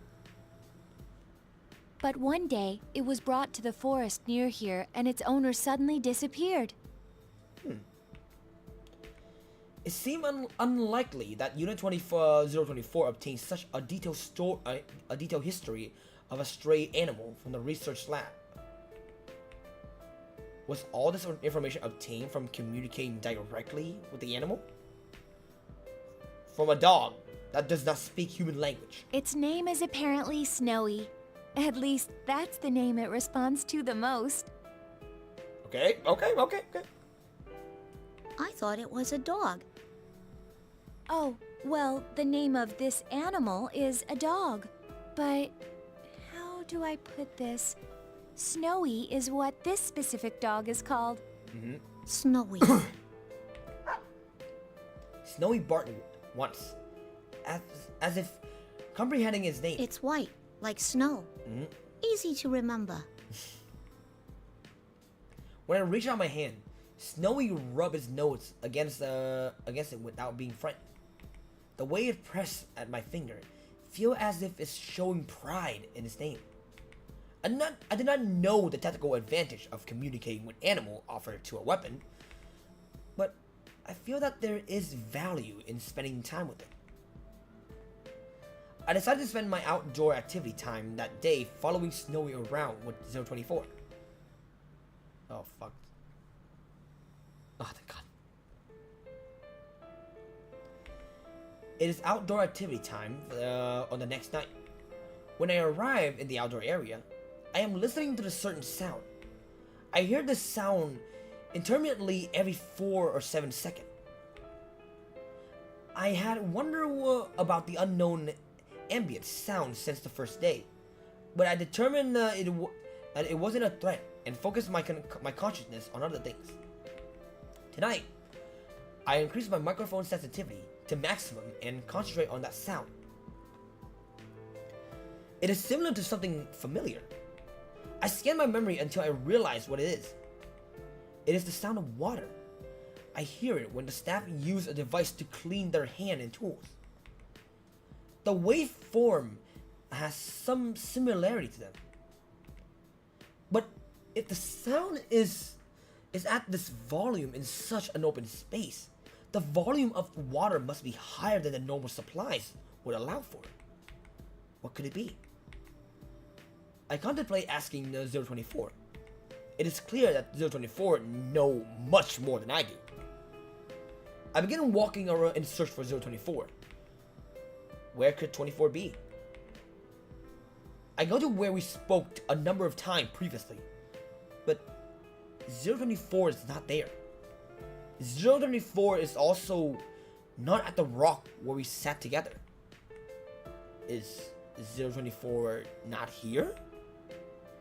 I quickly discard the possibilities. We are not ordered to do while we are here. But coming to this outdoor area is an order. If post-testing diagnosis shows something abnormality, we are all reported directly here. I consider this. If there are no abnormality, I feel a twine in my chest. It is larger than ever. 024 will be here if there are no abnormality. But what if there were such abnormality? What if 024 was damaged during the combat test? And sustaining damage is not necessarily the extent of the problem. Could it be... I realize that my arms are trembling slightly. It is not conscious movement. I cannot make it stop. It is possible that perhaps 024 lost in a combat test and was destroyed. In these circumstances, it would be expected for such a day to come. What if 024? What if she never came here again? Oh, this is where you went. You weren't at the usual spot, so I was looking for you. Fuck. Until I heard the voice from behind me, my sensor has stopped accepting input. No sound, no light, no nothing. All of them come back online with her voice. I turn around. 024 furrow her brow and look in my face. What's wrong? The look on your face seemed as if you saw something frightening. I want to see more like Android unit like this. My face? My expression? Frightening? Am I scared? I did not comprehend. I cannot make that judgment. Are you perhaps scared of fighting? Nah. Scared of losing. Something. Nah, I don't think that's it. You're scared of losing something. What is this? I can't tell. Am I scared? Scared of what? That she would disappear? During an operation, is it possible that I might assign greater priorities to other unit safety than my own? But we're not on an operation now. And this emotion is not the same anyways. It's a different emotion. An emotion? I have an emotion? I look to 024 face pleadingly, but I cannot put my question into words. I cannot express my feeling to her. And though 024 see this, she say nothing. She only smiled tenderly. It is the same smile she showed once. It looked happy, but also sad. During that night outdoor activity time, neither 024 nor I speak much. We just walk together side by side, without saying anything. I did not take the opportunity to ask her about the intermittent sound of water. It is the next day. I detect some sort of weight in my chest. I am aware that there is no physical weight there.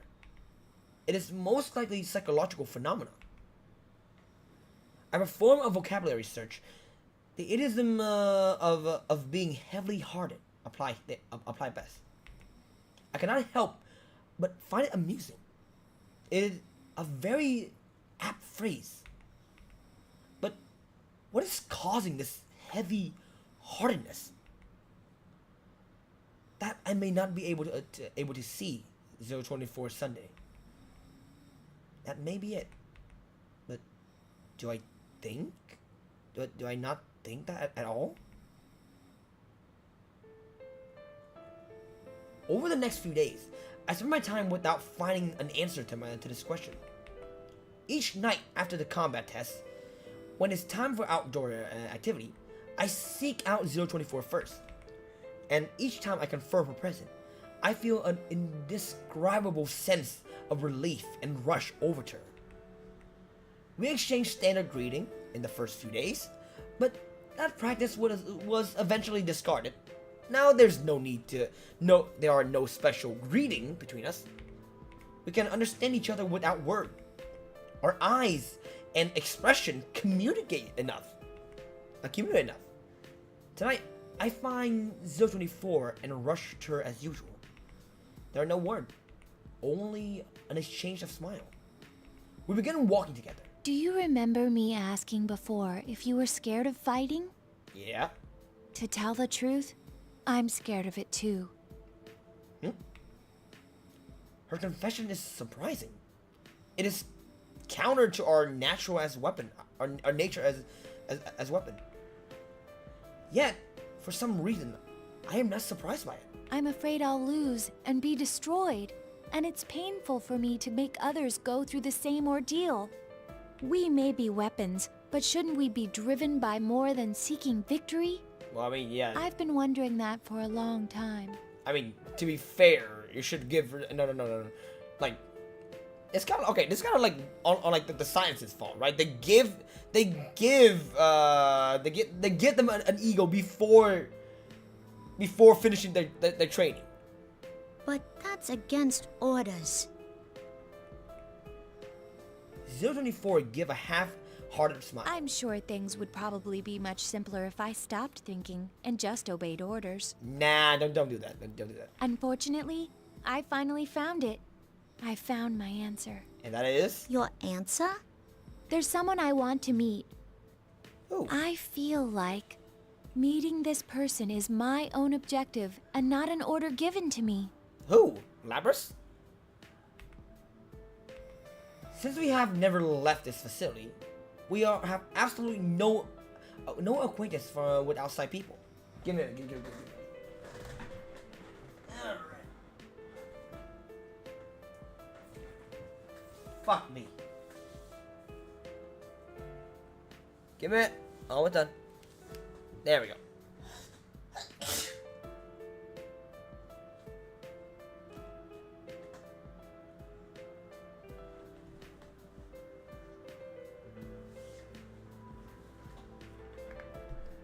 There should be no relationships, but I immediately understand. This person she wants to meet is someone on the outside.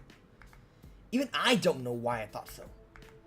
But when I reflect upon that thought, the indescribable wavering within me become greater than ever. Ever since I started thinking that I was scared to fight, each day was painful for me. If I'm going to feel this way until the day I lose, I even thought it would be better if I lost on purpose. I got no comment on that. But I won't think that anymore. I feel glad now that I exist. I mean, we're loved after all. What do you mean? Loved? That's right. I repeat that to myself. The word love.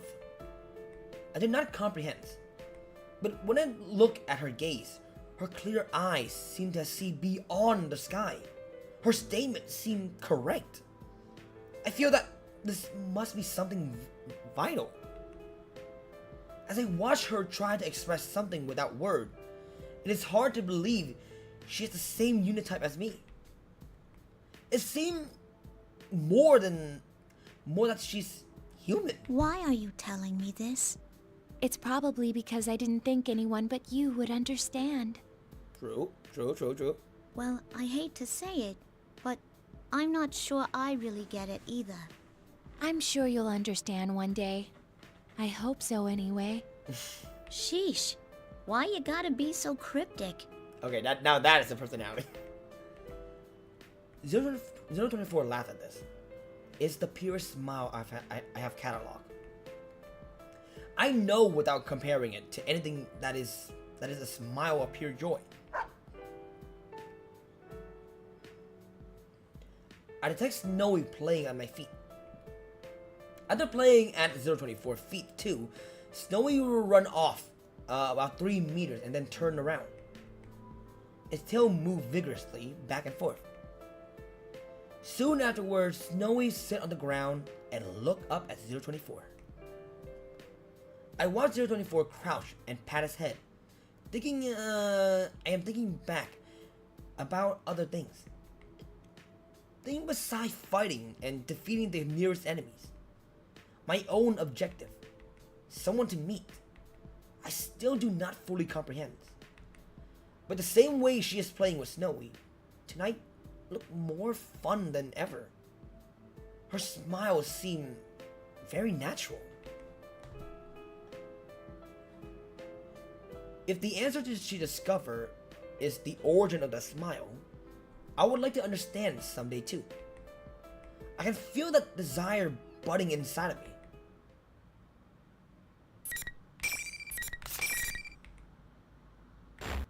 Okay. Give it. Once again, I participate in a combat test. Once again, I claim victory without destroying my opponent. I target only her weapon and limbs. I elect not to employ the tactic of targeting the weakness or the cranial region. I believe that if they think the same thing as I do, they would not wish for their personality module to cease function. Though, even if I do not destroy them, the research staff will remove their plum of dusk. Either way, their function will be suspended. My actions are difficult to justify. But I feel that suspension, though through destruction, is not suitable. It's not a suitable end for them. That is what I think when I rationalize it by applying the criteria to myself. I do not think anyone would want their consciousness to be terminated by those like them. I find myself more conscious of the damage I sustain and my efficiency in combat than ever. Depending on my result, I may eventually be ordered to destroy them. To prevent that from happening, I must continue fielding a favorable result. It becomes easy to continue fighting with the objective in mind. That is becoming my new objective. I am theoretically being tested on destroying my opponent, but I have begun fighting so that they would not be destroyed. Proximately, paradoxically, this has caused my result to improve. Could this be considered going against orders? My strike shattered the servo in the opponent's pivot leg. Or harness. Wait, oh no. So how do you want to play? You want to play rush down and get in your opponent's face, grapples and toss their enemies around like garbage, or keep them in the place and far away from zoning, or harness. Or harness and have a tool to every job available. Of the Shoto. I guess I want to do like the zoner. I guess. No. The rush down, I guess, because Chie suited me the most. So I guess, yeah, rush down. She falls to the ground, unable to stay upright. Her weapon is already been destroyed. She should be incapable of resisting now. But the buzzer signaling the end of the test does not sound.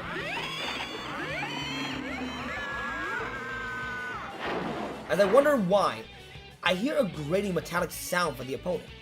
She leaped onto me with her one good arm and legs. Cool time to learn, I guess. Oh, come on, dude. I guess it's really hard to play, okay? What's the matter, number 031? Hurry up and terminate the target. I did not know what to do. My opponent is acting contrarily to her own safety. I grant that this is the only action left to her, but she would destroy herself before inflicting any damage to me. A tactic that put one life at risk like that. Putting one life at risk? What am I saying? We are a weapon. We exist to obey orders. We cannot prioritize our self-preservation without a change in those orders. That's why she's challenging me into a fight. She won't do so until all of her circuit and servo burn out and she become incapable of action. And she grappled with me. I put my hand to her neck and squeeze. And I adjust my grip strength limit to 70% of maximum. The opponent body make an abnormal sound. After this, I sense the main line of the bridge unit snap in half inside the soft structure. Her movement stopped. Her limb go flaccid, indicating loss of consciousness. I can see my reflection in her optic input that lost their focus and look like black holes. Yes. The face I see reflected in them is not expressionless. How should this expression be classified? I have seen this sometime when 024 smiled. This face indicates sadness. The buzzer signaling the test end finally ring. This was a scratch. I'm cut off. Oh, the Monty Python one. I haven't finished the Monty Python. The Holy Grail of I haven't finished it. I like halfway through it that I kind of stopped. Not because I'm bored, and because I was busy. The researcher entered the chamber. I am used to seeing it. Now that was pretty impressive. You think it's because of the size of her plume? Funny that one little part could make such a difference. What do you mean? Indeed. Most of it is due to differences in their tactical mentalities. It may be on the cusp of what we would call an ego. Considering how everything's been going so far, I'm starting to believe more in persona abilities. One little part. Is it true that the plum of dust installed in me is comparatively the largest among unit of my type? But does this part determine everything about us? 024's smile seems much more human than mine. I find myself opening my mouth to speak, but I realize that the statement I'm about to deliver is a protest. I am quick to abort. Was I about to deny the staff authorities? They speak to me. My confusion seemed to have gone unnoticed. Well done, unit number 031. That was an impressive display of destruction. Plus, you cleanly severed its transmitter, leaving the Plume of Dusk unharmed. That's certainly ending things on a high note. Anything on a high note? An act of destruction is a high note? The researchers look at each other while holding the petri dish with bluish white plated-like object. One of them said, This is the one. All right, number 031. As of today, the test battles are finished. Oh. Huh? It's over? Cannot help questioning the unexpected statement. All the results indicate that you have the very highest performance out of all the units of your model. Okay. I'd say we can go ahead and earmark unit number 031 to be the base for developing the 5th generation. This imposter of our chat, you absolutely love it. It's so faker. Love these faker. I mean, one of the funny things, at first I thought it was Adachi at first, at the very beginning. But then I remembered, no. You and Adachi also have the same voice. The base. It means that you're the winner. The combat tests are over. Will I no longer be required to fight? A strangely intense sensation of relief filled me. It is not because I won and earned some kind of reward. If the tests have ended, those of my unit type are not yet destroyed can escape the fate. Interesting. It seemed that I was reluctant to destroy them after all. My priorities have become inverted. Yet, I am so happy that I smile. The researcher noticed this expression as well and smiled back. Okay, we're going to begin the usual review of the feedback. So come over here. Okay, I was expecting her to just jump in joy. Wait, what? What do you mean? What do you mean abusing her? When the download began, the memory and the thought of my recent opponent flow into me along with the vivid image. Sifting through battle data has become a routine I have repeated so often that I am barely conscious of it now. I peruse the non-combat memory she preserved. It is the landscape of the outdoor area again. At first, I could only vaguely recognize it, but now I can pinpoint exactly where this memory is from. It is near the biggest tree. The memory is of flowers. There are images of a small shoot, a budding plant, and a blossoming flower. She must have had an interest in the concept of growth. For a machine, the growth of an individual is an unknown concept. But one of us took an interest in, and where I had only seen as part of the landscape. It seemed that she, too, has her own thought unrelated to our orders and battle performance. She simply did not show it. I realized that recently I got a liking for Mitsuru and Fuka. Well, I mean, I can understand some part of it. I recall what 024 said. My own objective, and not an order given to me. The twinge in my chest returned. I'll make sure to hold tight to your memories. This was the thought that formed in my mind. So what happened? Once again, it is time to spend time outdoors. I quickly meet up with 024. It seems she was looking for me as well. Hey, can I talk to you for a while? The lab boys told me today that they were putting the kibosh on the test battles. The lab boys. I see. It's over then. Mm-hmm. Look, I've been thinking. If they end up tossing us out soon because of that... Give it. I told you, my roommate. There we go. Is that better? Oh, it just happened when I saw the social link. Ah! Give it. Oh my god. Please stop snoring.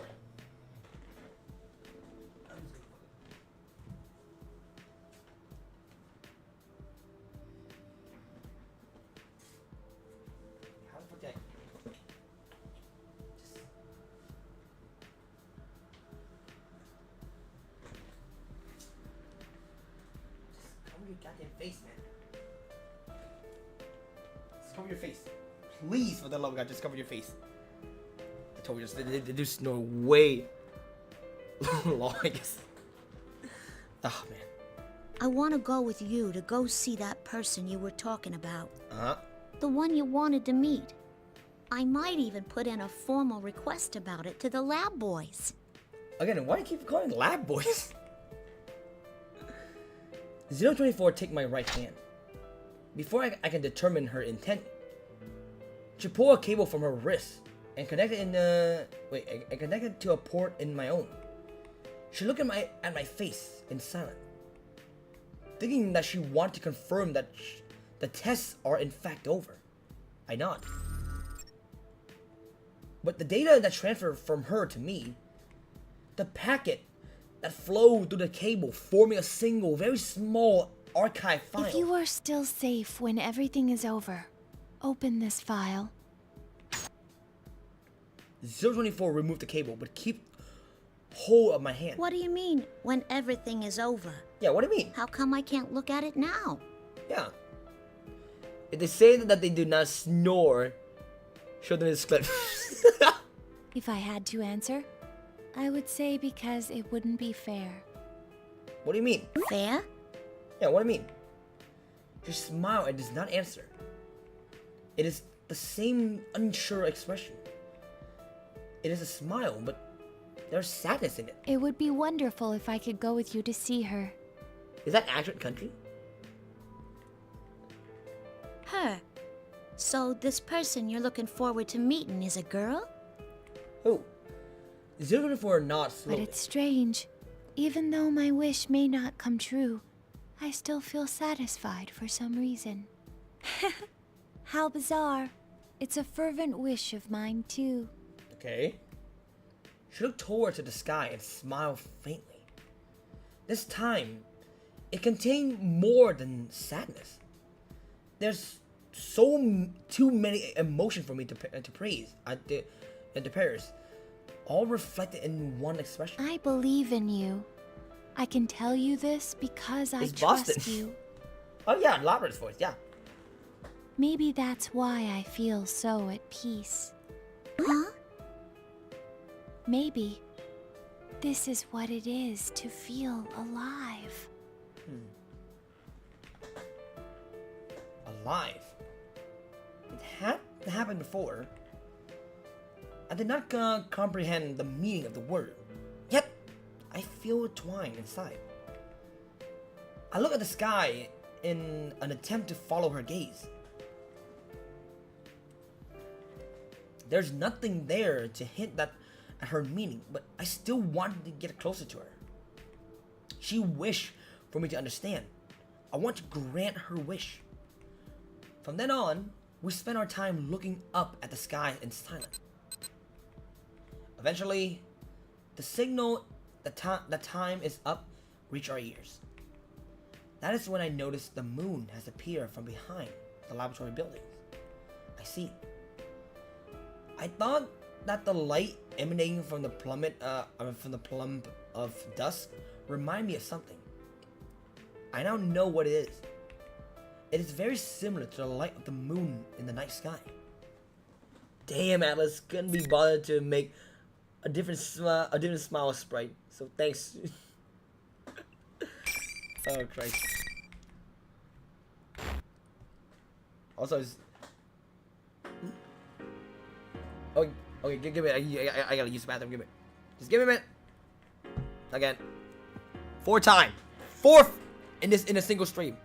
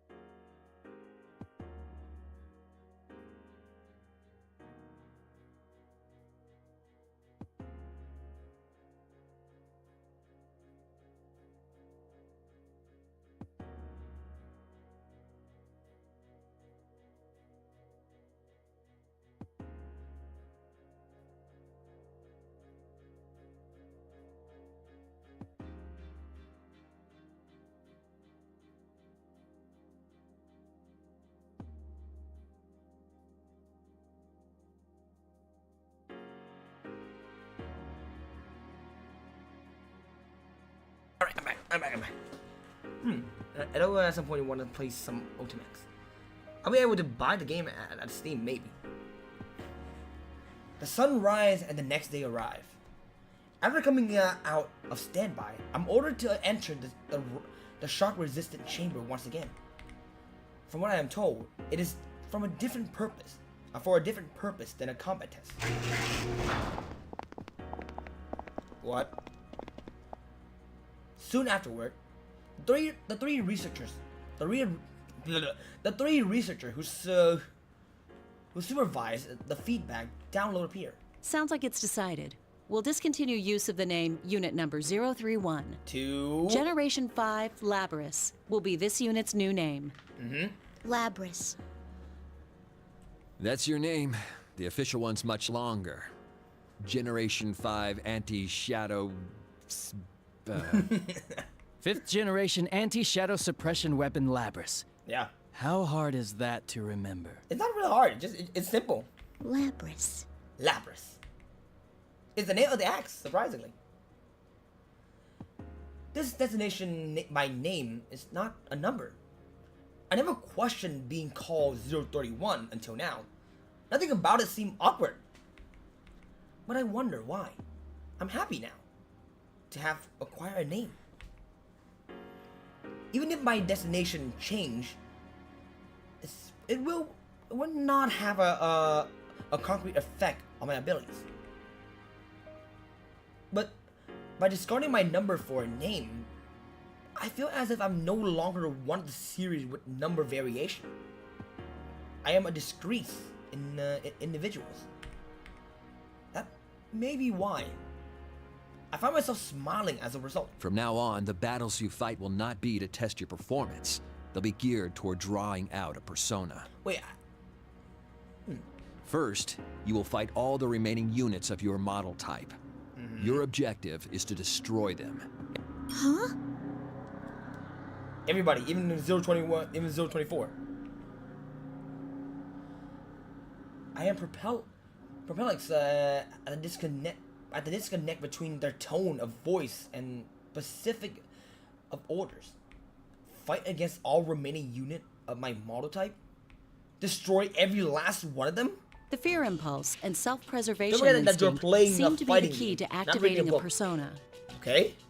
This is the most effective method of inducing extreme mental stress. Soda! Stress? Come on, you don't have to go this far. Huh? Oh, that's a first. None of them have ever protested like that. Well, at least that's a sign that its ego is developing. You told me it was over. I thought I wouldn't have to do these things anymore. Liar, me. You. I know. Ain't there some other way? If there is, please, let me do that instead. I don't want to fight him anymore. The three researchers look at me with apparent surprise on their face. Did my protest get through them? I hope so, but... That's a surprise. Such natural speech patterns. I hadn't thought its personality would develop this fast. All the data's being recorded now. Let's compare them and look at which stages they improve at. They smile while muttering to themselves. I am at a complete loss of word. They're not machine, but human. And on top of that, they're my creators. Surely they are able to understand what I'm saying. Yet, the current expression is... Until now, I thought they were very understanding they were very understanding people who treated us as close to human. I was wrong. I'm the only objective to them. No matter what I say, they will see it only as response to stimulus. Behind their gentle attitude, we are nothing more than test subjects. They hold no emotion attachment to. They do not focus on what I'm saying. They are only interested in as a reaction.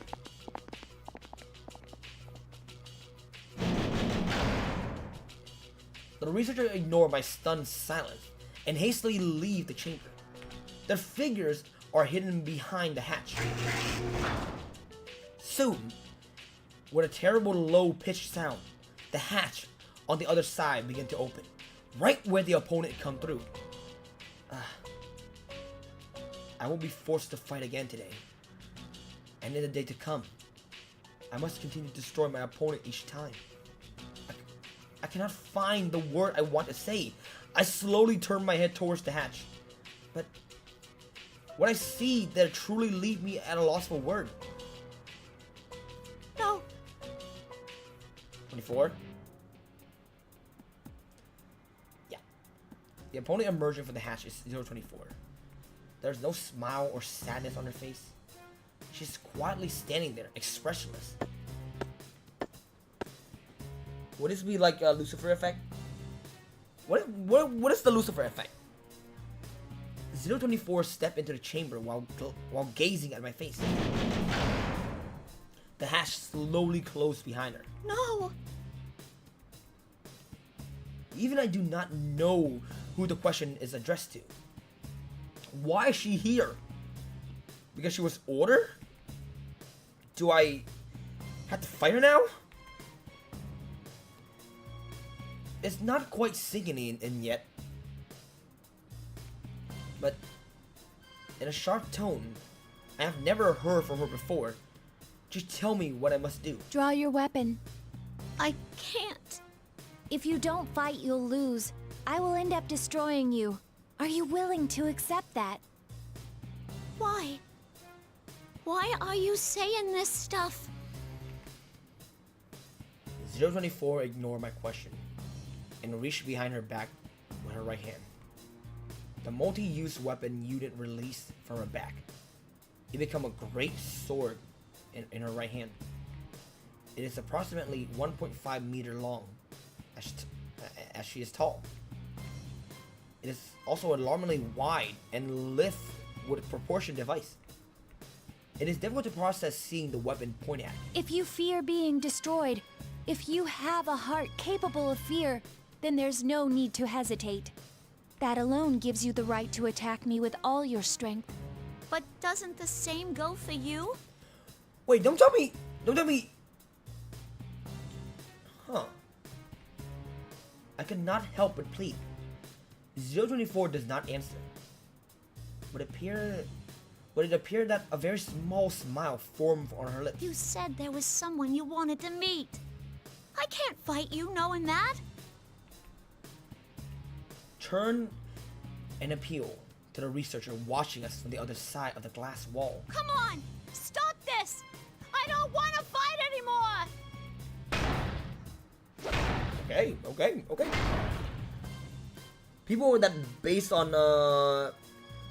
their role become either God or very evil. She knew that was going to happen. Shit. I pressed against the transparent wall and continuously strike it with my fist. Though my safety limiter are disabled, it must be coated with something. I cannot even scratch it. The researchers standing on the other side are completely expressionless. It is as if they are machine themselves. I beg and plead, but they do not respond. If only there wasn't this clear glass wall between us. I am so frustrated. Why? I then heard 024 speak up weakly behind me. Only one of us can exit this chamber. Huh? So that is the idea. They never told you, since you were strong enough, that battles never lasted very long. But that's the rule of this place. Oh. The only time the door leading beyond that transparent wall opens is when one of us is considered unable to fight. Ah. From the start, this whole setup never took our feelings into account. I can say nothing. I can see from her word what atrocious battle were forced upon her. But talking like this is a waste of time. I can see I won't spur you into fighting with just words alone. Oh, Christ. As soon as she finished, 024 leaped into the air, swinging her sword at me. I quickly jumped back and barely dodged the attack. Her sword slashed the space where I had been at a speed that could kill me. The tip grazed the chamber floor. Red spark fly. She's serious. It's finally sinking. I jump away to put a distance between us. I don't intend to meekly accept my destruction. I have my own goal after all. Now, fight me. I have no choice but to fight. But A thought crossed my mind. In terms of basic combat strength, mine is probably higher. Using my usual tactic, I should be able to destroy her weapon and disable enough of her servos to prevent her from attacking. 024 Egos is without a doubt more highly developed than mine. It must be a value of the researchers. If I can render her incapable of acting, I may be able to avoid the order to destroy her when she's down. I decided to bet on that possibility. I guess I gotta fight. I shift my priorities and fight back with all my strength. I cannot do this empty-handed. I remove my own multifunction weapon from my back and shape it into a battle axe. It pained me to do this, but it is the only way. Repel 024 persistent sword strike and goes for a counterattack. I aim for the great sword claps with my battle axe. After a number of hits, it's shattered. My next target is the transmission system for her shoulder and knee joint. In terms of output and movement itself, I detect various differences between us. Amongst those of my unit type, I awaken latest. Compared to Unit 024, not only my personality modules, but my limbs as well has been upgraded to the latest version. See how similar this fight is to the fight at school? Transparent walls, air girlfriend, only one winner. Yeah, that's why I said. Oh, I understand it now. It's only a matter of time. 024 lose virtually all offense capabilities and fall to the floor. As I planned it, 024 is mostly undamaged apart from her weapon and motor function. I immediately turn towards the researcher behind their invisible wall and raise my voice. Isn't this enough? She had that ego thing way before me. Destroying her won't do anyone any good. Come on. Have a heart. But hearing this, the researcher only laughed. Their faces are as joyous as when they see the result that surpassed their expectation. Why? What in this situation could cause such joy? 024 body collapsed on the floor, suddenly begin to convulse. What? It goes still for a few seconds, then, although it should not be able to move, it drags itself up. Huh? Again? What the?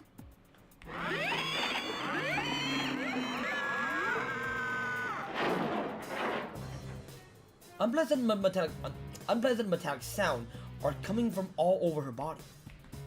It indicates that she's undergoing unreasonable stress. Still, no expression appears on 024's face. It is a cold, dog-like void.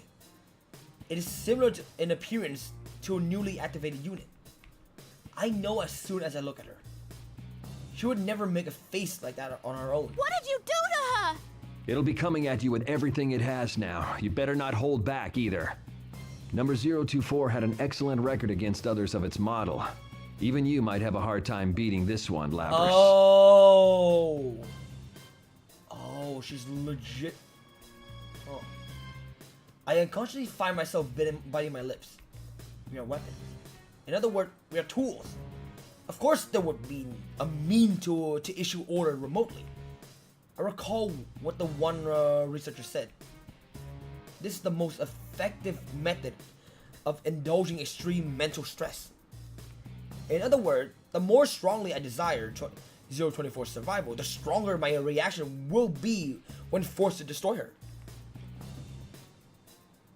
Aggro. Sorry. Aggro. Sorry. That's why they laugh. I can sense the strength draining from my shoulders. There's nothing more I can attempt. All I can do is end her.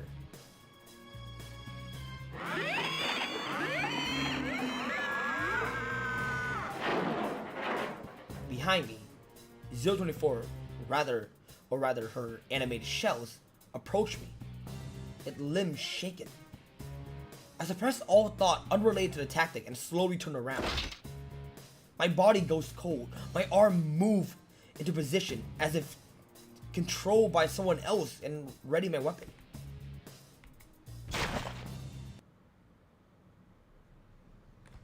Okay.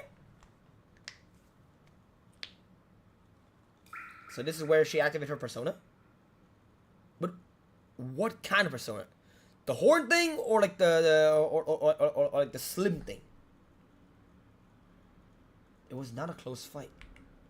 Once I decided to finish this, once I was resolved to stop her, 024, as she is now, stood no chance against me.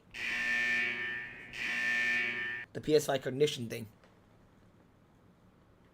I fall to my knees next to 024. Her limbs has been shattered. She will never rise again. My processor are overloaded with things I cannot understand. I feel as if all processing has slowed. 024's face is turned to the ceiling. Hey, are you not gonna look at me anymore? You're not gonna smile again? I did not expect her to respond, but 024's face moved slightly. I stared at her without knowing how to react. She turned her gaze to me and smiled. I'm sorry to leave you alone. I leave the rest to you. Those were the last words she spoke. I can't believe this. There is a smile on 024's dead face. She's smiling at the one who destroyed her and robbed her of her dream. All at once, everything hit me in a torment of emotion and data.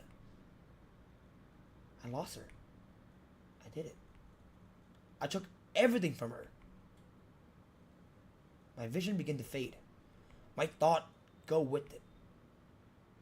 I cannot determine whether the light are actually dimming or if that is only my perception. It is too much to handle. I collapsed to the ground helplessly, like a crumbling statue. The next time I awaken, I'm lying inside the cage. It seems I was carried out of the test chamber. The download of 024 feedback data is about to begin. The researchers seem to have taken my sudden loss of consciousness seriously. I am confined in the cage instead of sitting in a usual maintenance chair. The researchers keep repeating the word interesting.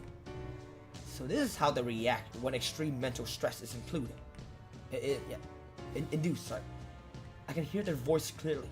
They seem to derive pleasure from the fact that I lost consciousness due to mental stress rather than physical damage.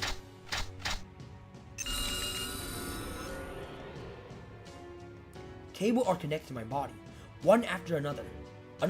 The data download begin. All of 024 information, combat data, various records, and the memories she experienced. All of it flow into me.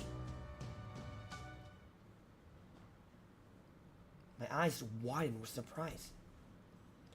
Everything is so vibrant. It is so clear that indistinguishable from actual experiencing them. This is the first time I receive memories of such a vivid image. All of the images are linked to record of the emotions she felt in relation to them. They are so strongly linked that my screening protocols cannot distinguish them from human thought. The outdoor area where we spent time, the big tree whose branch we examined, the sound of water we heard periodically, the Snowy running around and playing. As I really relive 024 experience, I pick up an unfamiliar voice. There is no associate image data. Only the voice can be heard. it is a female voice.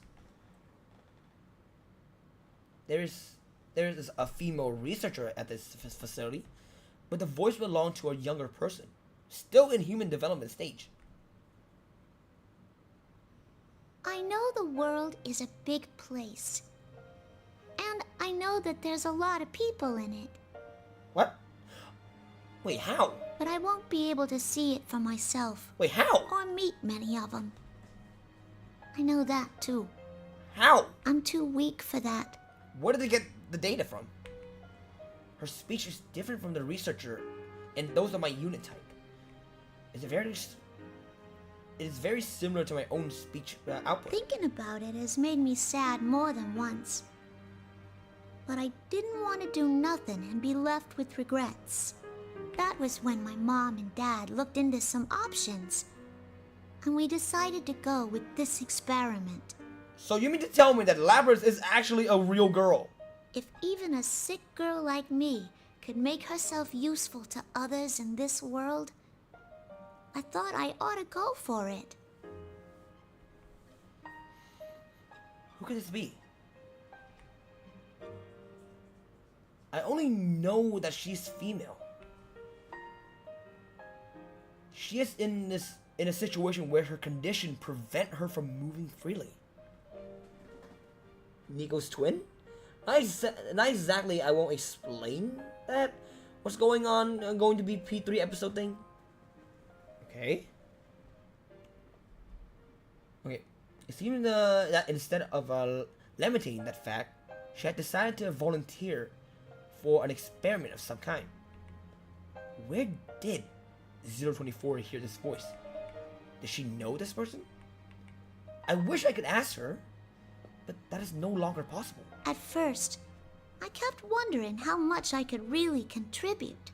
But after hearing more and more about the program, I started to wonder about the others more than myself. Others? Is it strange that when I hear that, I feel 024 heart waver. Was she surprised? Perhaps even I feel something unexplainable? And yeah, my big wish is to make myself useful to this world. That's a big wish. But the ones born from me... Is born the right word for it? Kind of embarrassing. I don't like her. Her laughter is pretty charming. My other wish is that the ones born from me are happy. I doubt I'll be able to talk to them in person or stay with them. But I still wish from the bottom of my heart that they all have happy lives. People's voice have a unique characteristic. In the past, I would have expressed it as a variance of waveform, but each has what could be called its own texture and temperature to it.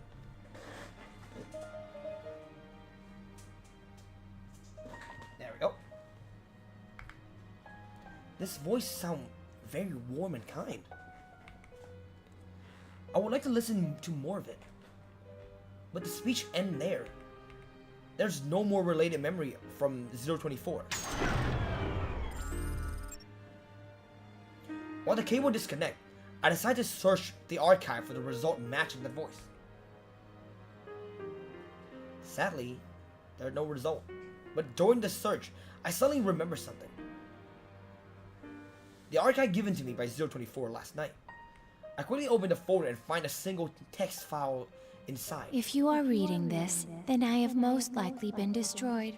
It may be that you already understand the concept of guilt, but you have done nothing wrong. If she's still safe when everything is over, she must have meant if I defeated her in combat. 024 knew what would happen to those who lost in trials. What emotion was she feeling then? What was going through her mind as she prepared for this? As she prepared this file, I feel something wrench inside my chest. I happened to access certain data during the feedback treatment and learned something. Artificially creating a personality from scratch is very difficult. though they hope to achieve it in 2 generations. So I guess it's... So is I guess as in a similar fashion as Labras or something? But those of our model were actually made from the template of a certain girl's personality. That includes you and I. She had left a recording for the units created using her personality. A message for those of us who did not yet exist. That's what I heard. She speaks in a strange way, like you. I thought, you really are connected to her. I think about that unknown voice.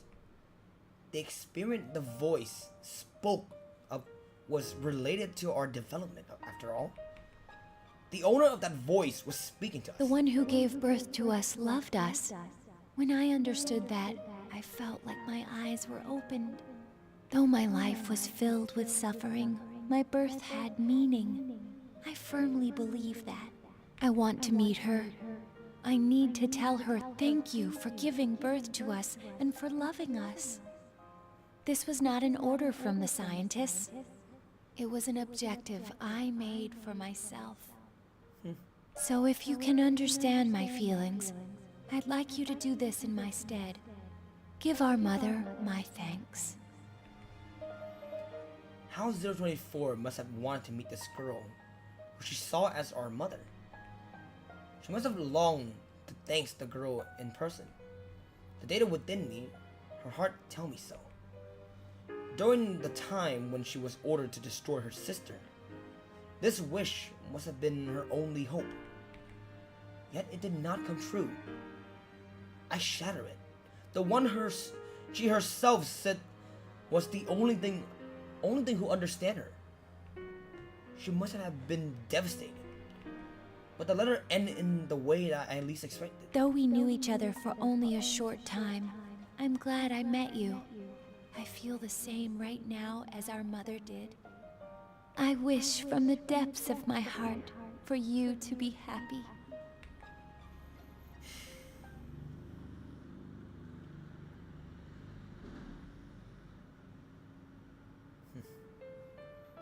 I am shocked. How could she feel that way towards someone who may one day destroy her? I realized then that the visual input from my optic is experiencing distortion from an unknown reason. An unfamiliar source of water trickled down my cheek. Labras, is she crying? So she is. I can't believe we're actually seeing a machine being driven to tears. Okay, is the voice or actually part of the girl that is dying, or part of Labras that is dying, being put into Labras? I don't get. I get a little bit of it, but its mental graphs are clearly abnormal. What kind of information did it download? Because she's clearly she's going through an experiment, right? Are they gonna put some part of her into the Labras? Or something?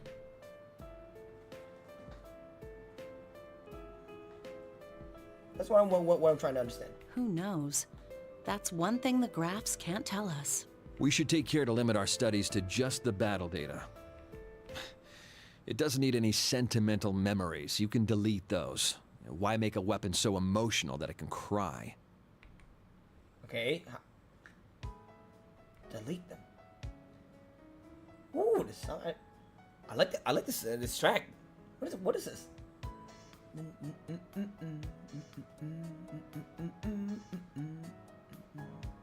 Something rolled within me.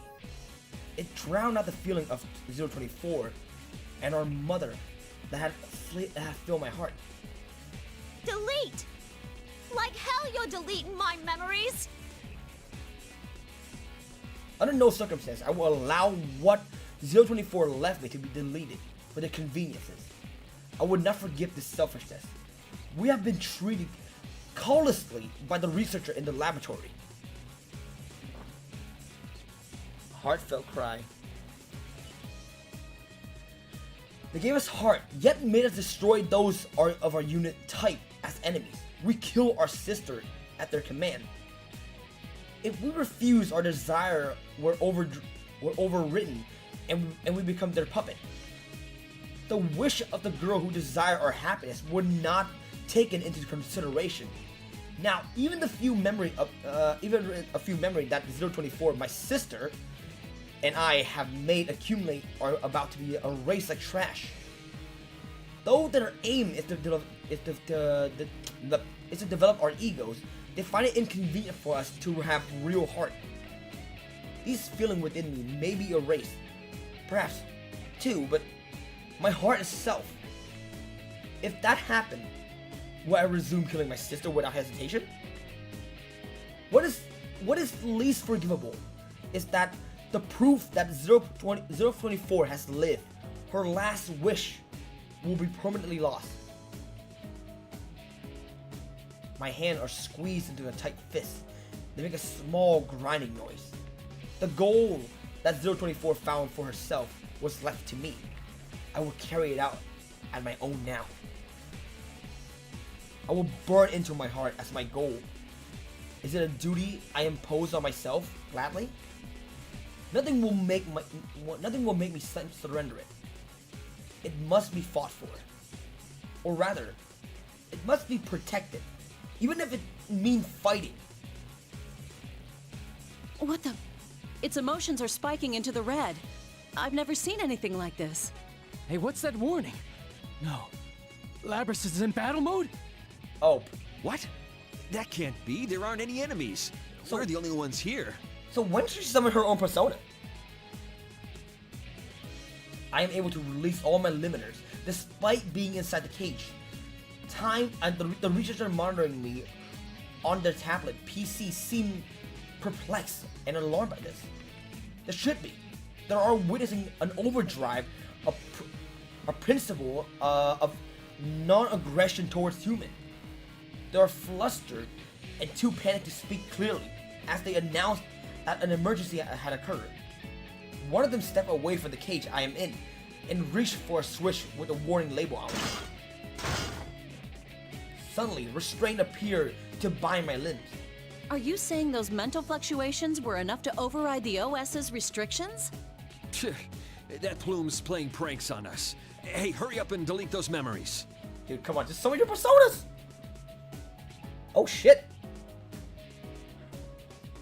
These memories and my heart are not unnecessary. What do you think we are?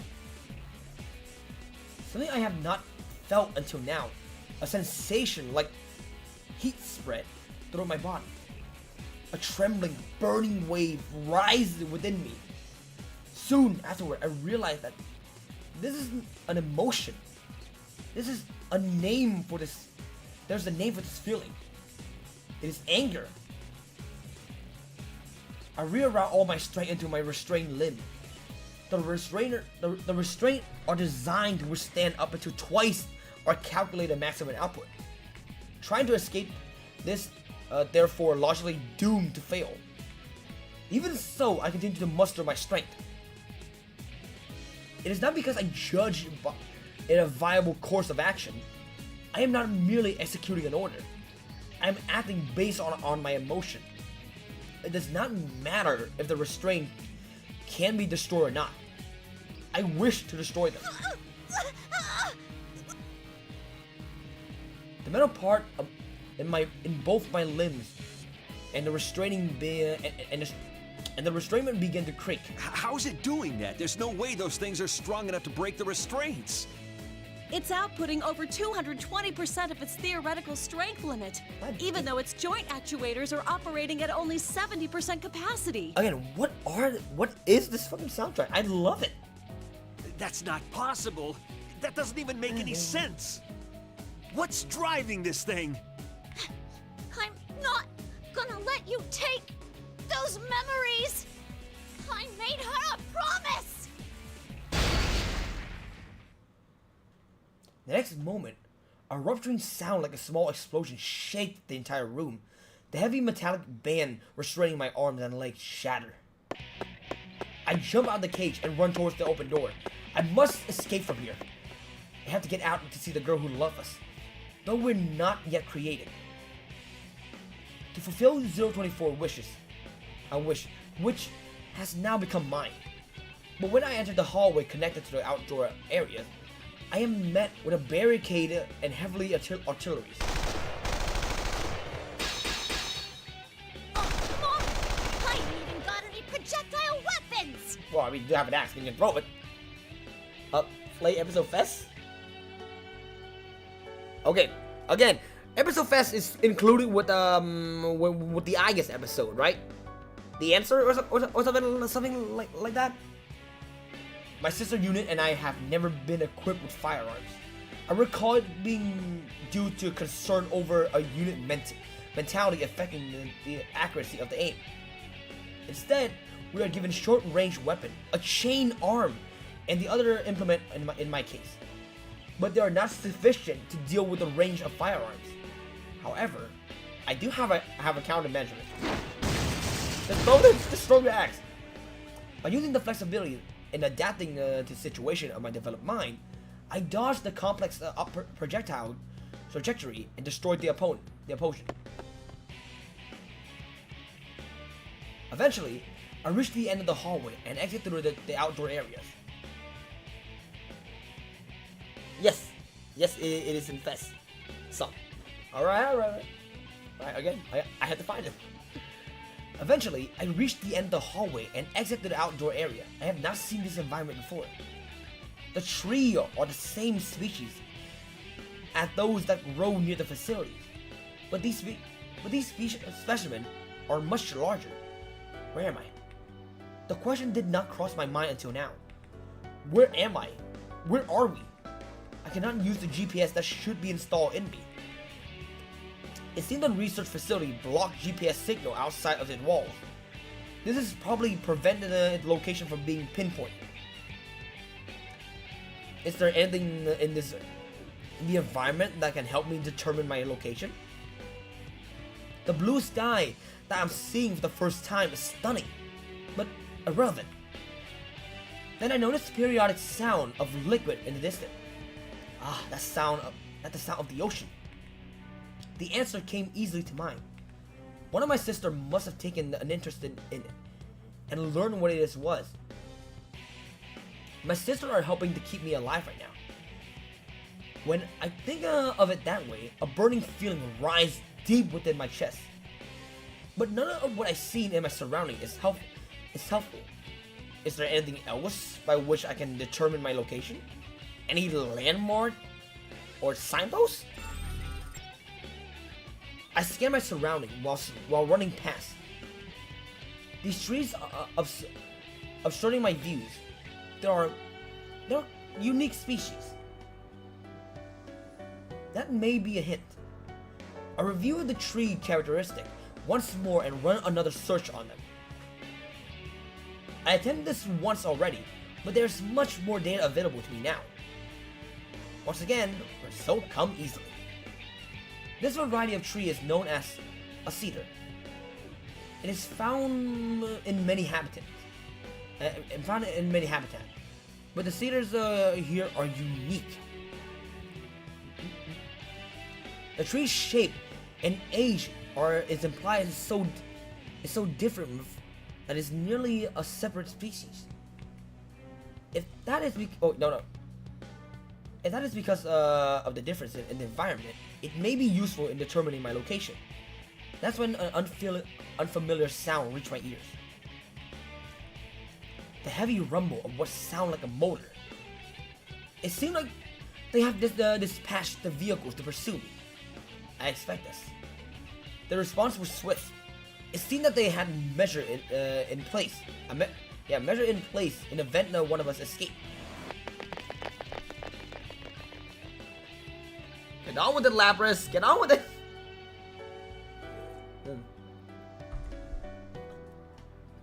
When the vehicle stopped behind me, fully armed personnel poured out of it. They moved to surround me from both left and right. It is an obvious response. No matter how much power I may have, I am alone.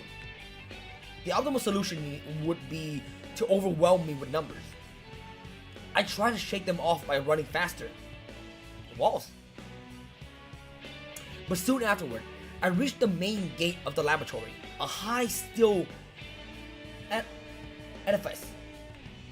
It's tightly sealed. A number of heavy armed guards are protecting it. I stop.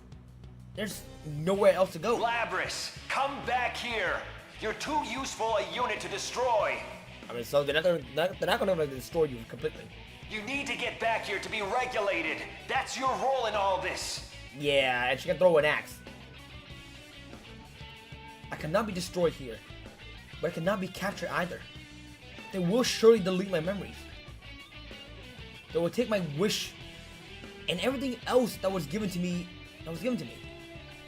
What purpose even is there in avoiding destruction if that is what awaits for me?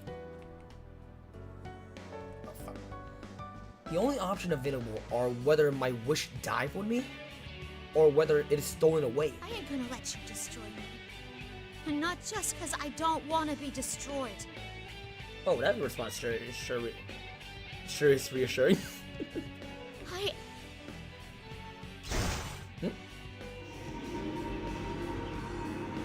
And the moment I focus my concentration to remove the limiter on my onboard weaponry, I sense the unknown strength rise within me. Directly afterward, something that cannot be quantified filled my body and surrounding the area. Huh? What the? Persona? The pursuit vehicle suddenly stopped. The research staff get off, one after another, shocked. This reading, is it on the verge of a persona reaction? Yes! Shit, it's awakened? Ah, damn it, why now? Well, at least this proves that mental stress is the key to activating a persona. So that is where Strike is coming into play, right? Who cares about that right now? It's not fully awakened yet, but with it still unstable, we don't know what it's capable of. So that's how she get the two personas? I'm intrigued by their statement. Persona? I knew that we had the mean, but I was not aware of the controlling anything. I did not know if it could be called a power, nor do I know how to use it. But I can tell that the others are afraid. I seize the opportunity and run towards the main gate. There is a slight possibility that I can reach the door without attracting any gunfire, and vault over the door with my legs and chain arms. The moment I reached the gate, I launched my chain arm towards the upper threshold of the door. But the moment the arm grabbed the ledge, something emerged. A much greater power touched the door as well. Suddenly, the doors crumbled like paper and a large hole formed in the upper half. Now it's done it! We need to hurry! If it's that strong already, we won't be able to stop it once its persona completely awakens! That's... persona. But I quickly regained my senses. I burst out of the facility, and single-mindedly jumped outside. My feet touched the ground on the outside world for the first time. They will most likely not let me escape. Fortunately, the door is badly damaged. It should take time until it can be opened enough for the vehicle to pass through. I need to gain as much distance and time as possible, and then I realize I do not have the destination in mind. Who is the girl 024 wish to see? Where can I go to meet her? The one clue I have is the diagnosis of the girl's speech. I had to learn that distinctive speech patterns are often associated with specific region. I should begin by traveling to where the style of speech is common. It is reckless, but I feel confident. At the very least, I can get closer to the girl than I am now. Although my situation is dire, I am under pursuit. Internally, I am cheerful. There is a bounce in my step. For some reason, I cannot remain calm.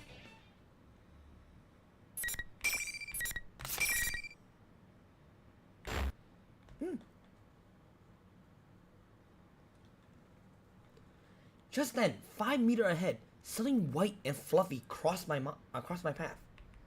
Is it Snowy? It is Snowy. It noticed me and approached. I am worried about my pursuer, but I cannot dismiss 024 beloved Snowy. I lower my speed and run with it. Then I then noticed that the scenery we are passing has calmed my surrounding. Has calmed. My surroundings are very different now. The blue sky that were previously obscured by the tree is now clearly visible.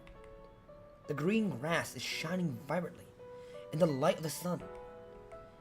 And there's a deeper blue than the sky ahead. Many lines of white run across it. Is that the ocean? Snowy barked as if in answer. I feel like it's saying that's right. I could not previously comprehend Snowy. I did not have any interest in trying. But now, I can grasp what Snowy is saying as if I could speak its own language. I know that it feels happy to be able to run with me. I feel as if 024 is inside of me. Though we were forced to part, she certainly left me many things.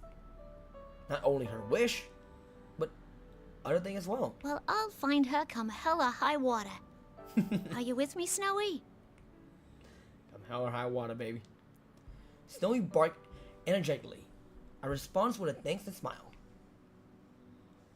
024 and Snowy are encouraging me. Though I do not have any clue or find her, no matter what happened or how long it takes. I search my current location once more, and now I am further from the research facilities. I can use my GPS to triangulate my position. But on seeing the result, I cannot help but stop running. Snowy stopped for a little further ahead, and then returned to me. My current location is Yakushima, within the Kagoshima prefecture. It is a remote island far from shore. No. This island and perimeter is only 132 kilometers. In such a limited areas, it will only be a matter of time before a full-scale manhunt apprehend me. The research facility must have been built on an island in anticipation of such situation. Even if someone were escape the facility, the island geography would contain them. It is essentially a natural prison. I did not want to believe it, but my hope was meticulously strange before it was born. However, I cannot wait here to be captured. I began running again. Though, as expected from my position, data, and map, I immediately reached the ocean. Give me a minute.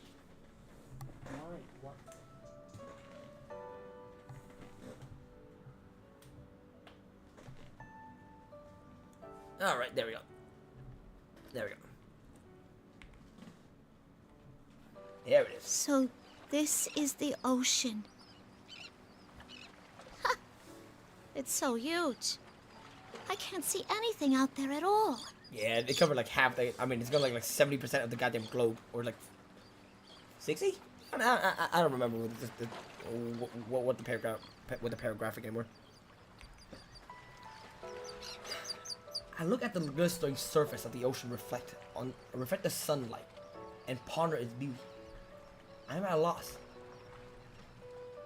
Though I knew it would come to this, I cannot stand idly. Despite this, my feelings sink.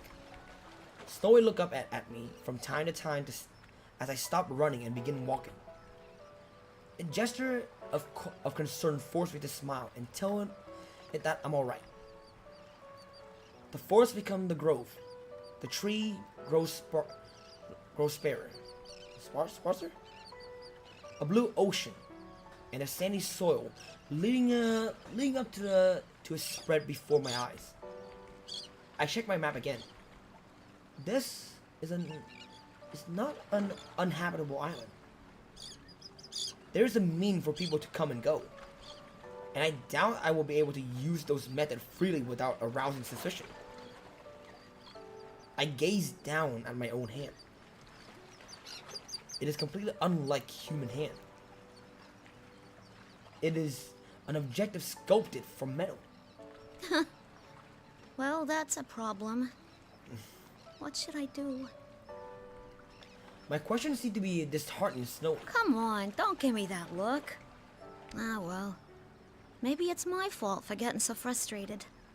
Sorry, Pooch. Just as I'm about to crouch and pat Snowy's head, Snowy moved as if to avoid it. Snowy? Snowy circled around behind me, growled towards the way he just came. I trained my sensor in that direction and sensed presence in distance. They may be keeping their distance on purpose. Since I have no firearm, they must understand that their effective range exceed mine. Looks like they're coming. Amongst the human soldier are a number of my sister unit. It is possible that I can convince them to fight me. I dismiss the idea as hopeless. Though they may have awakened their ego, after my escape, they will be under their commander control. Even if that is not the case, they may think that their order are absolute, just as I once did. Knowing why they're here doesn't make it any easier to deal with them. It does not seem as if they will all attack at once. They will understand that I am already at the ocean and have nowhere to escape. I did not want to surrender, but I am frustrated by my powerlessness. To be caught like this. I have my own mission to accomplish. The ocean sparkle.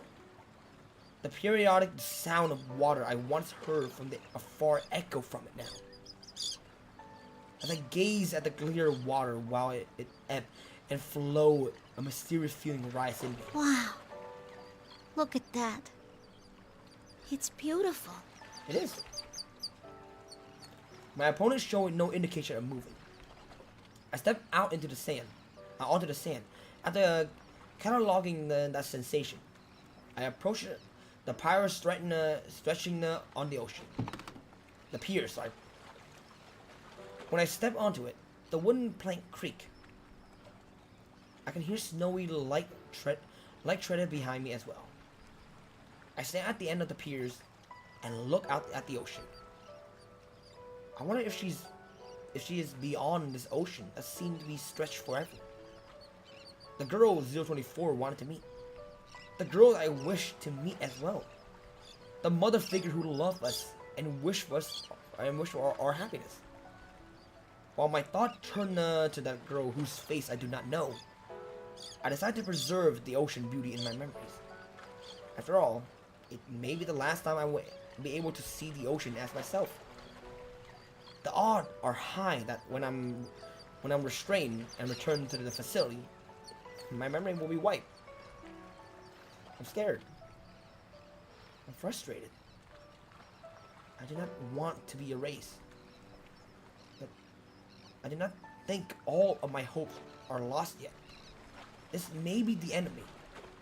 But just as I inherited the memory of 024 and other units, my memory will surely endure the next generation. So I will keep these feelings along with the beautiful ocean scene deep within the origin of my heart. It cannot be erased or tampered with. The blue sky ocean, the shining sun and glittering water, and the gentle breeze and calm sound of the water. The scenery of this pier is so stunning that it is unimaginable from inside the research facilities.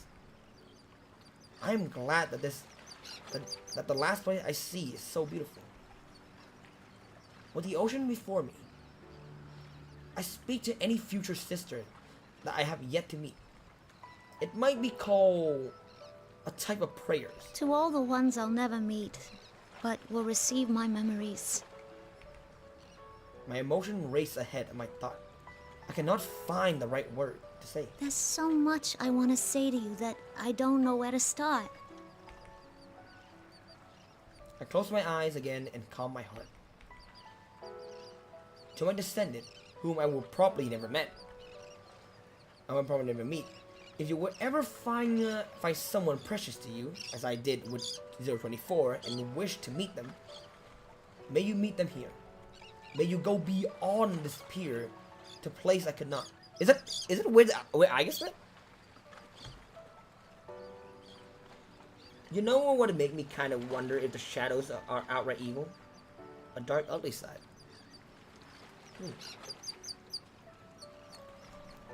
I just pray from the bottom of my heart that everyone can find happiness.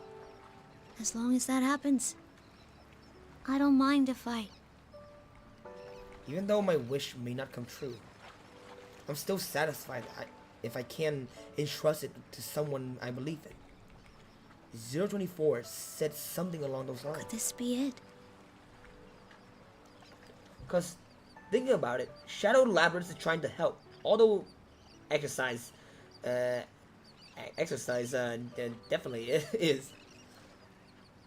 Snowy rub against my legs. It is warning me to be cautious of my pursuers, who have arrived and are coming closer. Or does it only want me to pet it?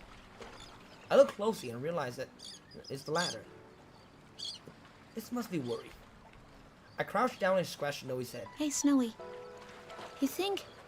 Try making a... This is what it means to feel alive? Try making remember. And gave her a chance. Not to go berserk when Labyrinth did not accept the truth. I mean, can you blame her? Her memory was completely wiped. In some way, yes, I can understand. Kind of understand. Snowy looked at me while wagging his tails. I pick up Snowy and gently hug it. Snowy showed no sign of resistance and allowed me to do so. My pursuer is closing in, but I would not run away anymore. It is true that I'm frustrated. I'm still frustrated, but it's strange. I'm also satisfied. Snowy licked my cheek. Thanks. I'll be okay now. Things are about to get hairy, so you should hurry and get out of here. I let Snowy go, but it does not leave. Oh, come on. If you don't go, it'll make things hard on me. Okay? As exaggerated as it is. Snowy looked at my face for a while. Eventually, it drooped its head and walked off. Snowy looked back several times, but soon disappeared into the tall grass. My relief is cut short as the 5 armed humans point their gun at me. I have no intention of resisting. I smiled at them. Though it was only for a short while, I lived. I felt the happiness is passing down my wish.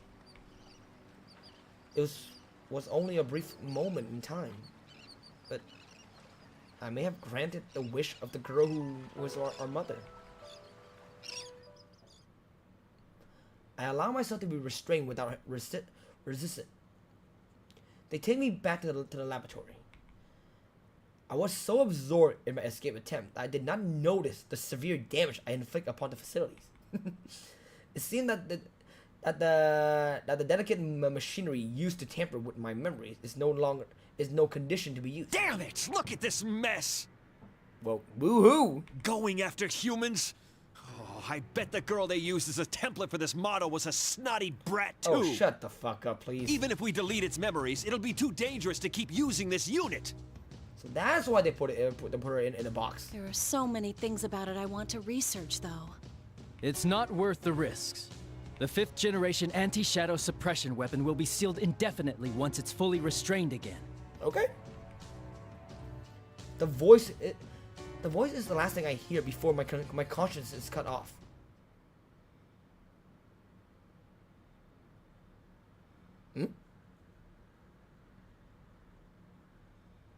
Huh? My conscience should have been shut down, but I have awakened. This place. It's that ocean. Oh shit! They just outright irritate. Oh shit! They just outright irritate me. Some do. The untidy one irritate me the most. I am on the piers. The blue sky and ocean. the shining sun and glittering water, and the gentle breeze and calm sound of the wave. Even Snowy is next to me. The scene is identical to the one from before. Anyway. Though this time, I sensed no pursuers. I was captured.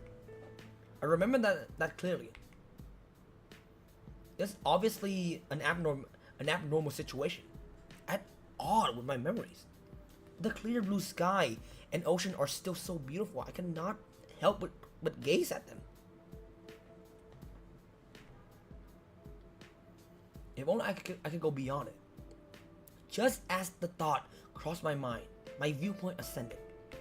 Soon afterward, I realized I'm floating as if my body is weightless. I am astonished at myself to be thinking such strange things. But then, my field of vision drifted and I turned my attention to that. The scenery I knew already began to mix with other environment. I do not know what they become connected. Continuous image and pass like slideshow. From time to time, I pass through the drifting image, but I cannot grasp anything within those space. Even when they're about to collide with me, they pass right through. Could this be dreaming? I remember something I once heard from a researcher at the facilities. They said that it is possible for us to dream since we have a mind and may develop an ego. Though it would technically not be identical to a human dream, that phenomenon would be very similar. But the phenomenon, sorry.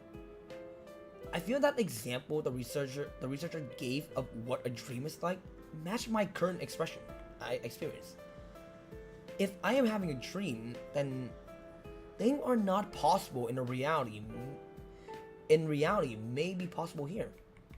For example, if I can leave the island, if I can go beyond the sea, the girl that 024 and I wanted to meet said that even though she knew the world was big, she would not be able to see it for herself. What could that have meant?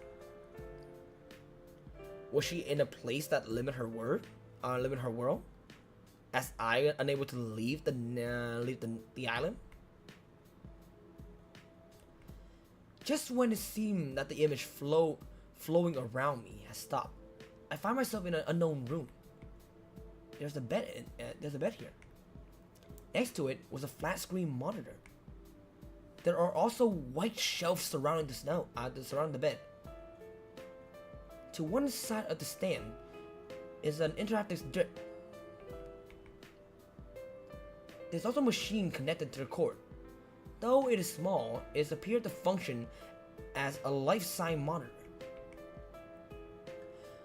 This is similar to the research facilities. It could be a hospital. The voice that sound from somewhere belonged to a man and a woman. I have not heard these voices before. She said during this morning's checkup that she wanted to go to school. She asked how much better she needs to get to be able to go.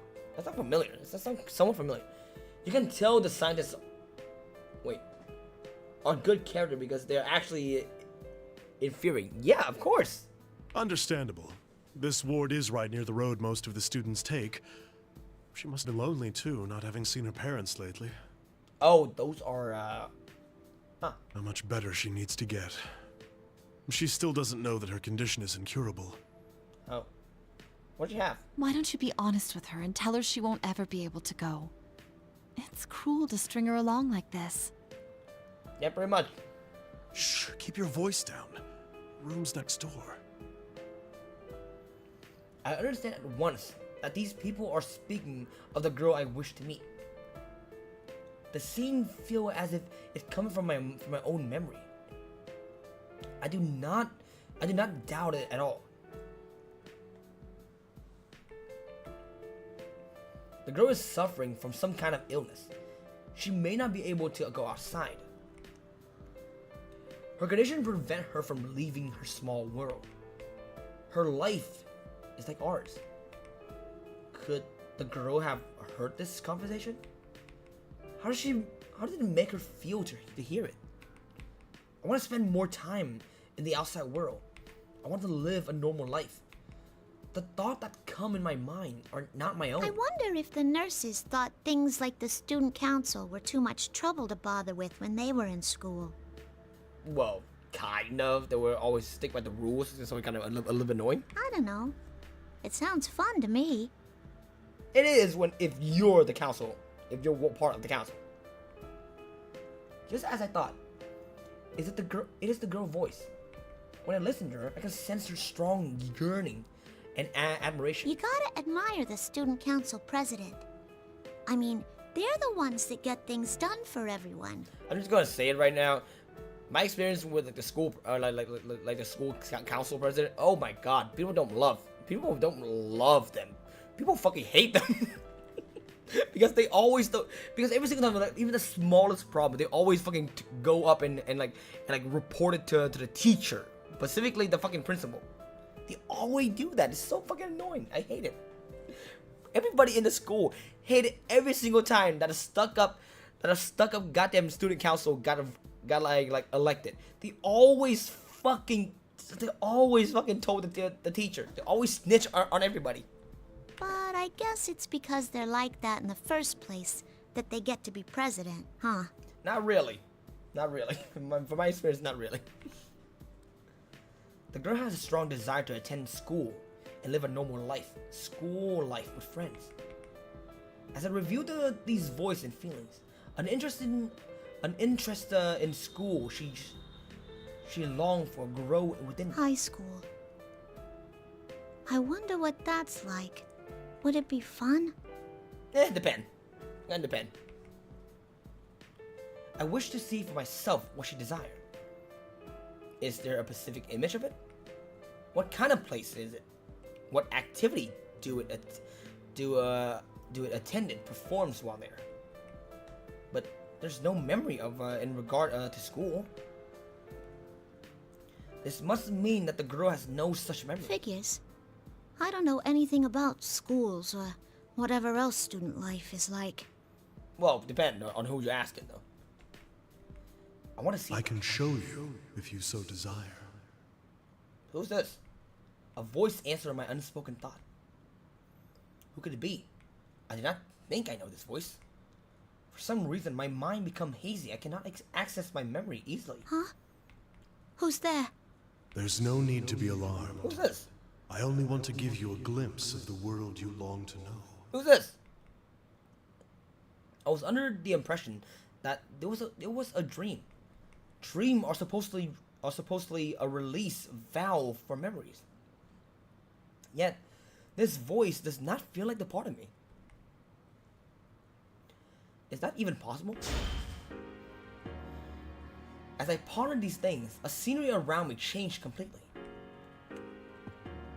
I first see a 3-story concrete building. What? I did not know this building. As I examined it, my surroundings changed again. Hey! The same desks and chairs are lined up. In front of me is a dark green rectangular board on the wall. Is this a school? A real classroom? Huh. This is the place the girl wished to see. Is it here that I have to gain an interest in? I find myself forgetting that this is a dream and focus my senses to desks and chairs. Still, Yasuo got me high. I then realized I can move around at will. Just as when I felt my body rise at the beach. So this is where classes happen. I feel a sudden excitement. But what do the students do when there aren't any classes? Oh, they just fuck around. Do they just talk and stuff? Yeah, just fuck around, talk, eat, whatever it is. The mysterious voice doesn't answer. Instead, I am surrounded by other sound. Many voices are talking at once. It reminds me of the sound of the wave near the ocean. But the sound is lively and enjoyable. The voice belonged to boys and girls surrounding the desk. Aside a desk, they are laughing and talking. They're wearing common clothing, though there are some differences. There may be uniform is it. It is interesting to see what each person uniform is distinct in some way. Wait, how the fuck did?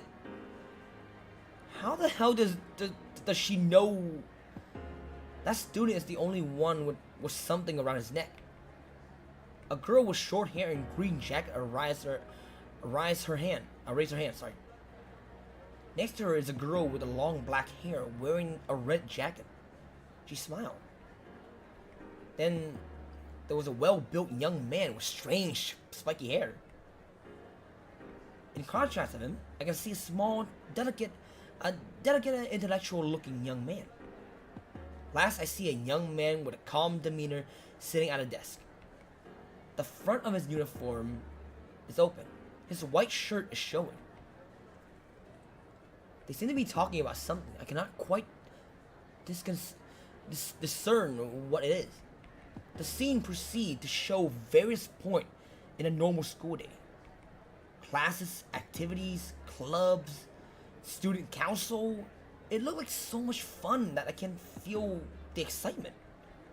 But then I remember, this is all just a dream.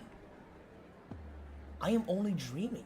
No matter how much I want it, there will never be a day when I can attend school for myself. All the scene I saw center around the young man and his friend. I will never join their circles. I cannot go to school. I'm not even human. I consider this self-evident truth once again. Though I look human, I am a machine made by human. It does not matter how close my heart is to that of a human, or how much my ego developed. This mechanical body can never truly become human. Just as our mother could not overcome the obstacle of her illness, no matter how she wishes for it, I cannot overcome the obstacle of being a machine. It is futile for someone who cannot become human to yearn for a normal human life. There's a strange sensation somewhere in my chest that feels like pain. Still, although I am a machine created as a weapon, that girl loved me. What if there are other people like her who could understand me? Would I be able to find a place to belong among them? But you'll never find a place where you belong. Who voice is this? Humans created you as a tool. They would never think of you as anything more. Everyone, to a man, lives by averting their eyes from something inside them.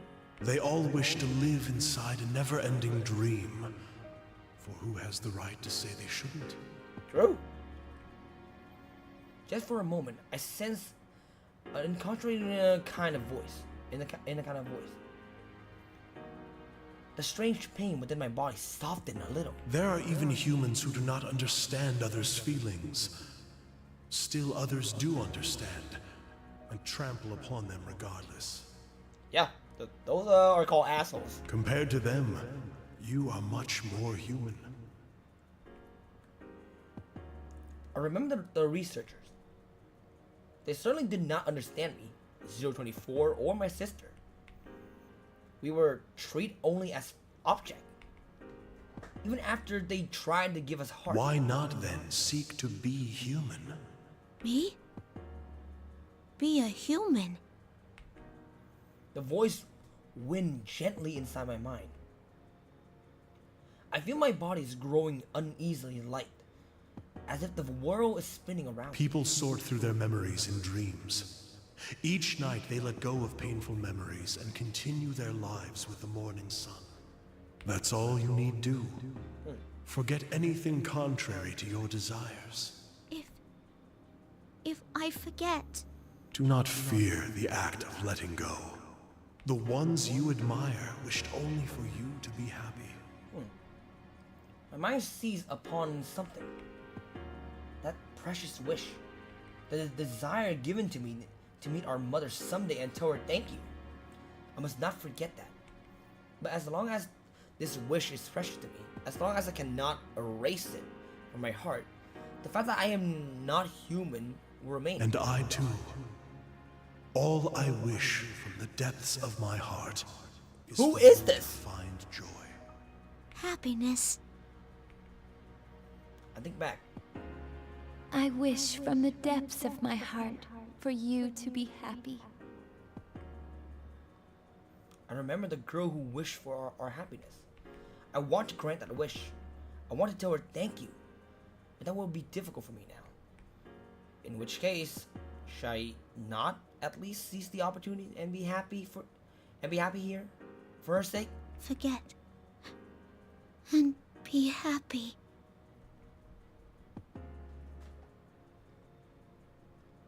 My vision goes dark. The sound I heard fade away. I feel as if I am falling. Everything is now in readiness. What?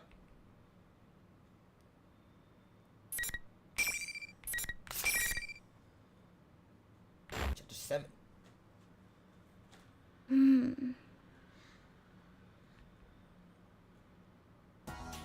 When I open my eyes, I'm staring at the wood grain board. It is surface of a desk. I quickly raised my head. It looked like I fell asleep in class. Forget and be happy and lose your soul because you simply want to be happy. Oh, is it? Wait, is the voice of the eyes?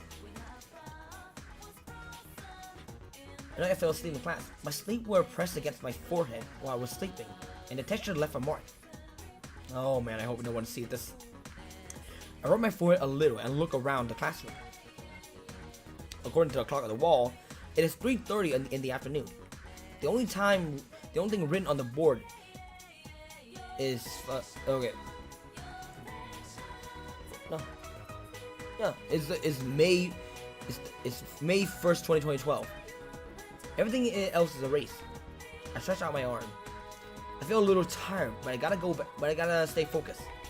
After all, I just got elected student council president in the election of a couple of days ago. I have to keep in touch with what the people who voted for me want in a leader. Thing with the student council will get pretty hectic after school. I just hurry and go to the student council room.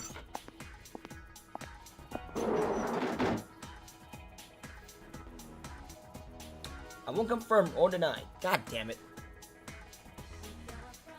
I stand up and open the door in the back of the class. When I enter the hallway, there's no one around. I check inside the classroom as I go, but I still don't see anyone. Where the heck is everyone? It's weird. The whole school is usually rowdier than this after class. I should hear people talking and laughing in the classroom, and the teacher yelling at them to be quiet, to quiet down. Where are all the bustle of the student and everyone getting ready for the after-school activities? Just when I'm wondering that, I turn around and look down the way I came in. Oh, there they are. There's someone student in the hallway. Some of them chatting and the others are coming out of the classroom. A few of them run past me, carrying their bags. Yeah, that's more like it. That's how school's supposed to be. Hey, no running in the hallway. The student give an apologetic smile, but he just waved at me and zoomed down the stairs. Sheesh, you'll put your eye out if you don't look where you're going. You know the saying, when if people only feel happiness, they lose the ability to be human? I mean, yeah, wait, what is it again? I don't remember. I remember what was the only big, you come I forgot the word. Fuck. Something about like a slave to something. God damn it! I can't remember it. Oh well, I just gotta clamp down on him more from now on. I put my hands on my hip and sigh. Hey there, Miss President. Are you off to the student council room? Have fun. You're always so excited about that. Bye, Miss President. See you next Monday. Everyone walking down the hallway talked to me. I waved back at them. I always had a lot of friends and people who knew me. But ever since I got elected student council president, all the students seem to know who I am. The job come with a lot of pressure, but I know I'm up to it. I'm gonna be busier than ever around school now. I did have my doubt, but in the end, I'm glad I ran for student council president. Yeah, I did the right thing. I did. I head to the student council room.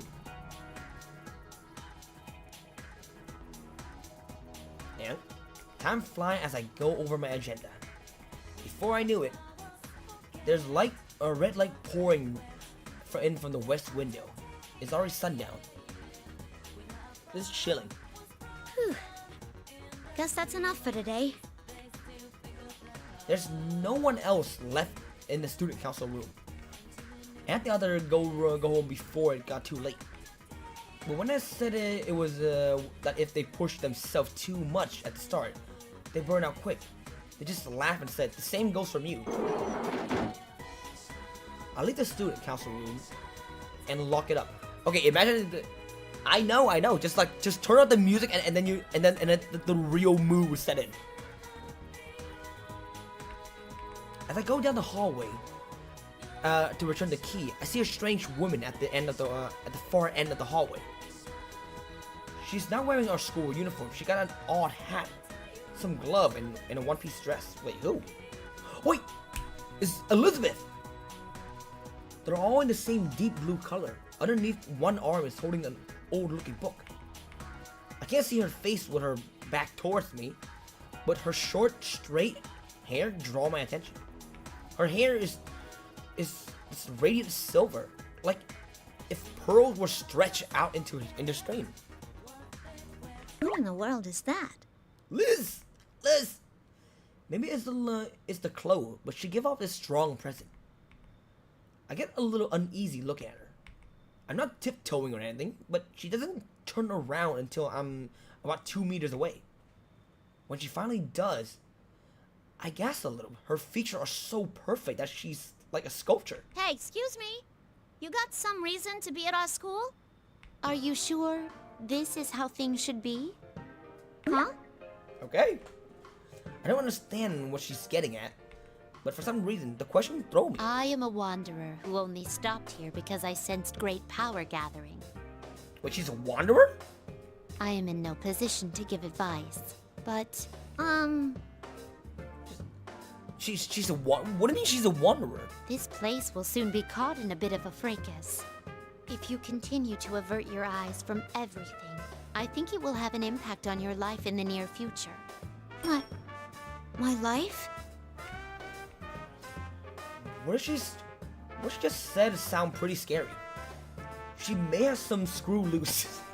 I mean, she's a strange one, but she's good. She's good. But something is whispering to me, deep in my heart, asking me, doesn't she have a point? Aren't you looking away from something important? What you choose is up to you, but I believe there are factors preventing you from making the right choices at the moment. I couldn't bring myself to just stand by and watch as you lost your life before my eyes. So that is why I was waiting here to give you one last chance. So are we fighting? The lady opened the thick book she's holding. I don't know how it's doing that, but the light streamed from the book. It's getting stronger and stronger until I have to shield my eyes. The blind light finally began to fade a little. I slowly opened my eyes. The first thing I see should be my arm, but what I see instead is one made of metal. Huh? What is this? I can't believe this awkward metal arm is mine. It's like metal plate are completely covering it. I start tugging at them and try to tear them off. Hurt? It won't come off. What gives? It's not just my arm, my legs have changed too. Why my arm and leg are mechanicals? My whole body even. I stare at my hand in confusion. these are my hand, alright? Part of me know that. And I shake my head. What am I thinking? There's no way these are my hands. It's not possible. It's not. My head hurt. What is this? I will be your opponent for a short while. Alright. Alright, Liz. During that time, why not think back about who you are? This is sad. Well, she is denying denying reality. Huh? My opponent? Alright. The lady take a slightly defensive stance. And away we go. Alright. Down. Yes. Dude. Alright. Let's do this.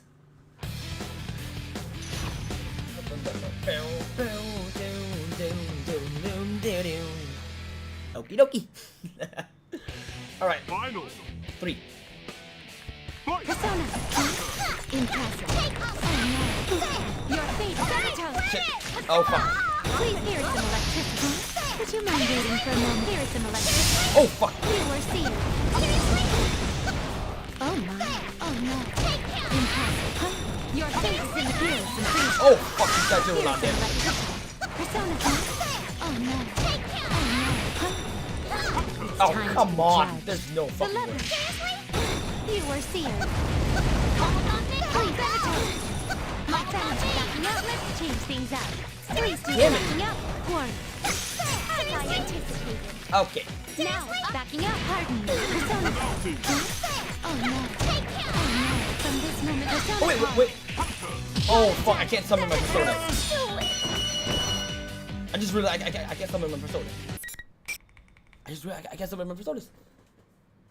Oh wait, no persona. I wonder where you can instant kill. Please hold block.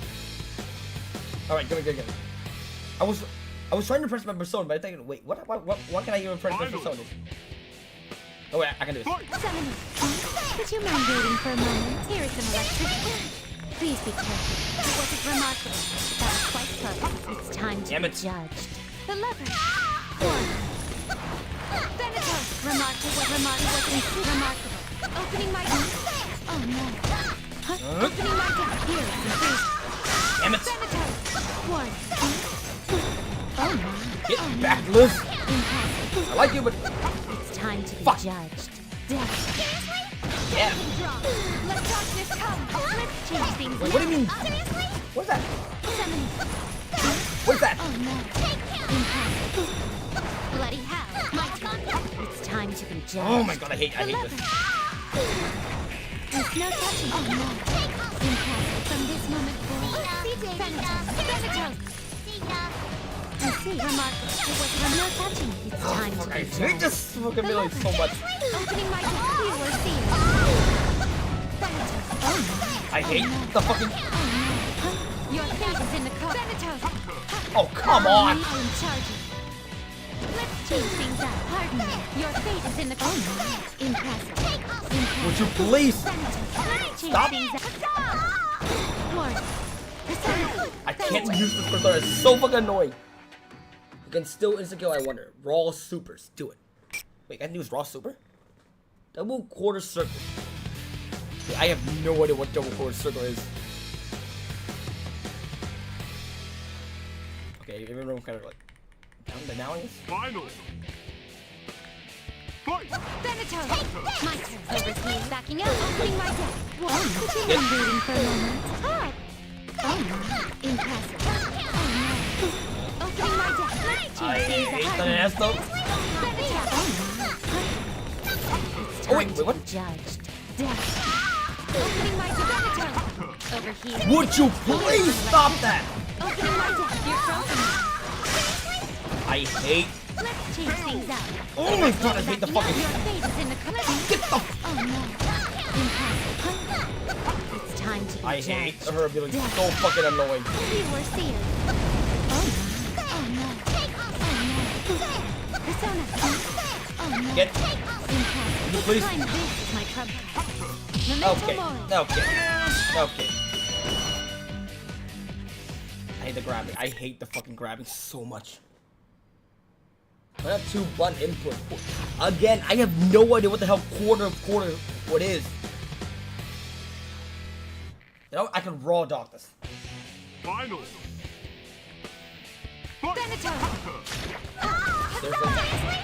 Backing up. Your fate is in Would you mind waiting for a moment? Stop.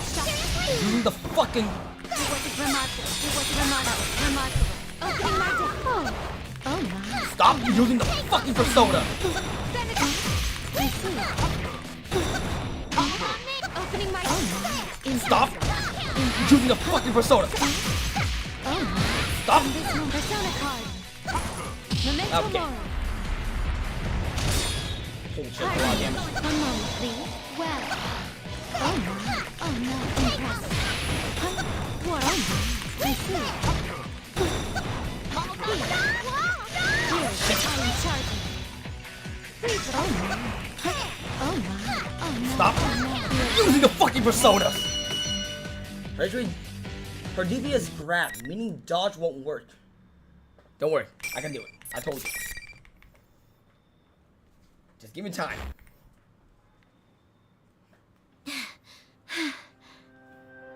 I was so used to fucking using like persona as like a way out. God damn it! I somehow managed to beat the lady in the blue, who attacked me. How the fuck is beating her with Igus is a lot more easier than fucking beating her with Labras? Second nature. How do I win? How do you use the metal arm and legs like it was second nature? I don't understand. That's your auto combo, right? Yeah, I guess. The lady in blue stand before me, exactly like she was when I first saw her. She's not even breathing hard. Well done. But I'm sure you realize now, you are not human. Because one, I can't use her her J or like her second I guess heavy attack. I guess J is the button you mash for the auto. No. It's the U.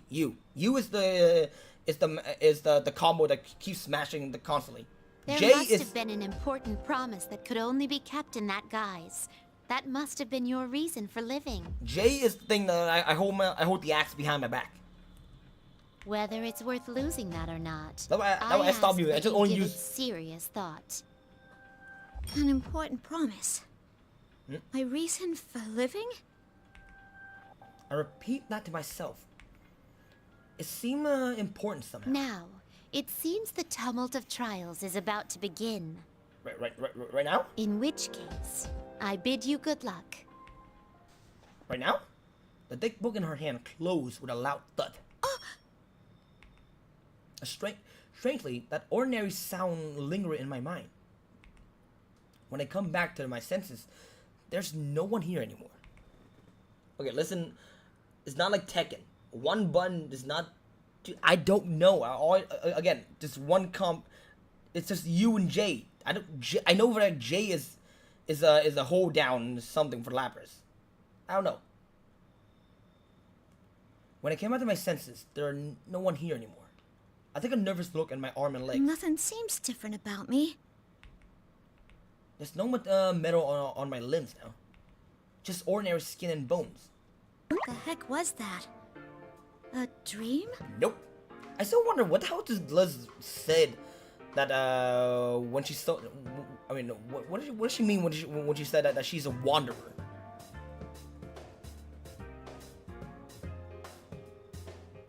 Again, I don't know. That's the thing. Like, again, I'm playing mostly on keyboard. U is the normal combo. J is, well, the hold down, I guess. Yeah, what was that? Would daydreaming be the word for just what just happened? I can't sort out my thought. So I'm thinking to myself. I can't let it get to me. Just let it go. But it's something I can't dismiss that easy. You are not human. You have an important promise, which must have been your reason for living.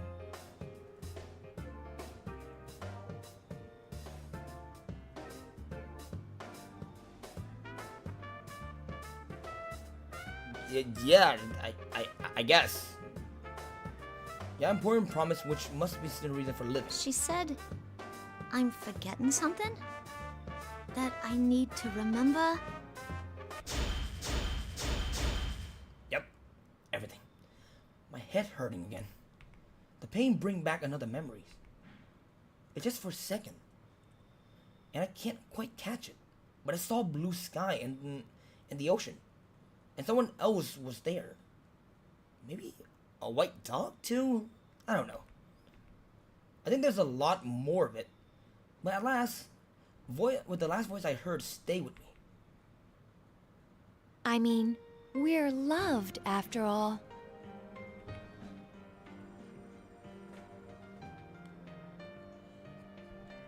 When I come to, my hands are balled into fists. That's when I make a decision. That promise, that reason for living, I have to hang on to it. I didn't hear them until now, but there are strange voices everywhere in the school buildings. Is this the tumult of trial that the lady in blue mentioned? Is that really going to be a thing? I can't just leave this be. I'm the dang student council president.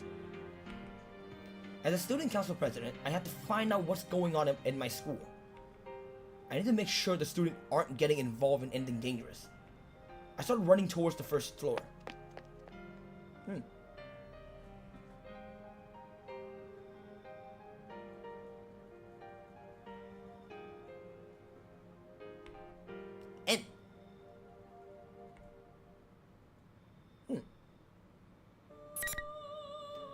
You cannot continue the... Okay, so who's this? Who's this? Who's this? Who's this? And try to put two and two together. I know that. I know that. But who's this? Ah.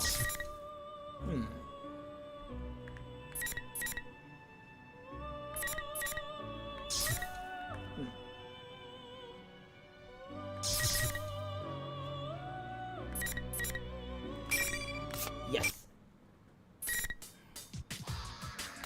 Again, I don't have the knack for fighting games. I've never been serious about fighting games. No, not this.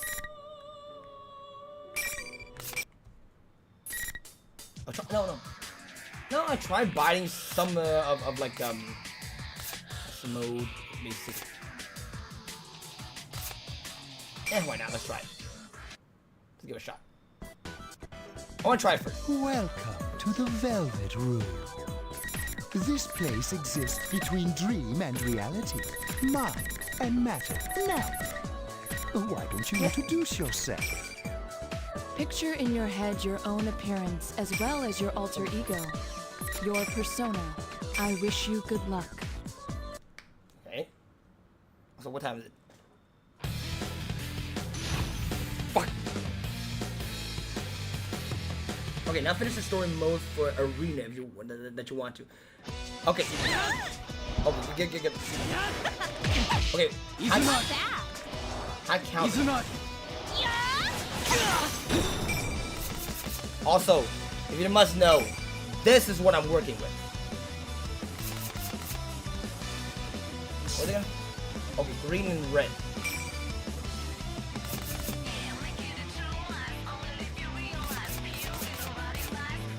This is what I'm working with. Green, red. Persona is strong, I guess.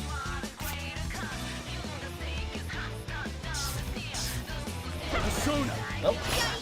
Oh. Okay.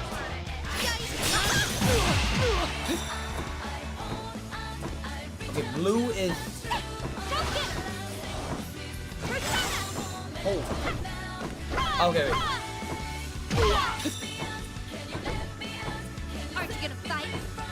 What?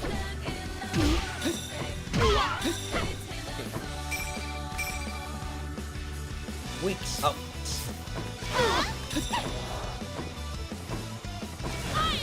Wait, what?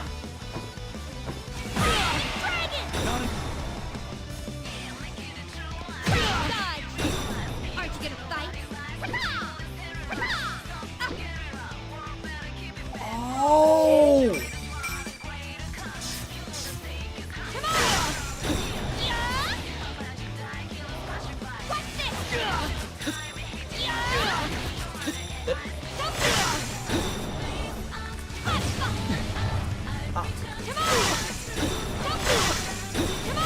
Nope. Nope. Lose weight. Aren't you gonna fight? You. Okay. Wait, can only hold the animation. I'm gonna be completely honest. I have not have any chance of trading at all. Like, you think that I would have time to train after I finish streaming? No. Nope. Maybe I do. Maybe. Now that I can put a Persona 4 on my Switch. Not Switch. Fucking hell. On my Steam Deck. Maybe next time I'll stream on my Steam Deck. The buttons seem a lot more easier than it. Although the move black spot is forward, circle back. Don't worry. Fine. Wait, can I try? Give it. I want to try. Yes. Fuck. Alright, I got this song.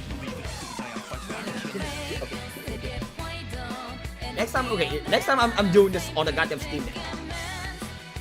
Order of circles or input. Right, circle input, right? Welcome to the Velvet Room. Nope. Picture in your head your own appearance as well as your alter ego. Okay, Your persona. I what is wish the you circle good input? luck. What is the circle, like, I guess SAW, I guess?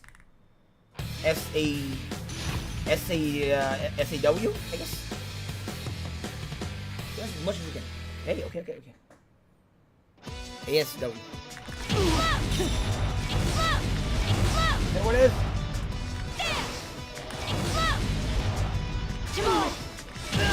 What is? Oh, wait. Is that what it is? No. Oh! Skull Pipe. Rampage,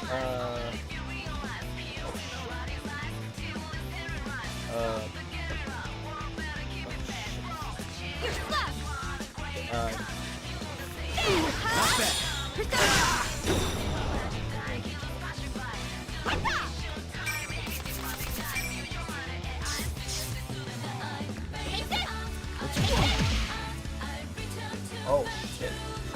Turning Rampage.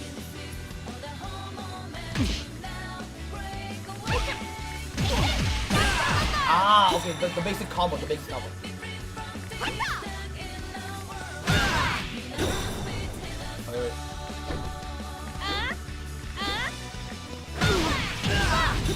Nope, not it. Okay. You're stuck. No, that's SSA. Although, press back, please. I'm doing demonstration. Okay.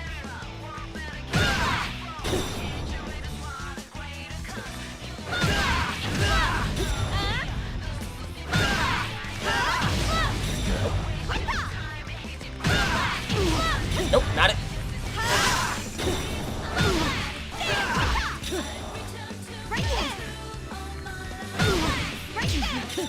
Nope, not done yet.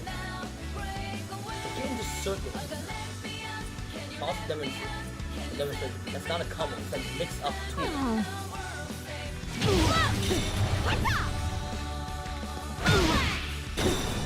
Wait. What's wrong? Oh, wait. Not this one.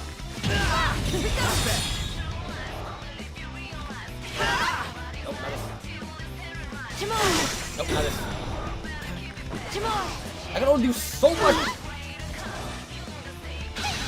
What's wrong? Nope, not. I don't know what it is. That's why I said.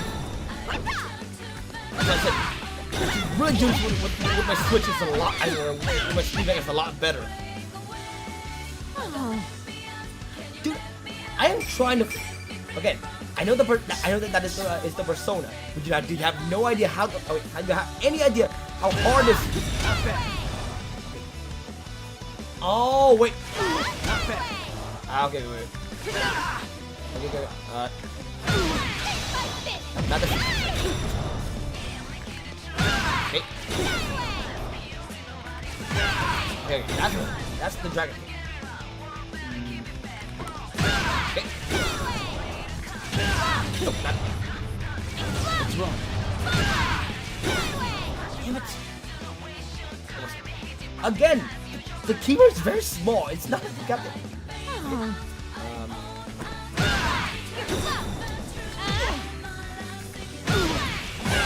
There we go. Next one. What is it? Oh, this thing.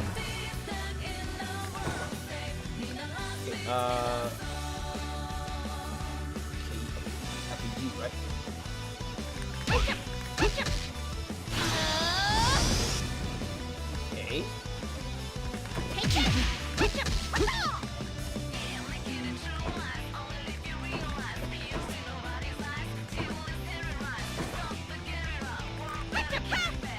Ouch.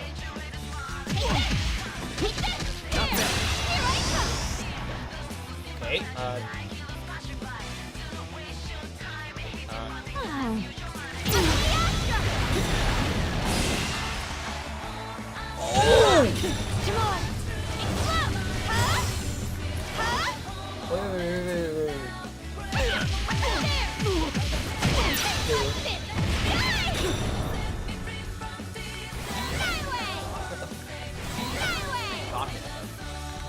What's wrong? Nope. Too slow. Take the other way. I know. I know. I know that. Again, I'm.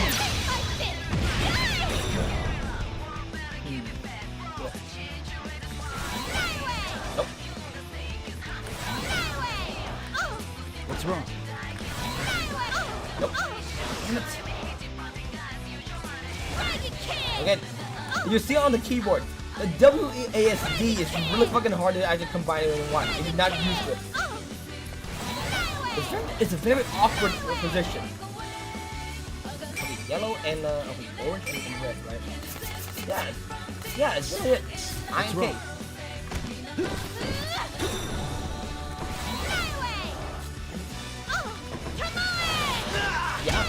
Yeah, it is not.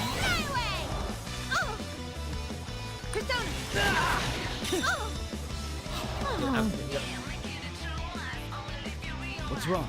And then first thing is you're facing the right. You're facing the left that means you're going to fit. You have to do 4 circles forward before pressing the button. You're pressing the other one. Again, just let me download Persona 4 Arena on my.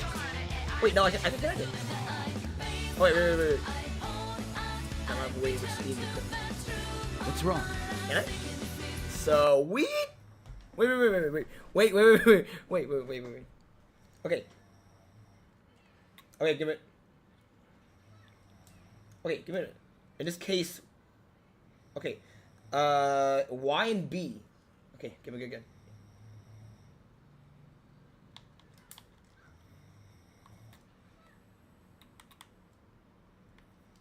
Give it.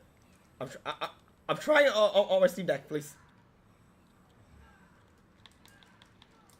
Nope, not as. Nope, not as. How does it do Godhand again?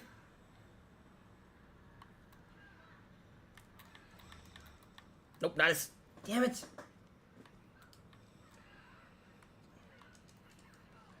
Actually quite good. Oh, actually quite. Dude, it's way more easier than in the goddamn fucking keyboard. Oh my god, it's so much easier. But I still have to get used to it first. The combo is a lot easier. Double chord circles.